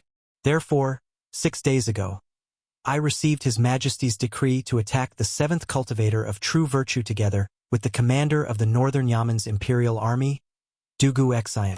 As for the details, you should have heard my wife mention them before. We could have taken them down in one fell swoop. But at the last moment, the elder of the 7th cultivator of true virtue, Flying Snake, released this ferocious beast and charged into the army, killing 215 heroic souls. In order to avoid more casualties, I had no choice but to order a retreat. But good and evil will eventually be repaid, and the heavenly Tao will reincarnate. Last night, I attacked the Serpent Spirit Mountain alone and destroyed the 7th cultivator of true virtue in one fell swoop with the help of the heavenly lightning. The sect master, elders, and disciples of the sect were all killed, and the enmity of 215 heroic souls was finally avenged. This is the consequence of being so vicious and disobeying the imperial court's decree. Li Zishuan stood in front of the door and shouted at the crowd. "What the hell? I didn't hear wrong, did I? Li Xiannan destroyed an entire sect by himself. That's too scary. Not only did they have many experts in their sect, but they also had a 7-headed snake. How did Li Xiannan do it? Hiss, that's too ruthless. But heroes really come from the young. Li Xiannan is so young, but his martial arts are already so good. Master Li gave birth to a good son. He's really good at both civil and martial arts. Looking at the red-lipped, white-toothed, and seemingly harmless young man in front of the gate of the Li residence with a relaxed smile on his face, everyone couldn't help but feel a chill in their hearts. They thought to themselves, "This man is so ruthless. He wiped out an entire sect by himself. We can't afford to offend him. We can't afford to provoke him." Li Zishuan was very satisfied with the result. He glanced at the crowd and pointed at the seventh cultivator of true virtue hanging on the frame, saying, "I, Li Zishuan, don't like to cause trouble, but I'm not afraid of trouble either. If someone wants to harm my family again, I won't hesitate to kill them no matter how powerful they are. Even if I have to chase them to the ends of the earth, I'll kill them." The ordinary people shrunk their necks and couldn't help but ridicule him in their hearts. "You're going to destroy an entire sect just because you don't like it. Who would dare to provoke you in the future?" However, the complexions of several men changed, and they quietly retreated. Li Zishuan smiled and didn't care about them. "Li Zhansher, Li Zhansher, His Majesty summons you immediately." Chapter 542. In front of the Li residence. When Li Zishuan saw Zhao Song and the others, he was stunned. Zhao Song was Li Er's most trusted eunuch. Why would he personally come to deliver the decree? "Butler Zhao, may I know why your Majesty has summoned me?" Seeing the arrival of the angels, the crowd in front of the Li residence dispersed. Li Zishuan braced himself and greeted them. Now, among the people he didn't want to see the most, Li Er was definitely at the top. Although the bombing last night was very satisfying, Li Zishuan had a headache when he thought about how he would have to clean up his mess later. After all, he was now in a feudal monarch's dynasty. He had used supernatural powers. If he didn't explain it clearly, it would be easy for Li Er to be suspicious. Zhao Song first glanced at the seventh cultivator of true virtue that was hung up in front of the Li residence. He could feel the remaining bloodthirsty and ferocious aura on the snake's body. Even Zhao Song, who had been in the Grandmaster realm for many years, could not help but be shocked. He secretly wondered how Li Zishuan defeated this giant snake. After a while, he said, "Mr. Li, you must be joking. We are just following His Majesty's orders. How can we guess His Majesty's intentions? You'd better come with us to meet His Majesty." Li Zishuan was speechless. This was obvious, yet Zhao Song still tried to hide it. He could only say goodbye to his family and ride Big White to the palace with Zhao Song. On the way, Zhao Song's gaze involuntarily fell on Li Zishuan several times, causing Li Zishuan to feel uncomfortable. Finally, Zhao Song smiled casually and said, "Mr. Li, you are very capable. That seven-headed snake alone may not be a match for 1,000 soldiers. Mr. Li, you single-handedly destroyed the seven cultivator of true virtue sect. You are indeed a young hero." The corner of Li Zishuan's mouth twitched. He cupped his hands and said, "Butler Zhao, you flatter me. I'm just borrowing some of my master's shadow to do whatever I want. Please don't laugh at me." "Shadow?" Zhao Song's curiosity was piqued, and he asked, "Could it be that what happened last night had something to do with your master?" Li Zishuan nodded and said seriously, "Of course. Otherwise, how could this kid be so capable?" Seeing that Zhao Song wanted to get to the bottom of the matter, Li Zishuan hurriedly waved his hand and said, "Butler Zhao, it's best that you don't ask about the details first. We'll be meeting His Majesty soon, and His Majesty will definitely ask about it. You'll know then." He laughed evilly in his heart. "Who asked you to be so unkind to me just now? Now, I'll whet your appetite." Just as Zhao Song's breath came up, it was blocked. He was really choked. However, he thought that Li Zishuan's words made sense, so he nodded gloomily and did not ask further. Inside the Taiji Palace. After Zhao Song left, the ministers in the imperial court were supposed to continue discussing state affairs. However, after listening to Niu Jinda's description, they were all anxious to know what relationship Li Zishuan had with the destruction of the seven cultivators of true virtue sect. Or rather, how did Li Zishuan destroy the seven cultivators of true virtue sect single-handedly? At this time, no one was in the mood to discuss state affairs. They were all silently waiting for Li Zixuan, the person involved, to come over. However, there was one exception, and that was Minister Cui Shanfu of the Honglu Temple. Ever since he went for wool and came home shorn, he had been keeping silent. Later, when he heard Niu Jinda swear that Li Zixuan was the one who destroyed the Snake Spirit Mountain, and that there was conclusive evidence, his face turned as black as the bottom of a pot, and he seemed to be very anxious. In the main hall, a few ministers were reporting irrelevant topics, and Li Er also gave some irrelevant responses from the Dragon Throne. Finally, a sharp voice came from outside. Crown Prince Zhanshi, Li Zixuan, requests an audience. Li Er said in a deep voice, "Enter." A moment later, Li Zixuan walked in with his head held high. "That man is here. The man who destroyed the entire sect is here." Wherever Li Zixuan went, the ministers would avoid him. They did not know if it was an illusion, but many of them felt that the Li Zixuan today was very different from before. This was because there was a trace of blood on his body, and he was more decisive in killing. This kind of aura was only felt by Cheng Yaojin and the others many years ago. However, these old generals were now old, and their aura was much more stable, unlike the past.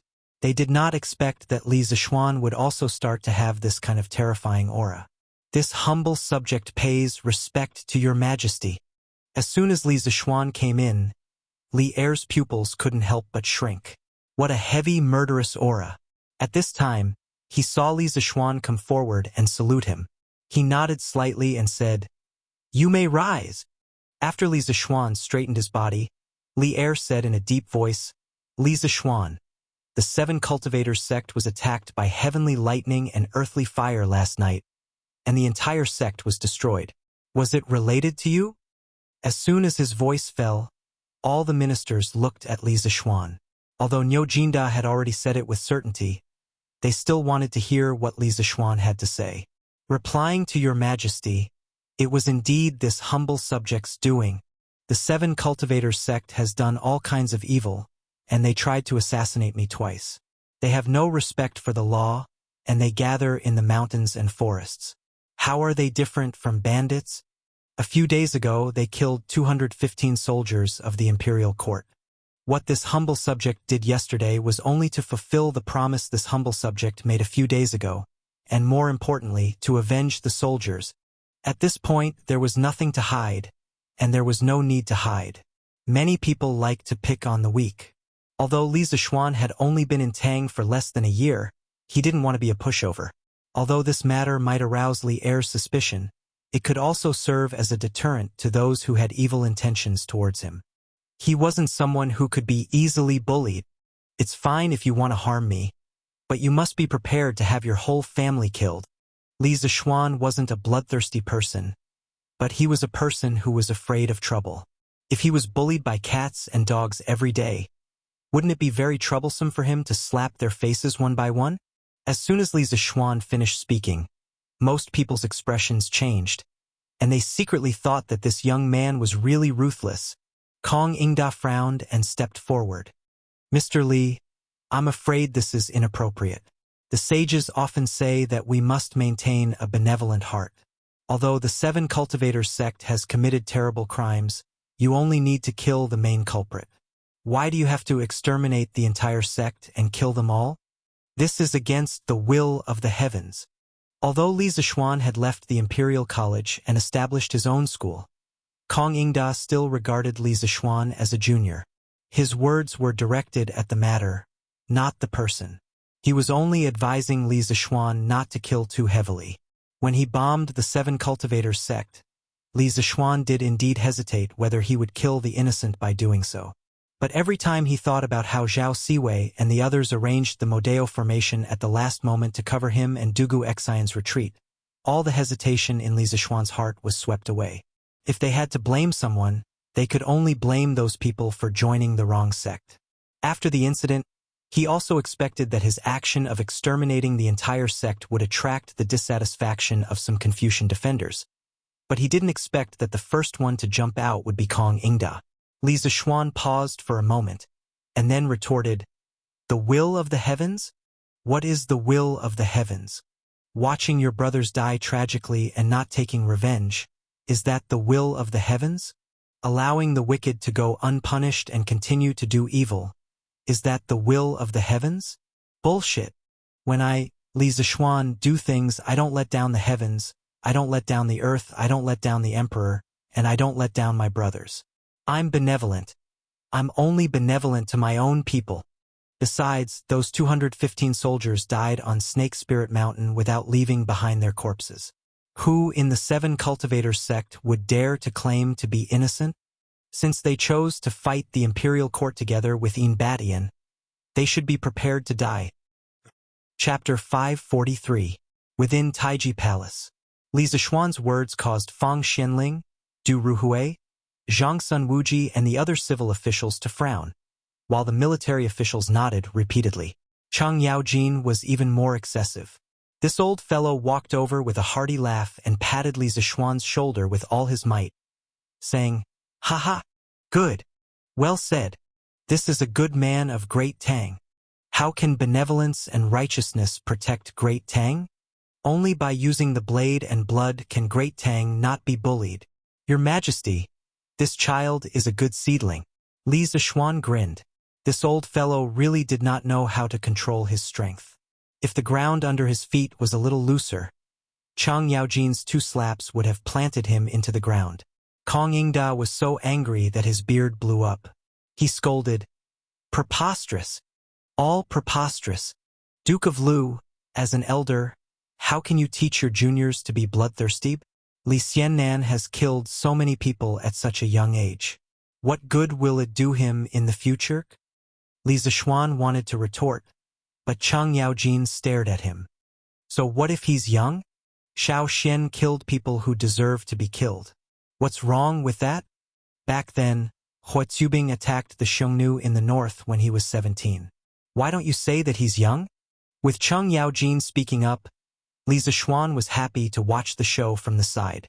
However, after hearing Chang Yaojin's words, he could not help but feel happy. Chang Yaojin, this boorish person, also knows how to quote classics? Duke of Lu, you are wrong to say that. Chancellor Kong is doing this for the good of Li Xiannan. How can you not distinguish between right and wrong? Furthermore, Hua Tsubing is such a hero. It's already amazing that there's 1 in 1,000 years. How can everyone be like Hua Tsubing? Cui Shanfu saw the opportunity and said in a weird tone. Chang Yaojin curled his lips. "I'm arguing with Chancellor Kong. Why are you interrupting?" Cui Shanfu's face turned red. "You! What about me?" Chang Yaojin glared at him. Other people might be afraid of the Cui family, but Chang Yaojin wasn't. He was now part of the new aristocratic group, so he wasn't afraid of these old aristocratic families. "Shut up." Seeing that the 2 of them were about to fight, Li Er knitted his brows and made the final decision. The 7 cultivators of true virtue sect has no respect for the imperial court and no respect for the law of the country. If they are destroyed, then so be it. Li Zishuan, come out and tell me, how did you single-handedly destroy the 7 cultivators of true virtue? As soon as this question was asked, everyone quieted down. Chang Yaojin, Kong Yingda, and Cui Shanfu, these 3 people who were about to fight, stopped arguing. They all turned their attention to this side, because this question that Li Er asked was a question that everyone was concerned about. Others wanted to listen, but Li Zishuan was too lazy to talk about it, because there were too many things that needed to be avoided and paid attention to. If he didn't pay attention, it could cause very serious consequences. Seeing that everyone was looking at him, Li Zishuan touched his nose and said embarrassedly, "Your Majesty, it's a long story. You should discuss state affairs with the other ministers in this precious time. Otherwise, if you miss a drought or flood, how many innocent people will die? It won't be too late for me to talk about this later?" Talk about it later? After hearing these words, all the ministers couldn't help but curse in their hearts. They had been waiting for an answer for so long, but he said that he would talk about it later? Later, your sister. The corner of Li Er's mouth twitched, and he said angrily, "Shut up! Say it now." Li Zishuan thought to himself, "You already told me to shut up. So what else can I say? However, if he continued to act coquettishly at this time, Li Zishuan might go berserk. Therefore, Li Zishuan could only start to speak. Then I'll talk about it. Your Majesty, you also know that many brothers were sacrificed in the first battle of Snake Spirit Mountain. At that time, I was filled with grief and indignation and had always wanted to avenge them. Therefore, I made the agreement that I would destroy a mountain sect alone. In the next 3 days, I worked hard day and night to avenge those soldiers who died. In 3 days, I did 2 things. Li Er frowned when he heard this. Li Zishuan said all this at the beginning. In his opinion, it was all nonsense. If he were a modern person, he would definitely say at this moment, "Old fart, stop scratching, hurry up and get to the point." However, when he heard the last sentence, Li Er suddenly became interested and began to listen carefully. The first thing is to build mountaineering tools. Everyone should know that Snake Spirit Mountain is relatively high and the mountain path is narrow. If we set up traps and checkpoints in advance, it will definitely be easy to defend and difficult to attack. I thought about it. Since it's not easy to go up the mountain from the mountain path, I'll go up from the sky. Li Er said suspiciously. The sky? Don't tell me you're planning to fly up there? Although Li Zishuan was annoyed that he was interrupted, the person who interrupted him was Li Er, so it was naturally a different matter. He nodded and flattered. Your Majesty is truly wise. That's right, I was planning to build a tool that could fly up Snake Spirit Mountain. In the end, I succeeded. I relied on this tool to reach the peak of Snake Spirit Mountain and launched a surprise attack on the 7th cultivator of true virtue. Buzz, buzz. As soon as he finished speaking, everyone was stunned. In this era, although there were some people with high martial arts who could rely on Qinggong to jump 30 feet high, that was far from flying in the sky. The sky was sacred and mysterious to the ancient people. Now, there was actually someone who could rely on a tool to fly to the peak of a mountain that was hundreds of feet high. This kind of thing subverted too many people's understanding. What kind of tool is so amazing? Can actually fly to a height of hundreds of feet? Did Li Xianji really fly to the peak of the mountain? Can a mortal fly so high? After some of the officials recovered from the shock, they couldn't help but whisper to each other. Li Zishuan cleared his throat and continued. In order to prevent this secret from being leaked to other countries, I will personally present the specific method of building this flying tool to Your Majesty later. As the saying goes, the higher one stands, the further one can see. With this tool, our Tang Empire will always be able to predict the enemy's moves when we fight in the future. Good. Li Jing couldn't help but laugh and say, Your Majesty, Little Xian's actions can be considered as a meritorious service to our Tang Empire. However, this kind of tool must be in the hands of our Tang Empire. We can't let other countries learn it, or else we will be in a passive position. How could Li Er not know the importance of this matter? He nodded and said to Li Zishuan, if this thing is really as useful as you say, I will remember your merit. Li Zishuan curled his lips and thought to himself, Old Li, you owe me a lot of merits. When will you reward me for all my merits? Thank you, Your Majesty. Although that was what he thought in his heart, Li Zishuan definitely wouldn't say that out loud. He wasn't a fool after all. Continue speaking. Tell me about the second thing you did. Chapter 544. The second matter? Upon hearing Li Er's question, the ministers in the hall recovered from their shock. Anyone with a bit of brain knew that flying to the top of the Snake Spirit Mountain was only the first step.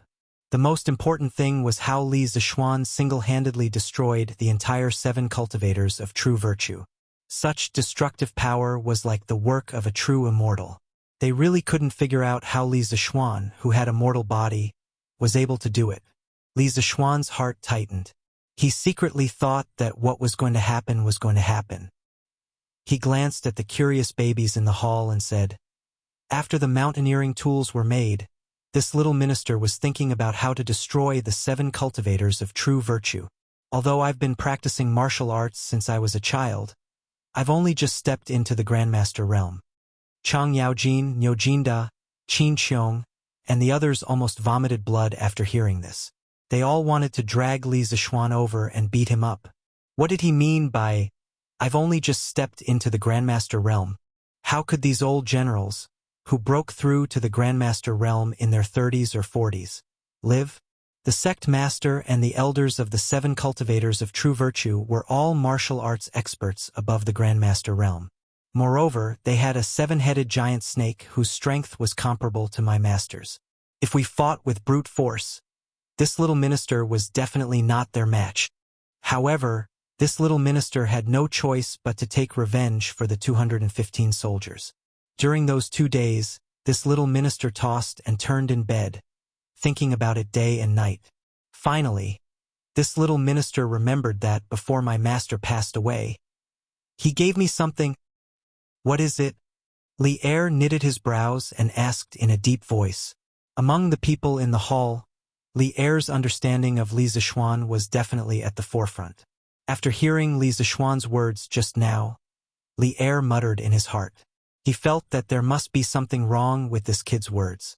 Li Zishuan raised his head and closed his eyes, as if he was recalling something. Then, he said with a sad face, "Before my master died, he compressed all his true qi into a fist-sized iron ball. This ball was made of extraterrestrial iron and was extremely hard. Later, when my master gave me the Jinqi iron ball, he also taught me a method to detonate the Jinqi inside the iron ball. He also told me that if I were to encounter a life or death crisis in the future, I could detonate the Jinqi inside the iron ball, which could instantly turn all the enemies within a radius of 200 feet into ashes. However, this method could easily harm others and oneself. But this time, with the help of a flying mountaineering tool, he was able to avoid the explosion of the true Qi iron ball. Last night, after I flew to the summit of the Spirit Snake Mountain, I detonated the true Qi iron ball left behind by my master and threw it down. After a loud explosion, the 7 cultivators of true virtue was reduced to ashes in an instant. This is the heavenly lightning and earthly fire General Ox saw at the foot of the mountain. After saying that, Li Zishuan took a deep breath. From an outsider's point of view, he was grieving because he thought of his deceased master. However, the truth was that he was muttering in his heart, "That's right. I'm sorry, my great master. This is a serious matter. So I have to ask you to come out and be my shield again. Next time when I go to Mount Longhu, I'll bring you some good wine and burn a few paper wives for you." The more Li Er listened, the more he felt that it was strange. Why did this thing sound like a plot from a novel? He couldn't help but frown and scold. Nonsense! How come I've never heard of anyone who can compress true qi into an iron ball? Take out another iron ball and show it to me. Li Zishuan couldn't help but feel his teeth ache. Others didn't suspect anything, so why did old Li blindly join in the fun? In the end, wasn't I hiding the truth for the sake of the imperial court? In fact, Li Zishuan's nonsense just now had attracted the attention of many officials in the imperial court. They didn't have too many doubts. In their view, if Li Zishuan could even do something as inconceivable as flying in the sky, what was so shocking about his master, who was rumored to be like a god, making an exploding iron ball with his lifetime's worth of cultivation? Hearing Li Zishuan's question, many people couldn't help but quickly retreat.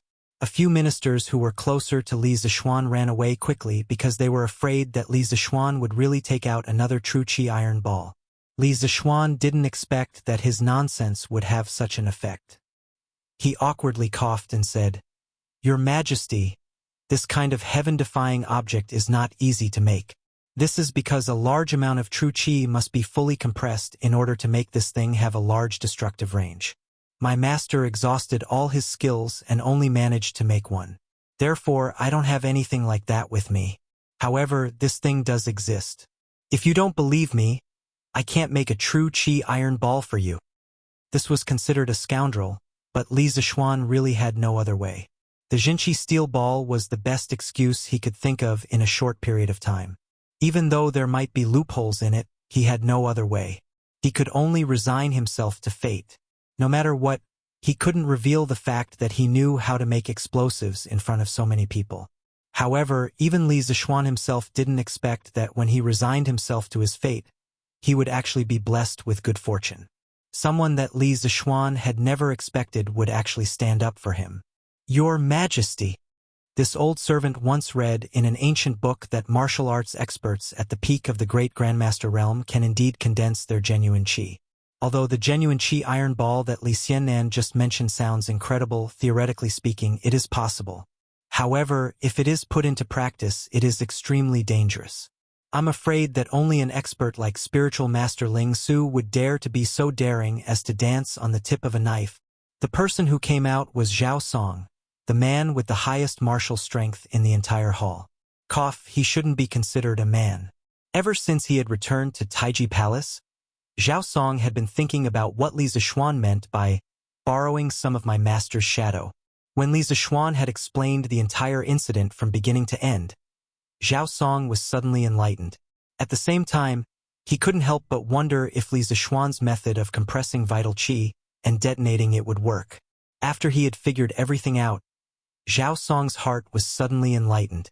At this moment, he was so impressed by Li Zixuan's master, spiritual master Lingshu, that he would prostrate himself in admiration. Spiritual master Ling Su, who was in the tomb, expressed his innocence.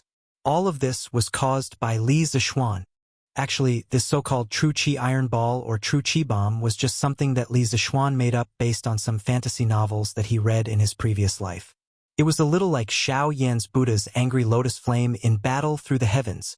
The difference was that the angry lotus flame was fused with a heavenly flame, compressed it, and then thrown into a group of enemies to explode. However, the general principle was similar. Originally, it was an excuse that he came up with at the last minute. Now that Zhao Song had explained it, Li Zixuan felt that he was really a genius. When the officials heard Li Zixuan say that there was only one true qi iron ball, they all heaved a sigh of relief. This thing was so awesome that anyone would be afraid of it. Now that they heard Zhao Song's explanation, most of them no longer had any doubts about Li Zixuan's ability to kill Qi Xiu alone. However, Li Er still felt that something was wrong. He frowned and said, "But..." The word "but" came to an abrupt end. It was because he saw Li Zixuan winking at him. At this moment, Li Er was really angry and amused. He was the emperor, but there was actually an official who dared to wink at him? Then this matter will end here. Officials, if you have something to discuss, please report. If not, the court is dismissed. After all, Li Er was not stupid. He thought of something and said loudly, Chapter 545. Hearing about such a bizarre battle during the morning court assembly, many of the ministers were satisfied. Chang Yaojin was beaming with joy, his face extremely proud. It was as if Li Zixuan was his son and had done such a great thing, and he was also proud of it. Other than Li Er, who didn't believe Li Zixuan's words, there was another person in the hall. That was Li Chengqian, who had been standing below Li Er to listen to the morning court session. The reason why he didn't believe Li Zixuan was because when he went to the workshop a few days ago, he heard a loud bang. Although the power wasn't enough to shake the earth, it was still shocking. Li Chengqian felt that the thing was a miniature version of the weapon Li Zixuan used on Snake Spirit Mountain. Li Zixuan just said that spiritual master Lingshu only gave him one true qi iron ball. Either Li Zixuan was lying and there was more than one true qi iron ball, or the thing that destroyed Snake Spirit Mountain was not a true qi iron ball at all. Although he knew that Li Zixuan must be hiding something, Li Chengqian did not expose his good brother. He only looked at Li Zixuan with a faint smile. Seeing that no one in the hall had anything to report, Li Er got up and prepared to leave. Zhao Song understood and said in a sharp voice, "Court assembly is dismissed. Farewell, Your Majesty." The ministers bowed. After Li Er left, other than a few old generals who had a good relationship with him, the rest deliberately kept a distance from Li Zixuan. Cui Shanfu's expression was complicated. There was fear, relief, and resentment. He glanced at Li Zixuan and left in a hurry. "Mr. Li, His Majesty has an order for you to go to the Sweet Dew Hall for an audience." With no one bothering him, Li Zixuan was happy to be free. He wanted to chat with Chang Yaojin as they left the palace, but Zhao Song came over and said. Li Zixuan was speechless. He had not even walked down the stairs of the Taiji Palace, and Li Er had asked Zhao Song to call him. Old Li must be in a hurry. Looks like I can't escape this calamity. Jay, all right, I'll go to the Sweet Dew Hall now. Thank you for speaking up for me just now, Chief Zhao. Li Zishuan calmed himself down and said reluctantly, escape is impossible. However, his last sentence of gratitude was sincere. Zhao Song's explanation in the court just now was more or less of a help. Haha, Mr. Li, you must be joking. I'm just telling the truth. I'm not helping anyone, Zhao Song said calmly as he led Li Zishuan in the direction of Taiji Palace. Li Zishuan smiled and didn't say anything. With his current status, there was no need for him to deliberately make friends or curry favor with anyone. On the other hand, we have to thank Li Xiannan. Spiritual Master Ling Su is a genius, to be able to think of such an unimaginable method. I've benefited greatly from it. Although I can't condense my qi outside my body, I can try compressing it inside my body. Perhaps I can break through the shackles of my realm. After walking for a while, Zhao Song suddenly stopped in his tracks and said to Li Zishuan, gosh, why are you so unrestrained? Li Zishuan's jaw dropped. 10,000 alpacas galloped across his heart. This Zhao Song was truly a lunatic. In his previous life, Li Zishuan had never come into contact with martial arts, so he naturally didn't know about these twists and turns. However, in this life he was a martial arts master, so of course he knew how powerful it was. Even he didn't dare to do something like compressing his qi, because it could easily cause his meridians to explode and turn him into a cripple. What he said just now was just an excuse to cover up the explosion on Snake Spirit Mountain. He never thought that Zhao Song, who looked honest on the surface, had such a reckless heart.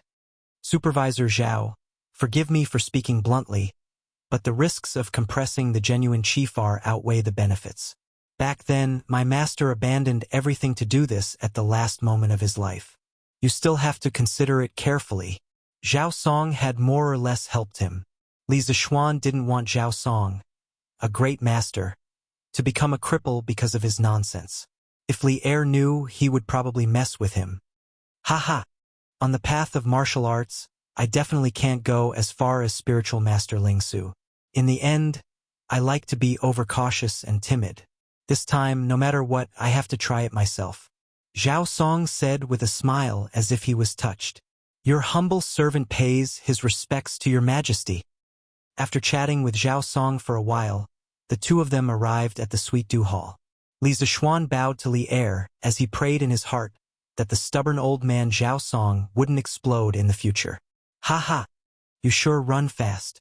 Did you forget the promise you made in the imperial court? Li Er waved his hand and said in a bad mood.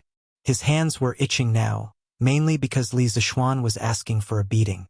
Li Zishuan hurriedly smiled and said, haha, I didn't forget.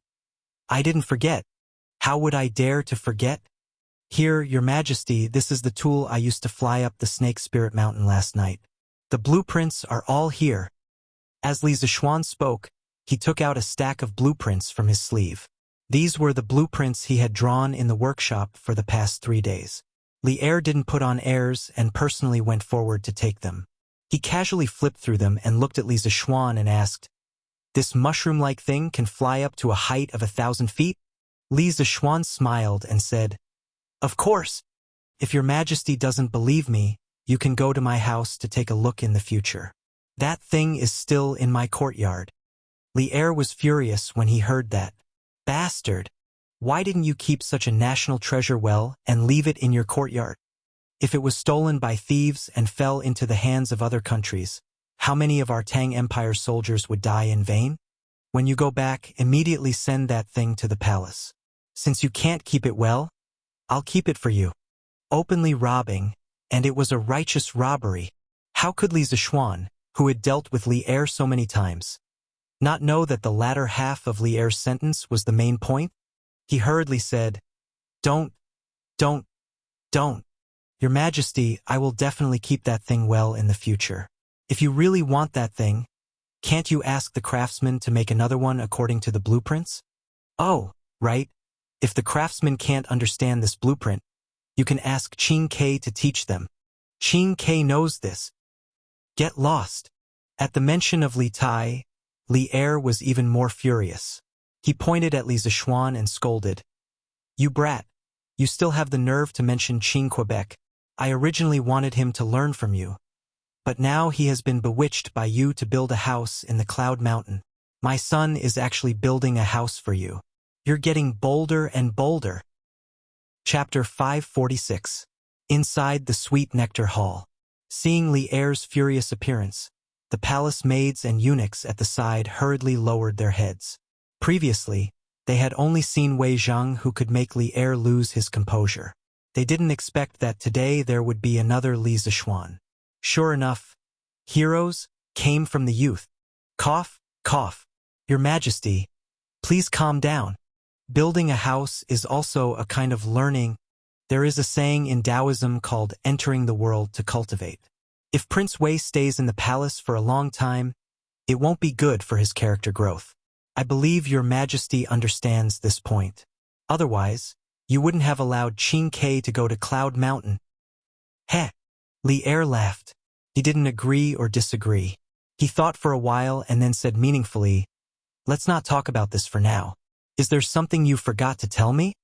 Li Zishuan was stunned. Then, he suddenly thought of something and immediately put on a fawning expression. Ayaya! Your Majesty, you are too polite. This humble subject only presented a few blueprints, and you want to reward this humble subject heavily. In fact, this humble subject will be grateful if you reward me with something else. Why do you want this humble subject to personally choose the reward? As the saying goes, thunder and rain are the grace of the emperor. This humble subject. Shut up. Li Er couldn't listen to him anymore. His expression was as if he was a dog. He said angrily, When did this humble subject mention a reward to you? This humble subject is asking you to truthfully tell me the method you used to destroy the 7 cultivators of true virtue. He didn't expect that there would be such a shameless and daring person in this world. He was both angry and amused. So it's not a reward. Li Zishuan was stunned. He muttered, touched his nose, and said embarrassedly, Cough, cough. The method to destroy the 7 cultivators of true virtue was an iron ball of true qi. Didn't this humble subject just say it in the imperial court? Li Er glared at him and said angrily, Humph, you can fool others with that nonsense, but don't think you can fool me. Quickly tell me the truth. You brat, you're getting bolder and bolder. You even dare to lie to me. If someone else dared to be so naughty in front of Li Er would have long ordered people to drag him out and behead him. However, this person was Li Zishuan. Therefore, Li Er felt helpless. Li Zishuan was so capable that any monarch who had slightly opened his burning point would choose to put him in an important position. Of course, Li Er was no exception. Feeling Li Zishuan's aggressive gaze, Li Zishuan shrunk his neck and said hesitantly, Actually, the thing that I used to bomb the 7 cultivators of true virtue that night was a type of strong gunpowder. The general principle behind it is similar to that iron ball made of true qi. The only difference is that it wasn't made by my master, but by me. Hearing this, Li Er's breathing suddenly quickened. As expected. I've long guessed that it's impossible for there to be only one of these things. You can definitely make more. However, what is a strong gunpowder? At this time, the term gunpowder had yet to appear. The person who truly defined gunpowder was Song Yingxing of the Ming dynasty. He wrote in the Heavenly Works of Creation, Gunpowder is mainly made of saltpeter and sulfur, supplemented by plant ash. Saltpeter is of the extreme yin nature, while sulfur is of the extreme yang nature. When these two divine objects meet, there is no gap between them. When they appear, people will be shocked and their souls will scatter. However, the appearance of gunpowder could be traced back to the spring and autumn period.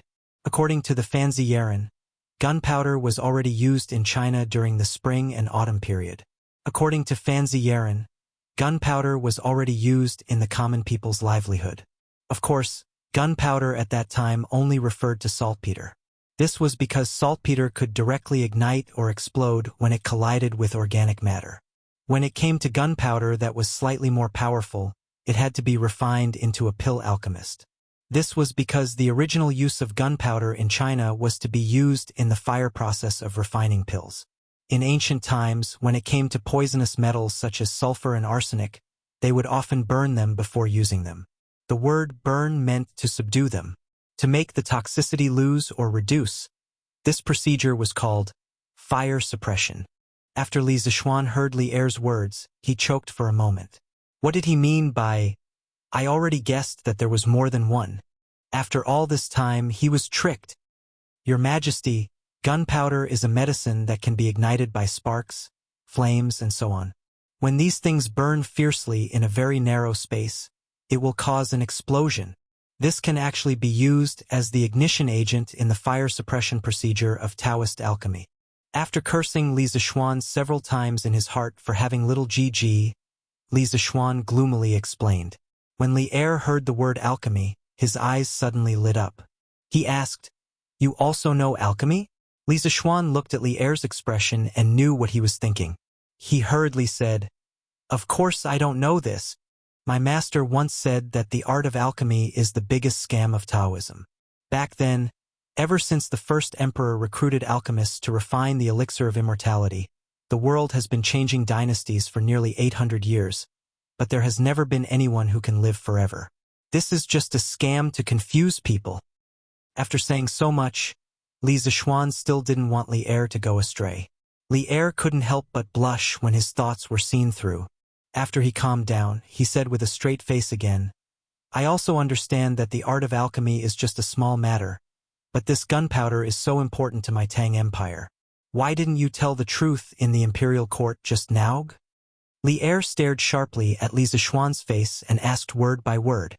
Li Zixuan's heart tightened. He knew that the most important test was coming. He hurriedly stopped smiling and said seriously, "Your Majesty, the power of this gunpowder is enough to destroy the world. It is precisely because it is so important to the country that this humble subject doesn't dare to reveal it in front of others. There is no such thing as an impenetrable wall in this world. No one can guarantee that all the officials in the Taiji Palace are working together with your Majesty. Once the gunpowder is leaked, with this kid's previous example of bombing the 7 Cultivators sect, all the other forces will definitely covet the gunpowder and send all kinds of spies to find out the formula. Once they find out the formula, it will definitely be a disaster for the Tang Empire's army. After all, gunpowder is a double-edged sword. It can hurt others and also hurt oneself. This is a serious matter, so I have to be careful. That's why I lied in the imperial court just now. I hope your Majesty can forgive me." Li Er's expression turned cold. When Li Zixuan said this, he instantly thought of many bad things. At present, the Tang Empire had just been established, and Li Er had only been in power for less than a year. His control of the Tang Empire had not reached the point where he could sit back and relax. Aristocratic families, external enemies, internal troubles, external troubles.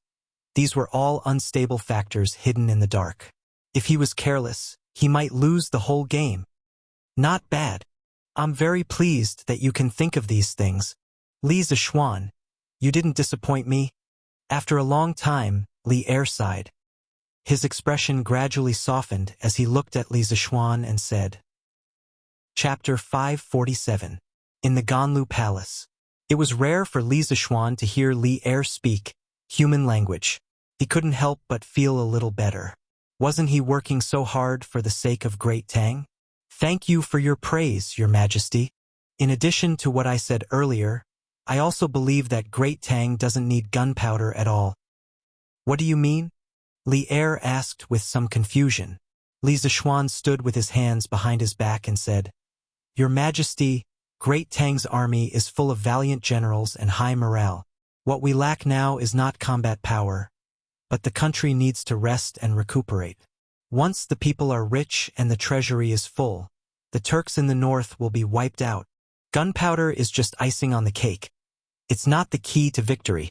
Currently, gunpowder may be useful for defending a city, but for attacking, once the other party spreads the cavalry, gunpowder won't be effective. On the contrary, once gunpowder is used in war, we have to be prepared for other people to research gunpowder and use it on us. I feel that the gains don't make up for the losses. Although they had gunpowder now, gunpowder and cannons were two different things. If they wanted to make cannons for attacking, they still needed to solve many technical problems. Unless they were like Li Zixuan, who used a fighter jet to bomb the 7 cultivators of virtue sect, gunpowder would have a limited effect in war. Moreover, if someone secretly learned the gunpowder formula, it would be really troublesome. Li Er shook his head and said, "Although what you said is reasonable, how can I give up eating for fear of choking? The power of gunpowder is beyond doubt. I believe that as long as we keep it a secret, there won't be a problem. As for how to use gunpowder for attacking, didn't you already do it yesterday?" It seems that Li Er also wants to use yesterday's bombing of the 7 cultivators of virtue. Li Zixuan quickly shook his head and said, "Your Majesty, this is not the same. For the time being, this subject will call the mountaineering tool the celestial lamp. Although the celestial lamp can fly hundreds of feet high in the sky, its flying direction is completely dependent on the direction of the wind. Wherever the wind blows, it will follow, just like a sailboat on the sea. The situation on the battlefield changes rapidly. How can we pin our hopes on the unreliable direction of the wind?" Li Er asked doubtfully, "Then how did you do it last night? I remember that it wasn't a southwest wind last night." "Ugh," Li Zixuan said awkwardly. "Your Majesty, I used my true qi to forcefully change the direction of the celestial lamp last night. I'm afraid it's very difficult for people below the guru level to achieve this." Li Er was speechless. "Ha! The 7 cultivators of true virtue is truly unlucky to have provoked you. Brat." Li Zixuan awkwardly smiled and stood there without saying anything. A man can't be a man if he doesn't take revenge. If there was someone to blame, then blame the people from the 7 cultivators of true virtue for provoking him. Li Er clasped his hands behind his back and walked 2 steps. Suddenly, he asked meaningfully, "There must be other reasons besides the ones you just mentioned, right?"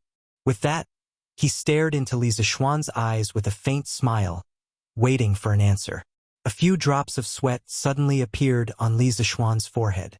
It was said that the emperor was very suspicious, and Li Zixuan was no exception. How should he explain this? "Brat, even if you don't say it, I already know.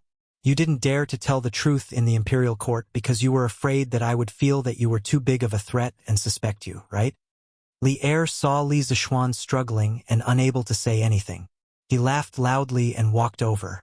Sizing up Li Zixuan, he said, "You don't need to quibble. That's what you were thinking at the time. Ha ha. I remember telling you before that under my command, you can use as many talents as you want. Although the situation with the gunpowder is very special, I still know what kind of temperament you have, brat.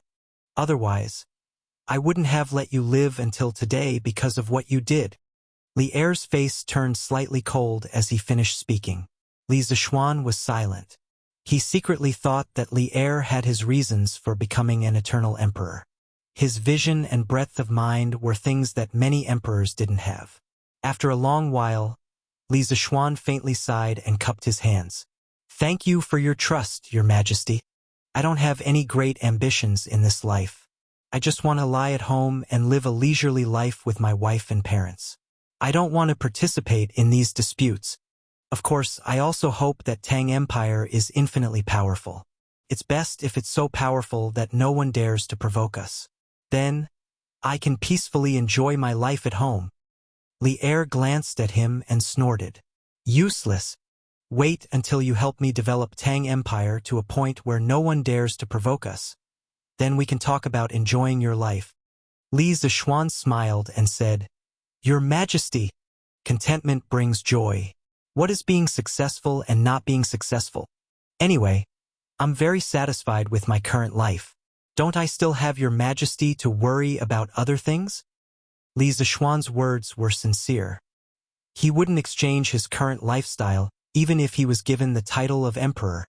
Didn't you see how Li Er, the emperor, was so busy every day that his feet didn't touch the ground and was even criticized by the haters? It was really tough. How could it be as comfortable as him hugging his wife? "Humph, brat, according to what you said, you don't even care about my throne now?" Li Er said with some dissatisfaction. If it were anyone else who heard this, they would definitely be scared half to death. However, after having a heart-to-heart talk with Li Er today, Li Zishuan had a better understanding of old Li's personality. He wasn't afraid and just said casually, "I didn't say that. I don't care about my position, I don't care about politics. I just want to be a good son and a good husband. I don't care about other things." "Heh, you brat." Li Er pointed at Li Zishuan and then walked back to the table and sat down. Li Zishuan felt that today's conversation was about done. He felt around his chest and took out a small piece of paper. He stepped forward and handed it to Li Er. "Your Majesty, this is the formula for gunpowder. Forgive me for speaking out of turn, but this formula must be kept a secret. Moreover, if your Majesty really wants to make gunpowder, you must not do it in the bustling areas of Chang'an. Once an accident occurs, not only will it alarm those with ill intentions, it will also cause a large number of innocent casualties." Li Er stared at the small piece of paper and his face slightly flushed. He didn't take it and instead asked, "You handed over such an important thing so easily?" Li Zishuan said seriously, "Your Majesty, as I said before, I don't have any great ambitions. If it wasn't for the 7 cultivators sect forcing me into a corner, I wouldn't have used gunpowder. Now that I've made gunpowder, this national treasure should be handed over to your Majesty for safekeeping. I can't think of any use for it." "Good. Immortal lamp, gunpowder. Don't worry. Since you took the initiative to offer these 2 things, I won't treat you unfairly." Li Er took the small piece of paper and said in a deep voice. Li Zishuan cupped his hands and said, "Thank you, Your Majesty. If there's nothing else, I'll take my leave." Go. Chapter 548. More than an hour ago, in a private room of the Junue restaurant. Inside, there were 5 young masters who were dressed luxuriously and had extraordinary appearances. Their nobility and elegance were clearly not something that could be nurtured by a poor family. The 5 of them sat opposite each other and did not deliberately maintain the order of the seats. Among them, the young man named Xianji said, Li Zishuan first flattened the price of books, and then he launched the dictionary of the Tang dynasty. Such actions are tantamount to digging at the foundation of the Shandong landowning clans. I believe that all the brothers present can see this. Xianji is right. Since the establishment of the Li Tang dynasty, the Shandong gentry have been suppressed repeatedly and have long lost their former glory. Now we have to pay attention to the actions of this Li Xianji. He is shaking the prestige of our families in the scholarly circle. A slightly older man sitting next to Xianji took over the conversation. How can a small dictionary shake the foundation of the Shandong gentry? Cui Xuanji, Cui Shin, when have the people of the Cui family of Qinghe and the Cui family of Bowling been so timid? Hearing these 2 people talking, the handsome young man sitting on the outside sneered discontentedly. It turned out that the people sitting in this room today were all outstanding representatives of the 5 surnames and 7 hopes. Cui Xuanji of the Cui family of Qinghe, Cui Shun of the Cui family of Bowling, Zheng Huijie of the Zheng family of Xingyang, Lu Chengqing of the Lu family of Fanyang, and Li Jingxian of the Li family of Zhao County. Now 5 of the 5 surnames and 7 hopes were here. The Li family of Longxi and the Wang family of Taiyuan were not here. To be able to be chosen as the representative of each family, these people naturally had their own outstanding aspects. Right now, perhaps they were still not well known because Li Yuan and Li Er, these 2 generations of emperors, were doing their best to suppress the Shandong landowning households. After a few more years, many of them would stand out in the court. For example, Lu Chengqing, who was the prime minister during the Gaozong period, Cui Shin. Although this person did not have many achievements in the officialdom, he later had a very powerful son named Cui Xuanji. This person also served as the prime minister during the Gaozong period. During the Wu Zhou period, in order to support the crown prince, Li Xian, to ascend the throne, he launched a coup and was conferred the title of prince. Zheng Huijie, today is different from the past. You and I have both seen the plight of the aristocratic families. The emperor's ambition is also clear as day. At this time, you still have high standards but little ability. Could it be that you will only wake up when we are all reduced to ordinary families? Cui Xuanji said with an ugly expression. Heh, you really have groundless fears. In any case, the Cui family was a rich and powerful family that had lasted for thousands of years. Even if the current emperor intended to weaken the aristocratic families, could he really do anything to the Cui family? It's true that our families are being suppressed now, but I think it's just because Li Tangchu and the Li family of Longxi want to raise the status of the Guanlong nobles. At this moment, we only need to lie low. When the crown prince takes the throne, we will definitely have more opportunities. Zhang Huijie retorted somewhat disapprovingly. It had to be said that although this guy was a little arrogant, he had a good grasp of the overall situation. In China's history, aristocratic politics sprouted in the Eastern Han Dynasty and died at the end of the Tang Dynasty. Therefore, some people felt that the aristocratic family politics from the Eastern Han Dynasty through the Wei, Jin, Southern and Northern dynasties to the Sui and Tang dynasties gradually weakened and died out following the disappearance of the two great privileges of the economic occupying farmland shady guest system and the political 9 ranks of the emperor system without any rebound. In fact, this was a great misunderstanding, because in terms of historical facts in China's aristocratic politics era, there were 2 most glorious periods. One was the Weijin Northern and Southern dynasties, and the other was the Tang dynasty. In the Tang dynasty, especially in the Middle and Late Tang dynasty, aristocratic politics didn't dim. On the contrary, it strangely became glorious again. At the beginning of the Tang dynasty, the Shandong nobles were indeed greatly suppressed. First, the Guanlong military group still had a lot of power at that time. Second, the emperor deliberately suppressed them. Third, in the vigorously promoted imperial examination system, many ministers of the illegitimate family appeared. At that time, the 5 families were not used to this kind of official method. Fourth, the court officials who came from humble families were jealous. However, after Empress Wu came to power, on one hand, she suppressed the old ministers of the Guanlong nobles and eliminated political resistance. On the other hand, she began to use the Shandong nobles. For example, Li Jingxian, who came from the Li family of Zhao County, was recognized by Empress Wu at this time and walked into the center of power. After the Enlushan rebellion, the political center of the Tang dynasty was rebuilt. The power to suppress the nobles was no longer as fierce as it was under Li Yuan and Li Er. The 5 families also used the imperial examination system to rise up fiercely. For example, the Zheng family of Xingyang. During the Tang dynasty, it was hard to find a prime minister. However, from the middle of the Tang dynasty onwards, there were more than 10 prime ministers and important ministers. Another example would be the Cui family of Qinghe. In the Tang dynasty, there were 10 people from the branch house, the South Ancestral branch, the Qinghe main branch, the Qinghe small branch, and the Qingzhou branch. Before the Enlushan rebellion, there were only 2 people who were prime ministers. After the rebellion, 8 of them became prime ministers. The reason why the nobles of Shandong were able to rise again was because of the change in the attitude of those in power. Another reason was that after adapting to the imperial examination system, the profound family tradition and knowledge of the nobles gave them a special advantage in the imperial examination. For example, the Lu family of Fanyang had more than 100 people in the Tang dynasty, especially from the middle of the Tang dynasty onwards. This number was shocking.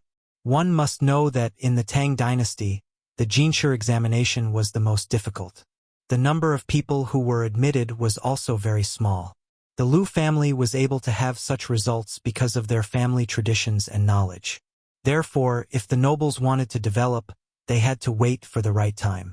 Li Jingxian nodded and said, Xuanji, although Huijie's words are offensive, they are not without reason. Right now, we should wait patiently and not take the initiative to cause trouble. However, Lu Chengqing frowned and said, Jingxian, you're wrong. Ever since Li Zishuan appeared in Chang'an, the speed of his rise has left people dumbfounded. Everything that Qing Guanji has done seems to be deliberately going against us.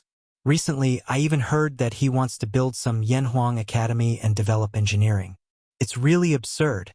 Qing Guanji suspects that he is a tool that His Majesty arranged to suppress the nobles. The current situation is no different from boiling a frog in warm water.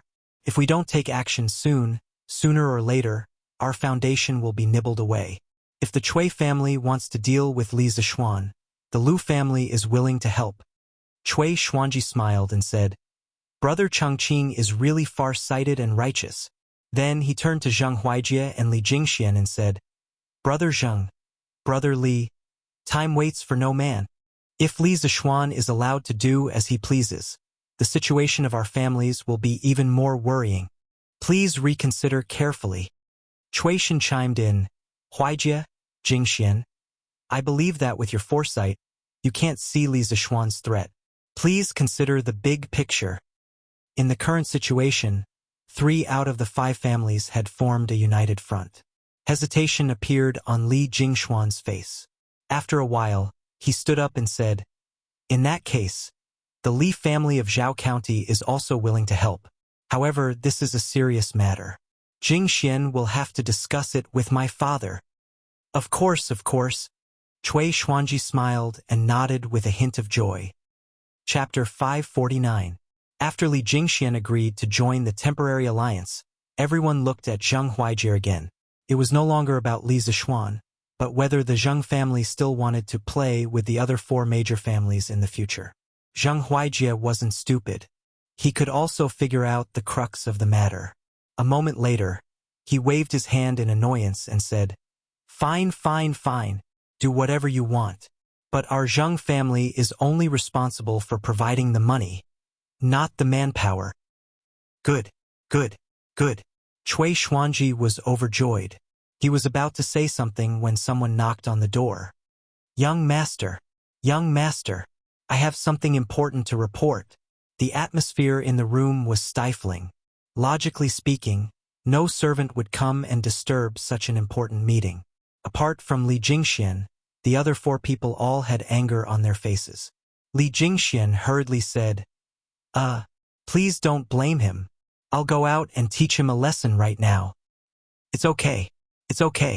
Although everyone was a little displeased, the good education they had received since they were young still made them not speak ill of him, and they all expressed that they did not mind. Li Jingxian cupped his hands, opened the door, and walked out. After half an hour, Li Jingxian returned to the room, but he looked a little upset. When everyone was about to ask him, Li Jingxian cupped his hands and said, Sorry everyone. I'm very sorry. Something urgent has cropped up in Jingxuan's family, so he can't stay here any longer. Also, Shenji, the Li family of Zhao County, will no longer be involved in the matter of Li Zishuan. Just pretend that Jingxian never came here today. Goodbye. Then, Li Jingxian left without waiting for everyone to recover from the shock. Hey, Brother Li, please wait. What on earth happened? Chui Xuanji was stunned for a while, but Li Jingxian was nowhere to be seen. Xuanji, forget it. Since Jingxian is not willing, we can't force him. Chui Shen walked over and patted Chui Xuanji's shoulder. That's the only way, but fortunately, there are still 4 of us. This time, we will definitely ruin Li Zishuan's reputation. Chui Xuanji sighed regretfully. Just as he finished speaking, there was an urgent knock on the door. Young master, bad news. I have something important to report. It was almost the same tone and the same words. Everyone couldn't help but feel their hearts skip a beat. I'm sorry. I'll be right back. Zheng Huijie stood up, cupped his hands, and apologized. Then he hurried out of the door. After a while, Zheng Huijie walked in with an embarrassed face and said quickly, I'm sorry, everyone. I have something urgent to deal with at home. The Zheng family of Xingyang won't be involved in the fight against Li Zishuan. Goodbye. The 3 people in the room were stunned. In less than a quarter of an hour, 2 out of the 5 alliances had withdrawn. Such a fragile alliance was ironic. Chui Xuanji's face alternated between green and white. He was the one who hosted today's meeting. Now that things had turned out this way, it was a slap to his face. A slap to the Chui family's face. However, Li Jingxian and Zheng Huijie had left in a hurry, and Chui Xuanji had nowhere to vent his anger. He was both frustrated and confused. Bam! Young master. Bad news. Bad news. I have something important to report. As soon as Zheng Huijie left, there was a series of hurried knocks on the door. Lu Chengqing looked at Cui Xuanji and Cui Shen helplessly and walked out without saying anything. Half an hour later, Lu Chengqing walked in with a solemn face. Just as he was about to speak, Cui Xuanji interrupted him. Brother Lu, is the Zheng family of Xingyang also withdrawing? What exactly happened? Can you tell me first? Lu Chengqing said awkwardly, Ahem, Xuanji, something big has happened. You should receive the news soon. I'll take my leave first. The Lu family will also not be involved in the fight against Li Zishuan. After that, he ignored Cui Xuanji's dissuasion and left. Cui Xuanji looked at Cui Shen anxiously and said, Cousin, what should we do now? Why did they go back on their words in the blink of an eye? During the Western Zhou dynasty, the son of Duke Ding of Qi, Jizi, gave the country to Shui while he himself took advantage of Cui Yi. After Jizi gave the country away, he was conferred the title of Cui Minister and took Cui Yi as his surname. Ever since Jizi was conferred the title of Cui Yi, the Cui family began its own development process. After entering the Sui and Tang dynasties, according to the new Tang dynasty, the Cui family had 10 houses. The first was Zhengzhou, the second was Yanling, the third was Nanzhou, the fourth was Qinghe Big House, the fifth was Qinghe Small House, the sixth was Qinghe Qingzhou House, the seventh was Bowling and Bungalow, the eighth was Bowling Big House, the ninth was Bowling Second House, and the 10th was Bowling Third House. The first 6 houses belonged to the Qinghe Cui family, and the last 4 houses belonged to the Bowling Cui family. The 2 Cui families came from the same family and had always maintained a close relationship. That was why Cui Xuanji called Cui Shen his cousin. Cui Shen frowned and said, Xuanji, there must be something we don't know about. Send someone out to find out if something big has happened. Cui Xuanji nodded and said, Yes, cousin. Bam, bam, bam. Bad news, young master. Come in. At this time, a series of equally urgent knocks came from outside the house. Cui Xuanji's expression changed, and he shouted before the servant outside the house could finish speaking. Squeak! A young servant in green clothes and a green hat came in from outside the room. He looked strong and powerful. Wuxia! Hurry up and tell me what happened. Cui Xuanji walked quickly to the servant and asked in a deep voice. Huff! Young master, Li. Wuxia was about to speak when he saw Cui Shen next to him. He hesitated and didn't know if he should continue. Tell me. Cui Xuanji frowned and shouted. Yes, yes, yes, young master. I just received news that Li Zishuan, who disappeared for 3 days, has returned. Last night, the 7 cultivators of True Virtue sect was razed to the ground and wiped out. That 7-headed snake was also killed by Li Zishuan, and its corpse is hanging in front of the Li family's door for public display. Wu Jie no longer hesitated and told him everything he had found out. Boom! Cui Xuanji's mind went blank. He staggered 2 steps back and murmured, Impossible! Impossible! I've never heard of the Imperial Army launching an attack on the 7 cultivators of True Virtue sect recently. Even if they did, it's impossible to take them down in such a short time. This must be a rumor. Wu Jie said with a bitter face. Young master, I saw everything with my own eyes. Li Zishuan just pointed at the 7-headed snake and told the people that if anyone wants to harm his family, no matter how powerful they are, they will be killed just like the 7-headed snake. Even if he has to chase them to the ends of the earth, he will kill them. Cui Xuanji roared angrily at his words. Damn it! They've gone too far. Chapter 550. Haha! Come, come, come. We brothers have been on the battlefield together. Let's not go home until we're drunk. Drunken Immortal Restaurant. Heaven Private Room. Li Zishuan, Cheng Chumo, Yuchi Baolin, Dugu Xian, and Dugu Feiying sat around a table full of delicacies, drinking to their heart's content. Li Zishuan was supposed to treat Dugu Xian and Dugu Feiying to this meal.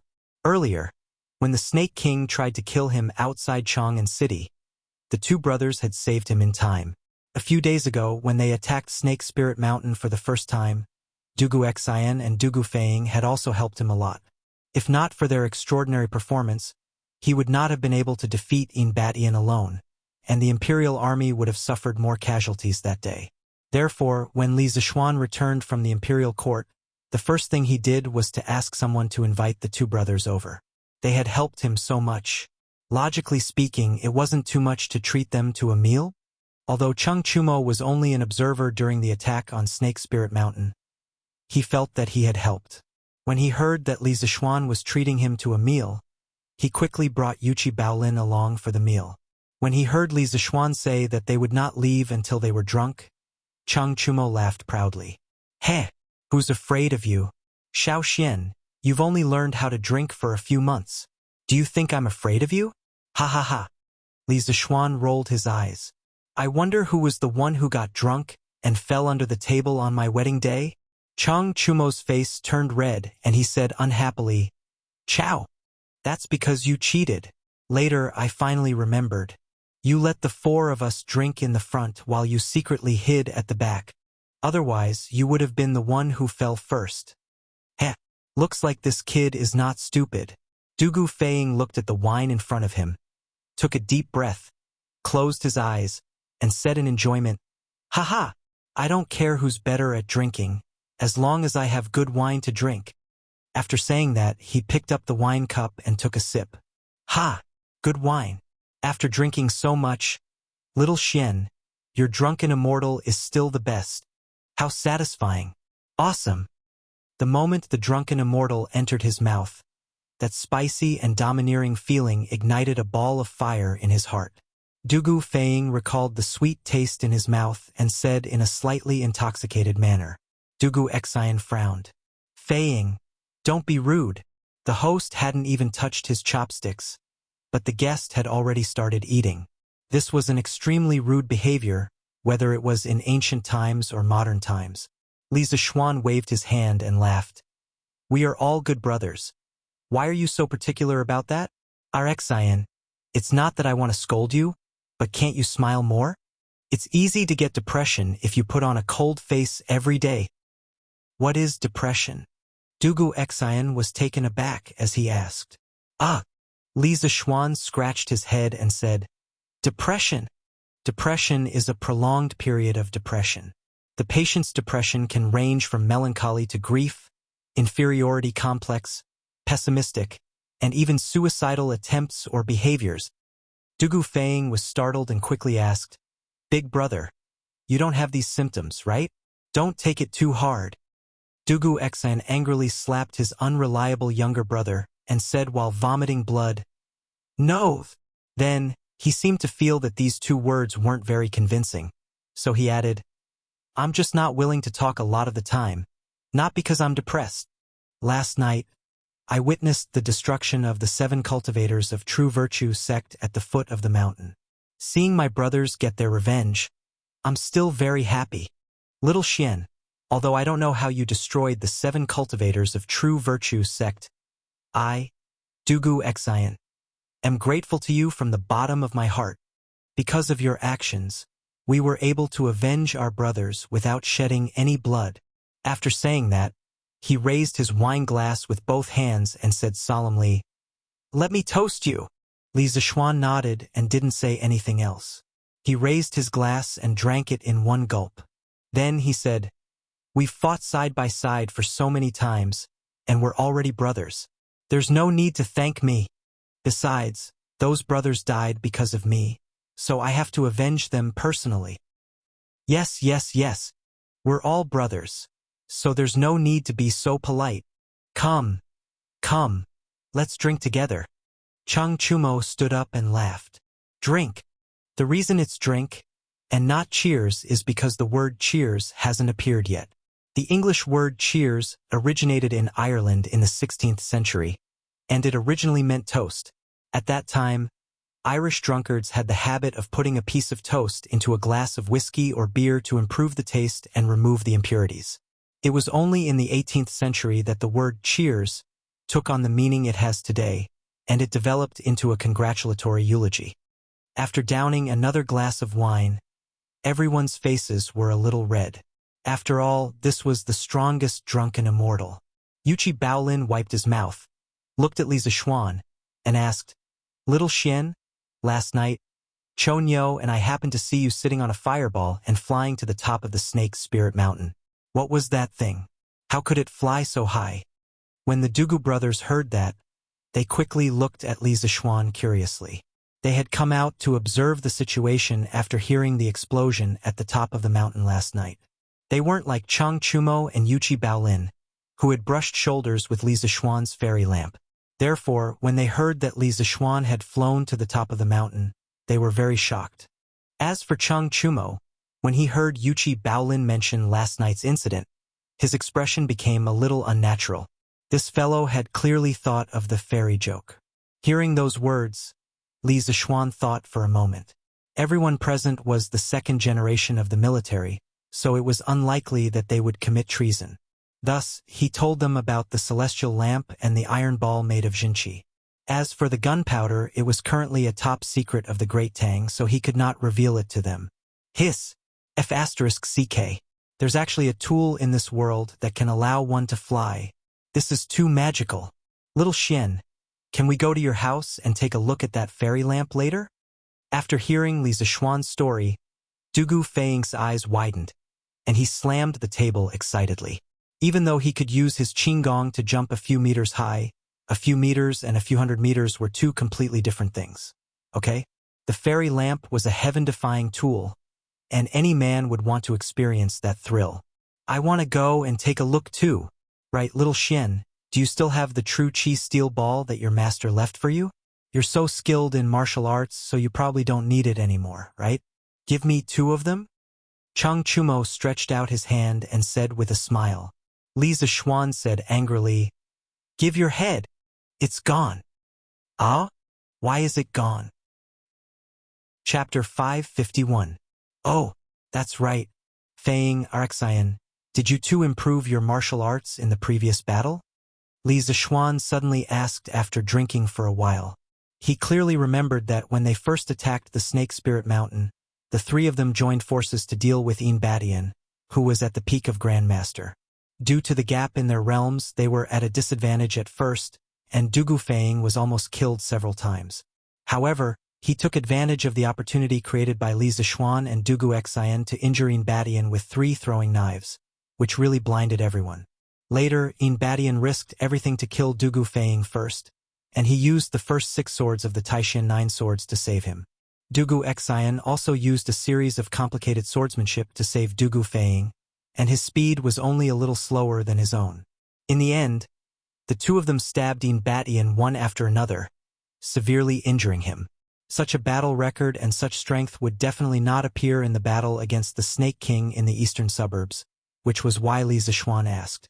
Dugu Feiying said excitedly, "Yes, that was the first time I fought a Grand Master outside the city. After I went back, I learned a lot, and the last time I was at the Snake Spirit Mountain, I learned something again, and that's how I injured Yin Badian. Hey, I feel that my Xuanya throwing knives is about to reach the small success level. Am I right, big brother?"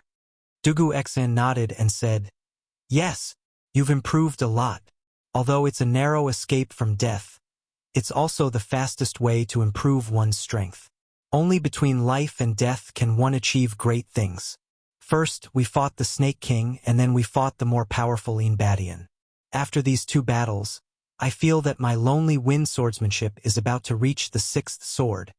Chang Chumo looked at the 2 of them enviously, and he was annoyed that he didn't get to experience such a hot-blooded situation. Li Zixuan asked curiously, "Lonely wind swordsmanship?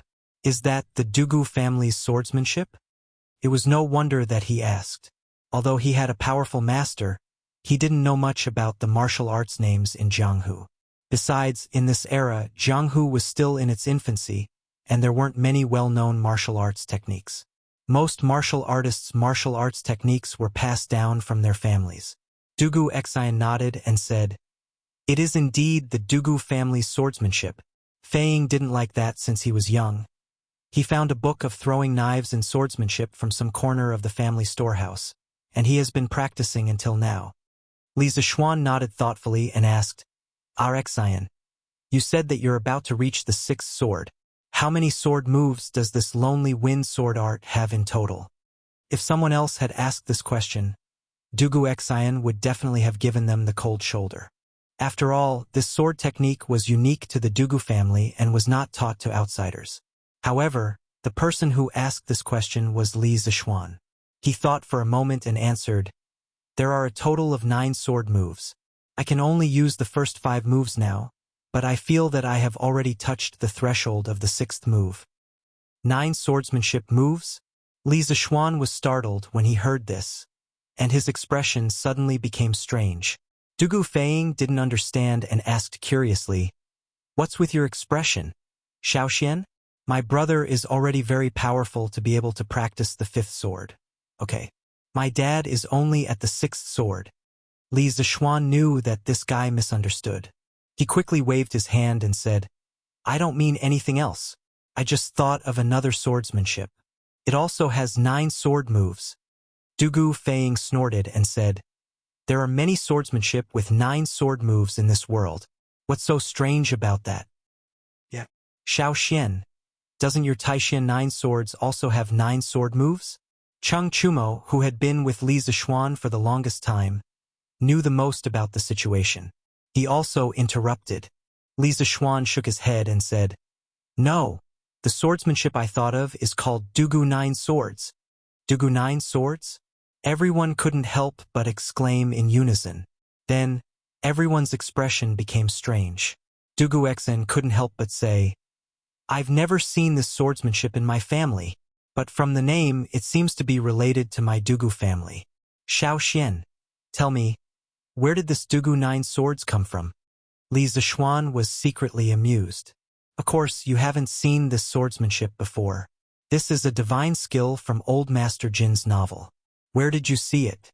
Actually, the reason why he mentioned the 9 swords beyond the swords was because Dugu Xian's words had coincidentally reminded him of the smiling, proud wanderer from his previous life. The other reason was that he had transmigrated to the Tang dynasty, and he had mysteriously acquired martial arts. With his current martial arts realm and comprehension, some of the moves in Old Man Jin's novel seemed to make some sense, and it was worth pondering over.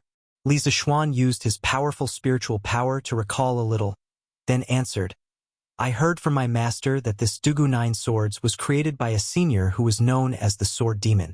He defeated all his enemies, defeated all his heroes, and defeated all his opponents.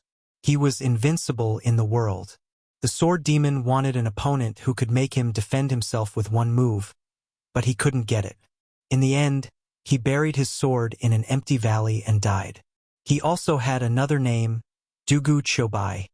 When the other 4 heard this, their eyes widened in shock. Dugu Feiying exclaimed, "Dugu Chobai? That name is so domineering. There's actually such a strange person in the world? Then this Dugu 9 swords must be very powerful, right?" Li Zishuan smiled and said, "Of course, Dugu 9 swords has a total of 9 moves. Ultimate move, breaking sword move, breaking knife move, breaking spear move, breaking whip move, breaking rope move, breaking palm move, breaking arrow move, and breaking chi move. The Dugu 9 swords is the extreme of swordsmanship. There are a total of 360 variations, and it only attacks and does not defend. When you understand the sword intent of these 9 swords, there is nothing you cannot do, nothing you cannot come out of, and nothing you cannot enter." "Damn, that's awesome. Xiaoxian, do you have the sword manual? If you do, I'll practice this instead of the horse lance in the future." Cheng Chumo said with a hopeful face, drooling. Dugu Xian stood up and cupped his fists solemnly. "Xiaoxian, this Dugu 9 swords is very similar to our Dugu family's solitary wind swordsmanship. If you have this sword manual, our Dugu family is willing to pay any price to exchange it. Please help us." Seeing Dugu Xian's solemn face, Dugu Feiying also stood up and cupped his fists. "Xiaoxian, please." Li Zishuan hurriedly waved his hand and said, "Arexen, Feiying, sit down first. Sit down, sit down. But, sit down first. Otherwise, I won't say anything." "All right." After they all sat down, Li Zishuan said, "I've only heard about this Dugu 9 swords from my master.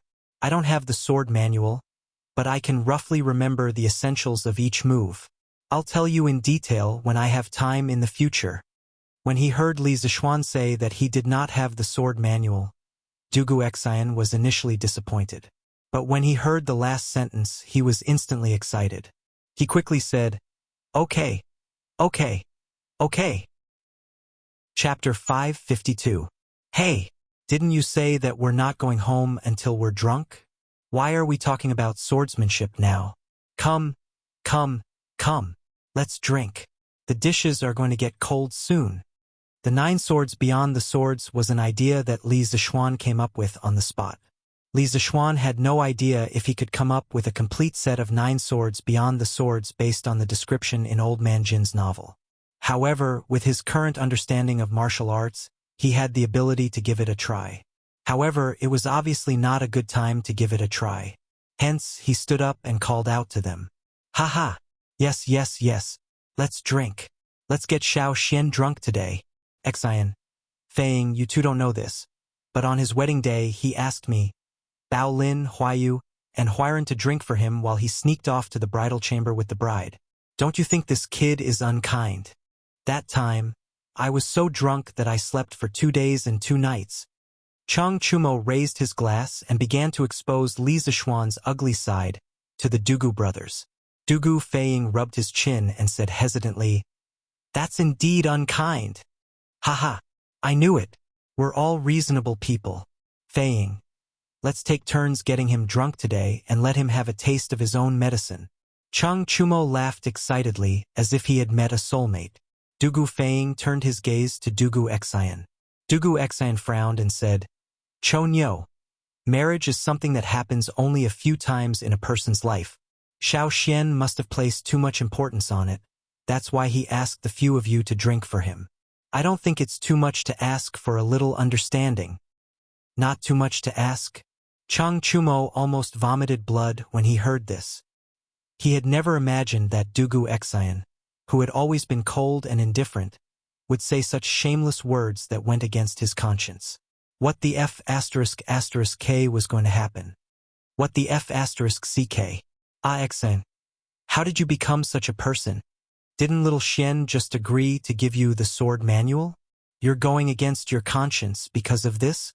F***CK. I, old Chang, have misjudged you. Chang Chumo glared and said with grief and indignation. Haha. Li Zishuan could not help but laugh. "Chonyo, isn't it easy for you to get me drunk? I'll give you a chance today, but there's no point in fighting like this. How about we play a game? The loser will drink." "Hee. Little Xian, are you talking about rock, paper, scissors? This is good. I'm the best at this. Let's do this." Yuchi Baolin clapped and cheered. Finger guessing is fine too. I'm definitely better at this than you, little Xian. Chang Chumo echoed. Li Zishuan shook his head and said, "Not rock, paper, scissors. Let's play a game that no one has played before. That's only fair." "What game?" "There's a game that I, old Chang, have not heard of before?" Chang Chumo said in disbelief. The others also looked at them curiously. Li Zishuan smiled and began to explain. "The game I'm talking about is called Every 7 Passes. The rules are simple. The 5 of us will pick one person and say any number. For example, if Chonyo says 8, Baolin, you have to say 9, Xian, you have to say 10, and so on. But there's one thing to take note of. Whenever there's a number that's a multiple of 7 or contains 7, that person can't say it out loud. He has to say, pass. Those who don't say pass or those who hesitate for more than 2 breaths will all fail.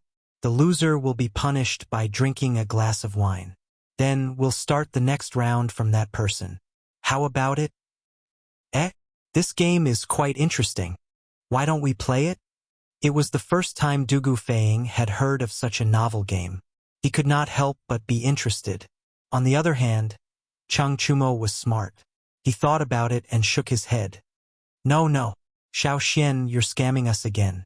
At the end of the day, this game is still testing one's ability to calculate. In this aspect, if you dare to say that you're second, who would dare to say that they're first? No, I won't do it even if you beat me to death. Who would have thought that this idiot would be enlightened at such a crucial moment? Li Zishuan was amused. Although this game is related to calculating ability, it's also very easy to fail miserably. Okay? After all, it also tests one's reaction speed. Besides, this is my first time playing this game. Let's have a fair competition. Cho Nyo, if you don't dare to play, you can watch from the side. If you want to play, come and play. Let's use this method to get drunk today. Okay. Okay. Okay. Count me in. Count me in too. I'll join too. The moment Li Zishuan finished speaking, Dugu Feiying, Yuchi Baolin, and Dugu Xian all expressed their willingness to join. Cheng Chumo said anxiously, "Who said that I don't dare to play? Heh. Who's afraid of who? I'll join too." This idiot rolled up his sleeves and looked like he was about to go all out. He said to Li Zishuan, "Let's begin." Li Zishuan smiled. "Okay. Then the first round will start with me." 6.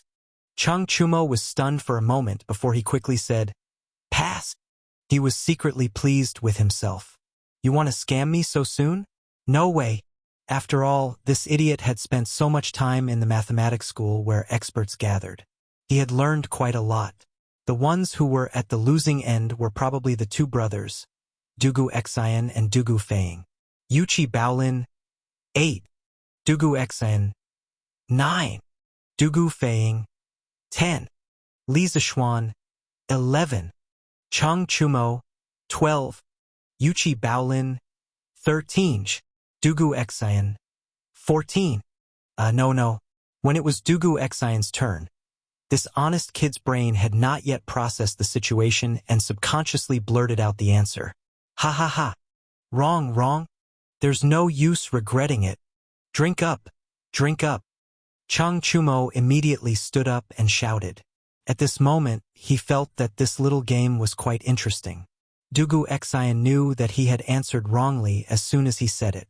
Seeing Cheng Chumo's heckling, he did not say anything else and directly raised his head to drink the drunken immortal in one gulp. Then he shouted, "Continue, I say 20. With the help of the game, their banquet lasted all the way until the sun set in the west. The bustling sounds in their private room could be heard throughout the entire drunken immortal restaurant. As for the final battle, Dugu Xian and Dugu Feiying drank the most and had to be carried back. It was very easy for the game to fall into a vicious cycle. Those who drank too much would naturally become more and more muddle-headed towards the end, and the number of times they answered wrong would naturally increase. Li Zishuan did not drink that much. This was his first time playing this game in Tang Dynasty, but he had played it many times in his previous life. Naturally, he would not lose to the natives of Tang Dynasty. Chapter 553. While Li Zishuan was having a drink with his friends at the Drunken Immortal restaurant, a storm was raging outside because of him. Cui Xuanji thought that Li Zishuan was just bragging when he said that he would destroy the 7 cultivators of true virtue by himself. Therefore, he arranged for people to spread the news and make everyone think that Li Zishuan was just a braggart. Who would have thought that the corpse of the 7 cultivators of true virtue serpent would be hung in front of the Li residence, proving that Li Zishuan was not just bragging, and that he had the strength to destroy the 7 cultivators of true virtue. But when Cui Xuanji learned that Li Zishuan had destroyed the 7 cultivators of true virtue, the people he sent to spread the news had already spread it out. It was too late to regret. Oh, so that Li Xiannan had made a military order in front of His Majesty to destroy the 7 cultivators of true virtue by himself. He is truly a young hero. Yes. Previously, the imperial court was unable to defeat the 7 cultivators of true virtue. Who would have thought that Li Xiannan would have the courage to deal with the 7 cultivators of true virtue by himself? He is truly amazing. Heh! It's no wonder that the imperial court's army was unable to defeat him. Look at the size of that serpent. Who can compete with this beast in terms of strength? Moreover, this thing is definitely poisonous. Fortunately, Li Xiannan was able to take down the 7 cultivators of true virtue by himself. Otherwise, we would have lost a lot of good men like last time.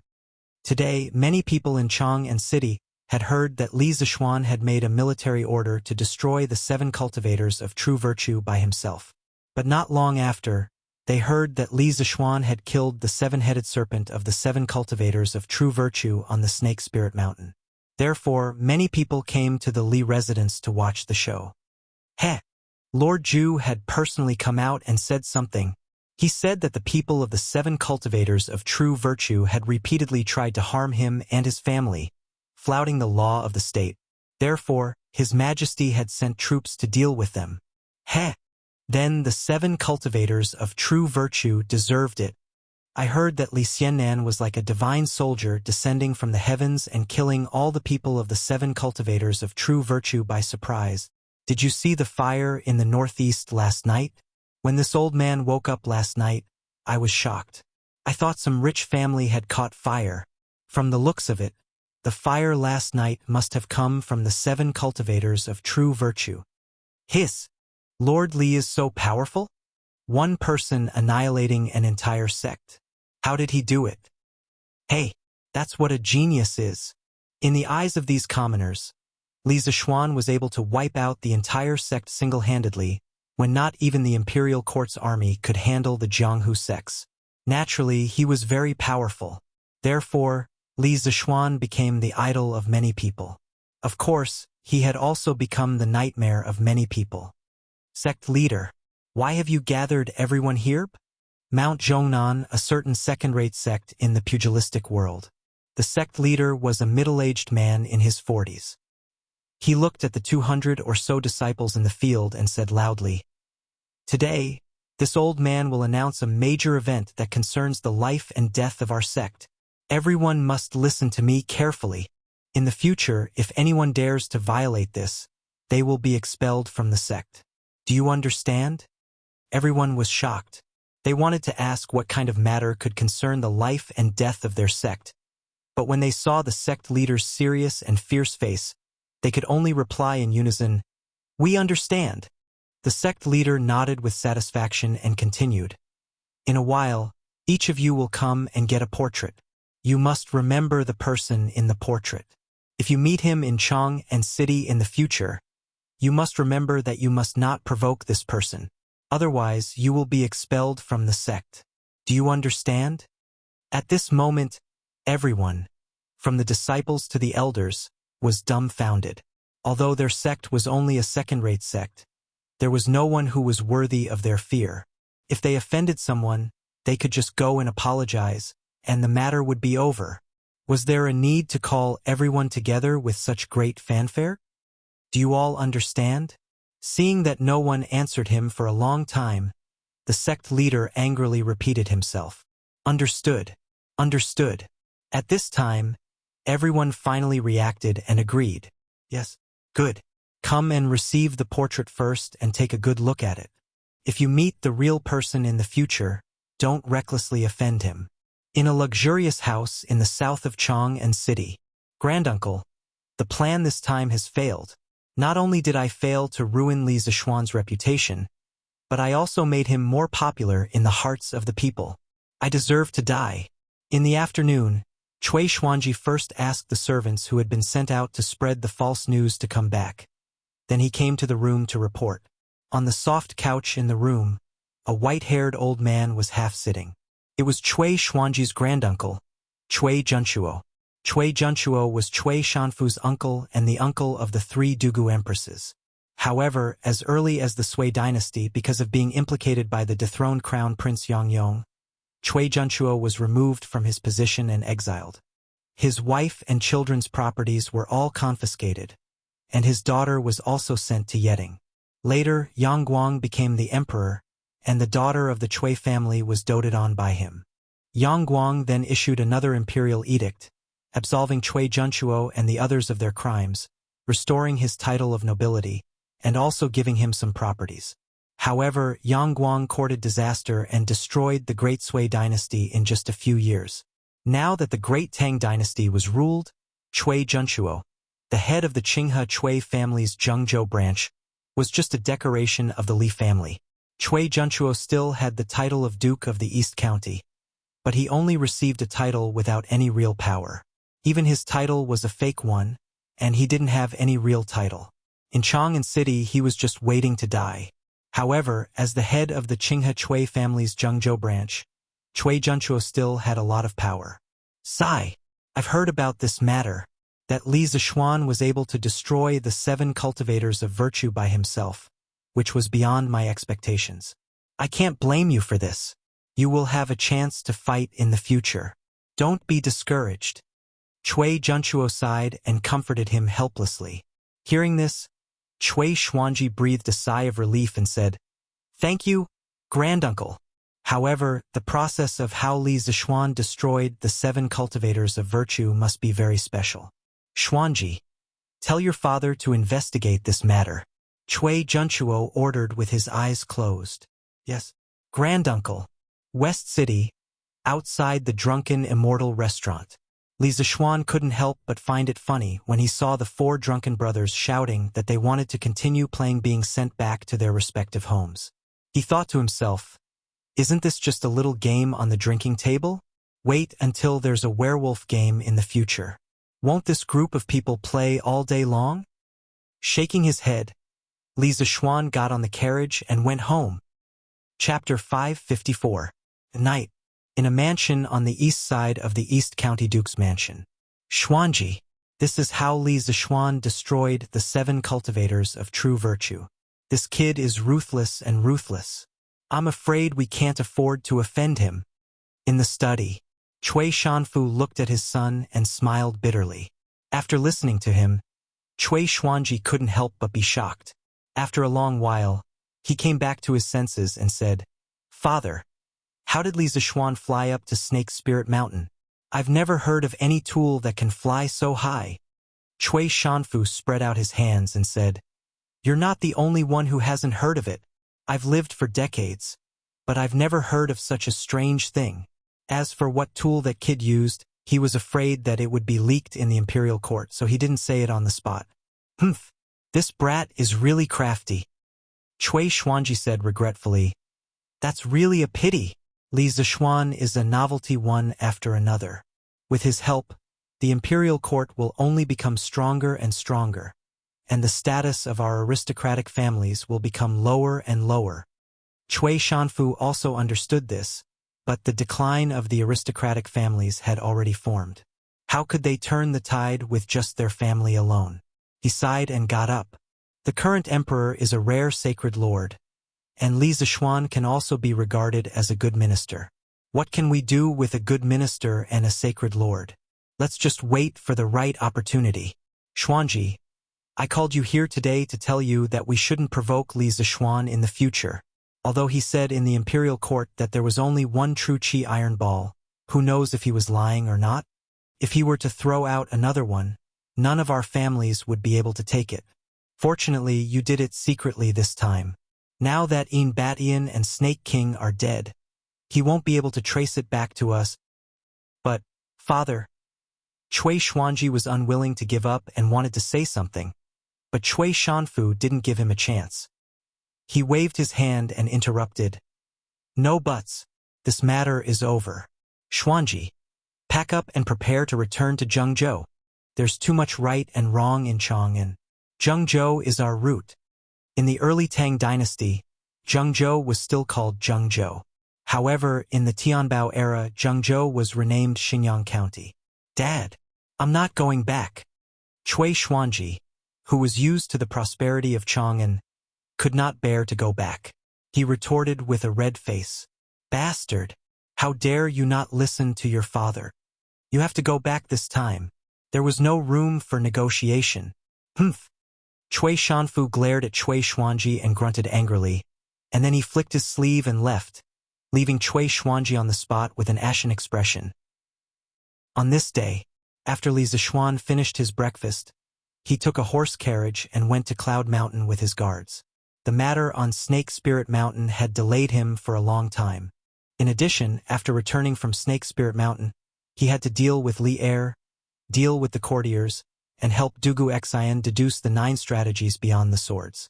In total, he had not been to the construction site for more than half a month. He didn't know how the construction of the academy was going. Speaking of the 9 strategies beyond the swords, It could be said that he had dug a pit for himself because he had been continuously deducing it at home for 4 or 5 days, but he still hadn't completely deduced it. However, it couldn't be said that it was a complete failure, because he had comprehended something from the deduction these days. The most intuitive manifestation was that his 9 strategies beyond the swords now had a kind of invincible arrogance, and a kind of calmness that could predict the enemy's moves. However, in terms of the 9 strategies beyond the swords, he had only managed to deduce 3 moves: the sword-breaking move, the knife-breaking move, and the spear-breaking move. Moreover, when he connected them together, he felt that something was wrong. After a few more days of deduction, even someone as strong as Li Zixuan couldn't take it anymore. He felt that his head was hurting. Therefore, he decisively decided not to think about it anymore. He attached the 3 sword moves that he had deduced and the information of the 9 strategies beyond the swords that he could recall on a piece of paper and handed it to Dugu Xian for him to slowly think about it. As the saying went, it was better to trick others than to trick oneself. Li Zixuan was very good at this kind of thing. However, this was going to be tough for Dugu Xian because in terms of martial arts realm, he was not as good as Li Zixuan. In terms of spiritual power, he was even weaker. Therefore, he had to use a hammer to deduce the sword moves. Wow! The progress is really fast. When he reached the peak of the Cloud Mountain, Li Zixuan saw that on the originally barren Cloud Mountain, there were actually many half-built red brick houses. Although these houses were only 2 to 3 zhang tall and didn't have a roof, Li Zixuan was still very happy to see them. This mountain was going to be the foundation of his future in Tang Dynasty. What made him even happier was that there were many cement roads on the Cloud Mountain. Walking on them, Li Zixuan couldn't help but feel a sense of familiarity. It was as if he had returned to the modern era. However, that was destined to be impossible because the air here was so fresh. There wasn't even a trace of industrial dust. How could it be the modern era? Hey. All right. Both of you pull with all your might. Not far away, Li Tai, the little fatty, was instructing the commoners to use a hemp rope to pull a basket of red bricks. The hemp rope went around a tall frame, and as the 2 commoners slowly pulled, the basket of red bricks also slowly rose. On the ladder next to the wall, there was a craftsman holding a shovel, waiting for the bricks to be transported over. Squeak, squeak. Perhaps it was because there were too many bricks in the basket. The friction between the hemp rope and the support frame made unpleasant squeaking noises.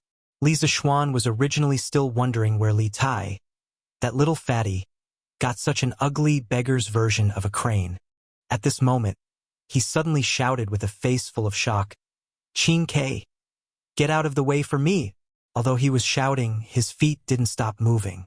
This was because he saw that the hemp rope was already 2/3 broken, and Li Tai was standing right below the bamboo basket. If the bamboo basket fell from such a height, Li Tai's head would definitely be like a watermelon that fell to the ground. By then, the entire Tang Empire would be shaken.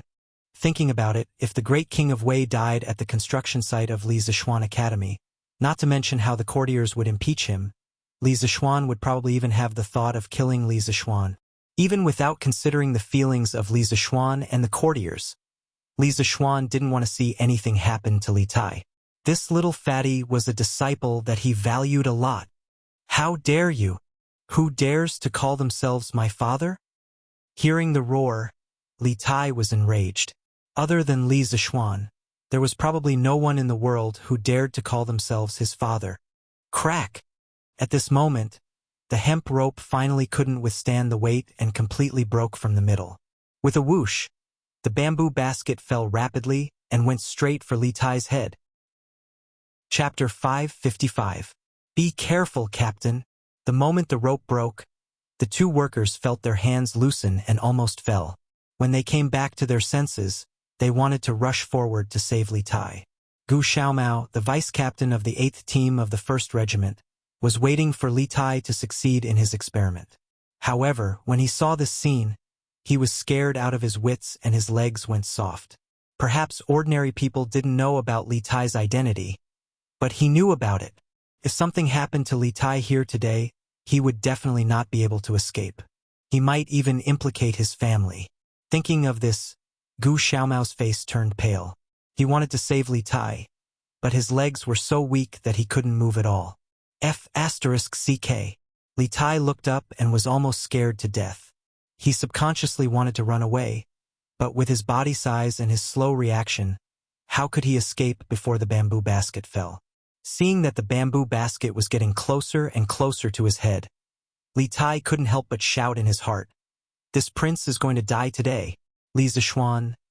Oh, Li Zishuan. This prince is using my life to help you build the academy. When you return, remember to burn something interesting for this king to bring to the underworld." Huff! Bang! Just as Li Tai closed his eyes and cursed in his heart, he suddenly felt a gust of wind beside him.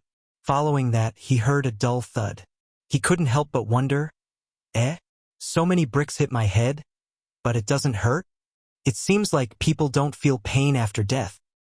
F***ck. Of course you don't feel any F***king pain, because I caught it for you. Li Zishuan, who was holding the bamboo basket with one hand, scolded in annoyance. He was really angered by this little fatty, which was why he called him daddy twice in a row. Fortunately, there were no outsiders here, or else he would definitely report him. In this situation, if Li Zishuan had come a tenth of a second later, Li Tai's life would have been gone. How could Li Zishuan not be angry? Little Xian, why are you here? Haha, I'm not dead. I'm not dead. Little Xian is awesome. You can even catch such a heavy basket of bricks. Amazing, amazing. Li Tai opened his eyes. When he saw Li Zishuan holding the bamboo basket, he was first shocked. Then a burst of joy from surviving a calamity arose spontaneously. He jumped away from the bottom of the bamboo basket with lingering fear and then laughed loudly. Li Zishuan's face couldn't help but twitch. He threw the basket of bricks in his hand to the side and said with a fierce expression, "Brat, if you want to move bricks, then do it properly. Why are you standing under the bamboo basket? If I didn't come over today, who would be able to bear the responsibility if something happened? Do you know how many innocent people will die because of you?" Cough, cough. Li Tai's face turned red and said with shame, "I just wanted to observe the operation of the brick-moving machine from this angle and see if there are any improvements to be made. I didn't expect that such a thick rope couldn't even handle a few bricks. I didn't think it through and miscalculated." F***ck.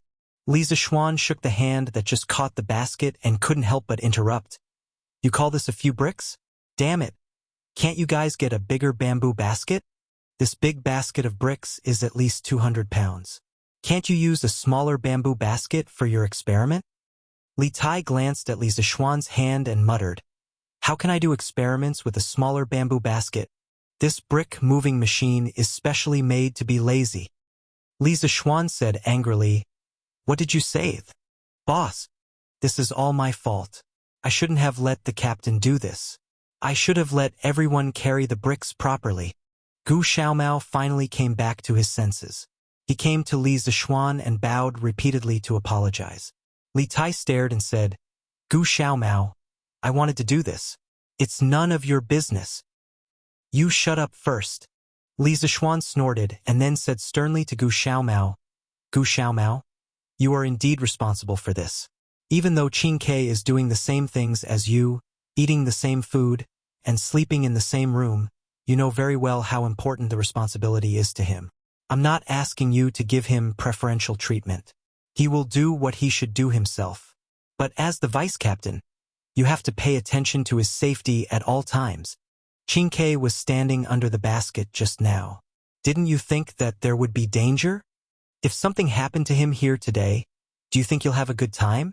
Gu Xiaomao's face was pale as he replied bitterly, "I won't have a good time. I'm sorry, boss. I didn't think it through and didn't take precautions. It's all my fault. No matter how you punish me, I won't have any complaints." Li Tai couldn't stand it and wanted to speak up for Gu Xiaomao. Li Zishuan glared at him and stared back at him. Li Zishuan waved his hand and said to Gu Xiaomao, "All right, you should reflect on yourself. What happened today can't happen a second time. Otherwise, you won't have a good time and I won't have a good time either. Do you understand?" Gu Xiaomao quickly bowed and said, "I understand. I understand." Li Zishuan nodded and turned to Li Tai and said fiercely, "Qin Ke, come with me." After saying that, he walked to the house next door. The simple, temporary combat command room had now become a one-story brick house. "Oh!" Li Tai shrunk his neck and replied sullenly. Today's Li Zishuan was too fierce. Even he was a little scared. "Say it. What the hell is that brick moving machine? Why do you want to make it?" In the room, seeing that Li Tai had followed him in, Li Zishuan asked expressionlessly. Speaking of the brick moving machine, Li Tai immediately became confident. He smiled proudly and said, "Hee hee, this is my, Li Tai's, exclusive invention."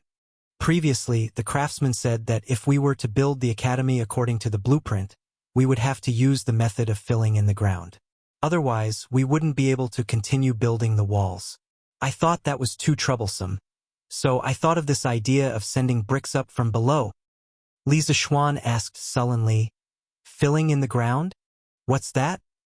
Li Tai heard and immediately said with disdain, "Damn, you don't even know about the method of filling in the ground? I really have to give it to you." "What's with the nonsense? I asked you, just answer." "Okay." After Li Tai's explanation, Li Zishuan finally understood that the method of filling in the ground was to use soil to bury the bottom part of the building. After the top part was covered, the soil was removed. This was also the method that the ancient people used to build high-rise buildings. After all, in this era, there was no lifting equipment. After listening to Li Tai's explanation, Li Zishuan was speechless and said, "So? That's why you made such a lousy toy? You're such a clever little brat." Chapter 556. Little Smarty Boy? Li Tai's face turned green when he heard Li Zishuan calling him that. He shouted, "F***CK. You're the little smarty boy. Also, you can insult me, but you can't insult the brick moving machine I made. I thought about it for a long time before I came up with it." When Li Zishuan heard this, he was almost amused by this little fatty. He laughed and said, "Insult you? How did I insult you? Also, what kind of brick moving machine is this? What the hell are you making? Have you considered the stability of the base? Have you ever thought that the friction between the hemp rope and the frame will be too strong? Have you ever thought that if the goods are heavier, the workers won't be able to move them? Have you ever done a stress analysis on the frame?" With Li Zishuan's series of questions, Li Tai couldn't help but be stunned. He muttered, "If the goods are too heavy to move, you can ask more people to do it. But what is friction? What is stability? What is stress analysis? Humph, you didn't even do a theoretical analysis, and you want to put it into practice. You can only fail if you put it into practice." Li Tai was unconvinced and said, "This is just an accident. Next time it will be better than this." "Haha, if you don't change your method, you won't be able to do it even if I give you a year." Li Zishuan, who had done countless research projects in school in his previous life, knew that before a new technology was born, there must be careful theoretical analysis. Without a theoretical basis, trying to do it recklessly was tantamount to a blind man trying to figure out an elephant. The efficiency would be greatly reduced. "Haha, if you're so capable, come and do it. You've been gone for more than half a month. I thought you would only come back after the academy was built." Li Tai was a little annoyed. He sat on the stool next to him and complained loudly. Speaking of this, Li Zishuan felt that he was in the wrong and didn't want to argue anymore. He touched his nose and said awkwardly, "Ahem, I came back to Chang'an to do something. Now that the matter is settled, I will come here more often." Little Fatty curled his lips and said, "I know you're busy. Our great hero single-handedly annihilated an entire clan. How awe-inspiring. TSK, TSK. It had been a long time since that incident happened, so Li Tai obviously knew about it. But his tone was a bit. Li Zishuan raised his hand and said angrily, "F***CK. If you have something to say, can't you just talk nicely? Why do you have to be so sarcastic? Are you asking for a beating?" Little Fatty immediately cowered and hurriedly said, "How am I being sarcastic? This prince is praising you. Sigh. Don't hit. Don't hit. At most, I won't tell Imperial Father about you calling yourself lousy in front of me. Li Zishuan was stunned. Then, he sneered. Heh, do you dare to say it? Li Tai rolled his eyes. Of course, he didn't dare to say it. If he said it, Li Er and Empress Zhongsun would know that he was almost killed at the construction site today. In that case, he wouldn't be able to come out easily in the future. Go get me a pen and paper. I want charcoal. Xiaoning should have it. Li Zishuan smiled and said suddenly. Ah, what do you want to do? Li Tai didn't react and said in a daze. Li Zishuan said unhappily, What can I do? To give you a lesson. Today, I'll show you what a real brick moving machine is. When Li Tai heard that, he wasn't displeased by Li Zishuan's impatient tone at all. Instead, he was overjoyed and said, Ha ha, good, good, good. I'll go get you a pen and paper. Although he felt that he wasn't much worse than Li Zishuan before he built the brick moving machine, he realized the gap between them after he almost lost his life. When he heard that Li Zishuan wanted to help improve the brick moving machine, he was happy. Lord Zhu, let me do such a small thing. Brother Chicken, who came with Li Zishuan today, came over and cupped his fists.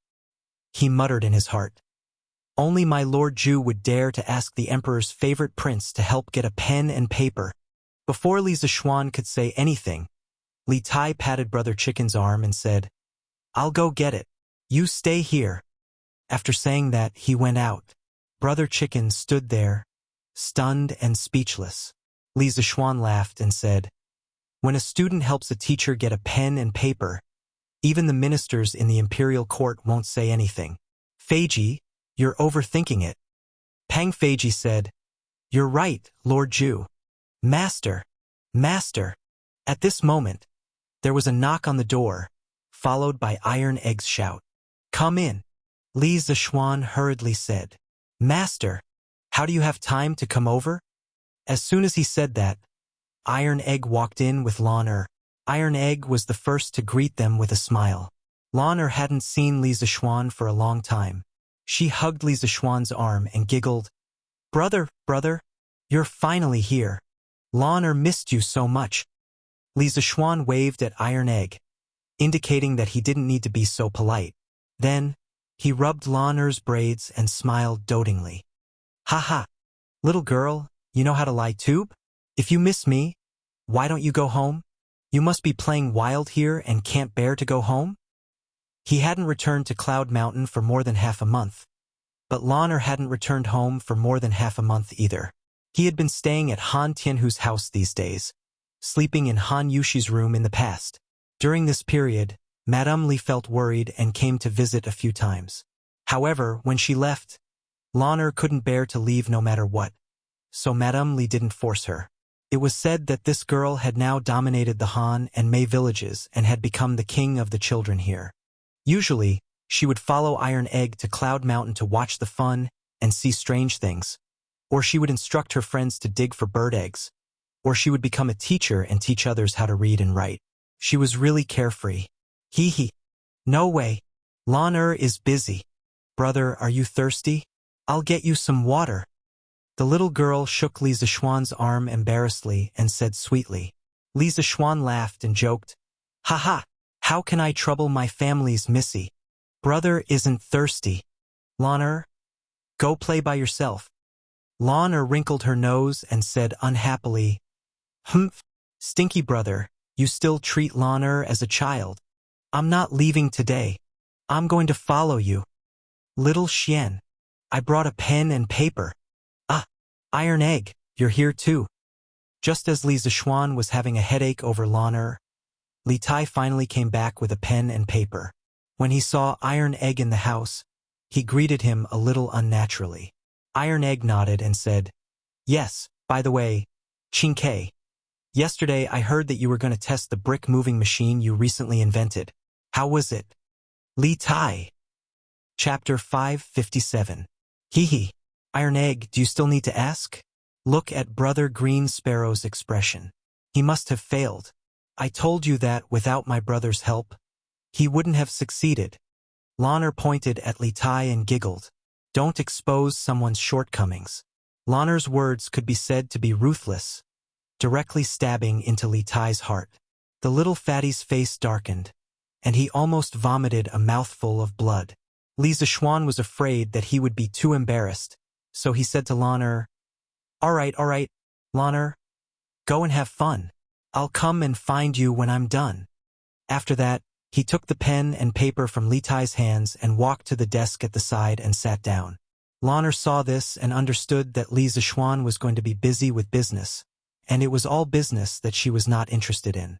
Hence, she replied with an "oh" and went out.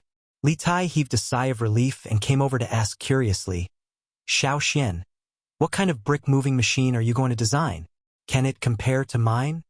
Li Zishuan's charcoal pencil paused and he sneered, "Ha, you still have the nerve to compare your broken toy with mine? You can just watch from the side." After that, he was too lazy to talk nonsense and began to concentrate on drawing. Speaking of the crane, it was necessary to talk about the pulley block on the crane. Other than the hydraulic transmission mechanism, the most important part of the crane was the pulley block. The fixed pulley block was a fixed fulcrum and prevented the rope from being messed up. The moving pulley block was mainly used to save effort. As long as the design of the pulley block was reasonable, it was not unusual for a person to pull up a 500 kilograms heavy object. "Let's make a simple crane first." Li Zishuan instantly had an idea. The crane's base, connecting rod, pulley block, lifting mechanism, and luffing mechanism all appeared in his mind. These components, under Li Zishuan's pen, quickly formed a beggar's crane with wheels. There was no other way. Although Li Zishuan could draw a 3D model of the modern large-scale cranes, almost all of them were hydraulic cranes. Even if he could draw one, it could not be done with the industrial level of this era. Hence, after thinking about it, he could only make a human-powered crane with pulley blocks as the core. "You're done." Li Tai saw that Li Zishuan had stopped and could not help but ask. Li Zishuan nodded and said, "Yes." Li Tai furrowed his brows and picked up the drawing. After looking at it for a long time, a trace of surprise appeared on his face. He praised, "This little wheel's design is good. With this thing, the hemp rope will suffer much less wear and tear in the future. I don't have to worry about the rope breaking anymore." Li Zishuan said with a faint smile, "Oh, not bad. Qin Ke. It's not easy for you to see this, but you only know one part of it and not the other. Iron Egg, come and take a look. What's the use of the wheel on the side of the connecting rod?" "Yes, master." Iron Egg walked over and began to look at the drawing seriously. After a while, he hesitated and said, "Master, in addition to the wheel at the top of the connecting rod, there's probably something else that's connected to the bottom." Li Zishuan looked at Iron Egg with appreciation and said with a smile, "Not bad. Not bad. Iron Egg, you're very accurate. Do you know what's the mystery of this wheel?" Iron Egg said embarrassedly, "Sorry, master. I can't see it." Li Tai muttered, "It's just a broken wheel. What mystery can there be?" Li Zishuan was too lazy to bicker with little fatty. He pointed to the drawing and explained to them, "Iron Egg, Qin Ke. I call this small wheel a pulley. The top is called fixed pulley. You can all guess its function. It's used to fix the fulcrum, prevent the rope from messing up, and reduce the wear and tear of the rope. The bottom pulley is called moving pulley. It's very useful. It can save half of the strength." Iron Egg and Li Tai were shocked and said in disbelief, "Save half of the strength? How is that possible?" Li Zishuan smiled indifferently and said, "How is it not possible? When using moving pulley, the hook weight is suspended by 2 pieces of rope. Each piece of rope only bears half of the weight of the hook weight. This way, the person pulling the rope only needs half of the strength to pull it. In the future, when you learn another course, physics, you will know a theorem that the power multiplied by the moving arm is equal to the resistance multiplied by the moving arm. The moving pulley's moving arm is twice as long as the moving arm, so the power is half of the resistance. At that time, you can use this theorem to analyze and you will find that the moving pulley is indeed labor-saving in principle." Although Li Zishuan's words contained many technical terms that Li Tai had never heard of before, little fatty still felt that Li Zishuan's words were very reasonable. He pinched his chin and fell into deep thought. Iron Egg nodded confusedly and asked doubtfully, Master, if it's really like what you said, then if we use more moving pulleys, won't we be able to lift thousands of pounds of heavy objects with very little strength? Li Zishuan nodded approvingly and said with a smile, Iron Egg, your question is very good. That's right. In theory, it is indeed like this. Do you remember what I told you before? When engineering is developed to the extreme, ordinary people can lift thousands of pounds of boulders. Master didn't lie to you. Li Tai's eyes widened and he was shocked speechless. What Li Zishuan said was tantamount to a fantasy to him. It was not an exaggeration to say that it was the means of immortals. Iron Egg nodded excitedly and said, Yes, Master, I remember. I didn't expect to see such a wonderful scene so soon. Li Zishuan smiled and shook his head. But although in theory, the more moving pulleys, the more labor-saving it is, it involves the question of whether it is worth it. What's not worth it? Iron Egg asked in puzzlement. Li Zishuan said with a smile, although using a moving pulley saves energy, the distance it moves is twice as far as the distance it moves the hook. That is, it consumes a lot of distance, and that brings up the issue of efficiency. For example, using a wooden stick to pry open an ant and using a wooden stick to pry open an elephant. Do you think the wooden stick is labor-saving or labor-intensive? It's the same with pulleys. If you use pulleys that can lift thousands of pounds of boulders to lift a basket of bricks, the pulleys will probably be heavier than the bricks. It's definitely not worth it.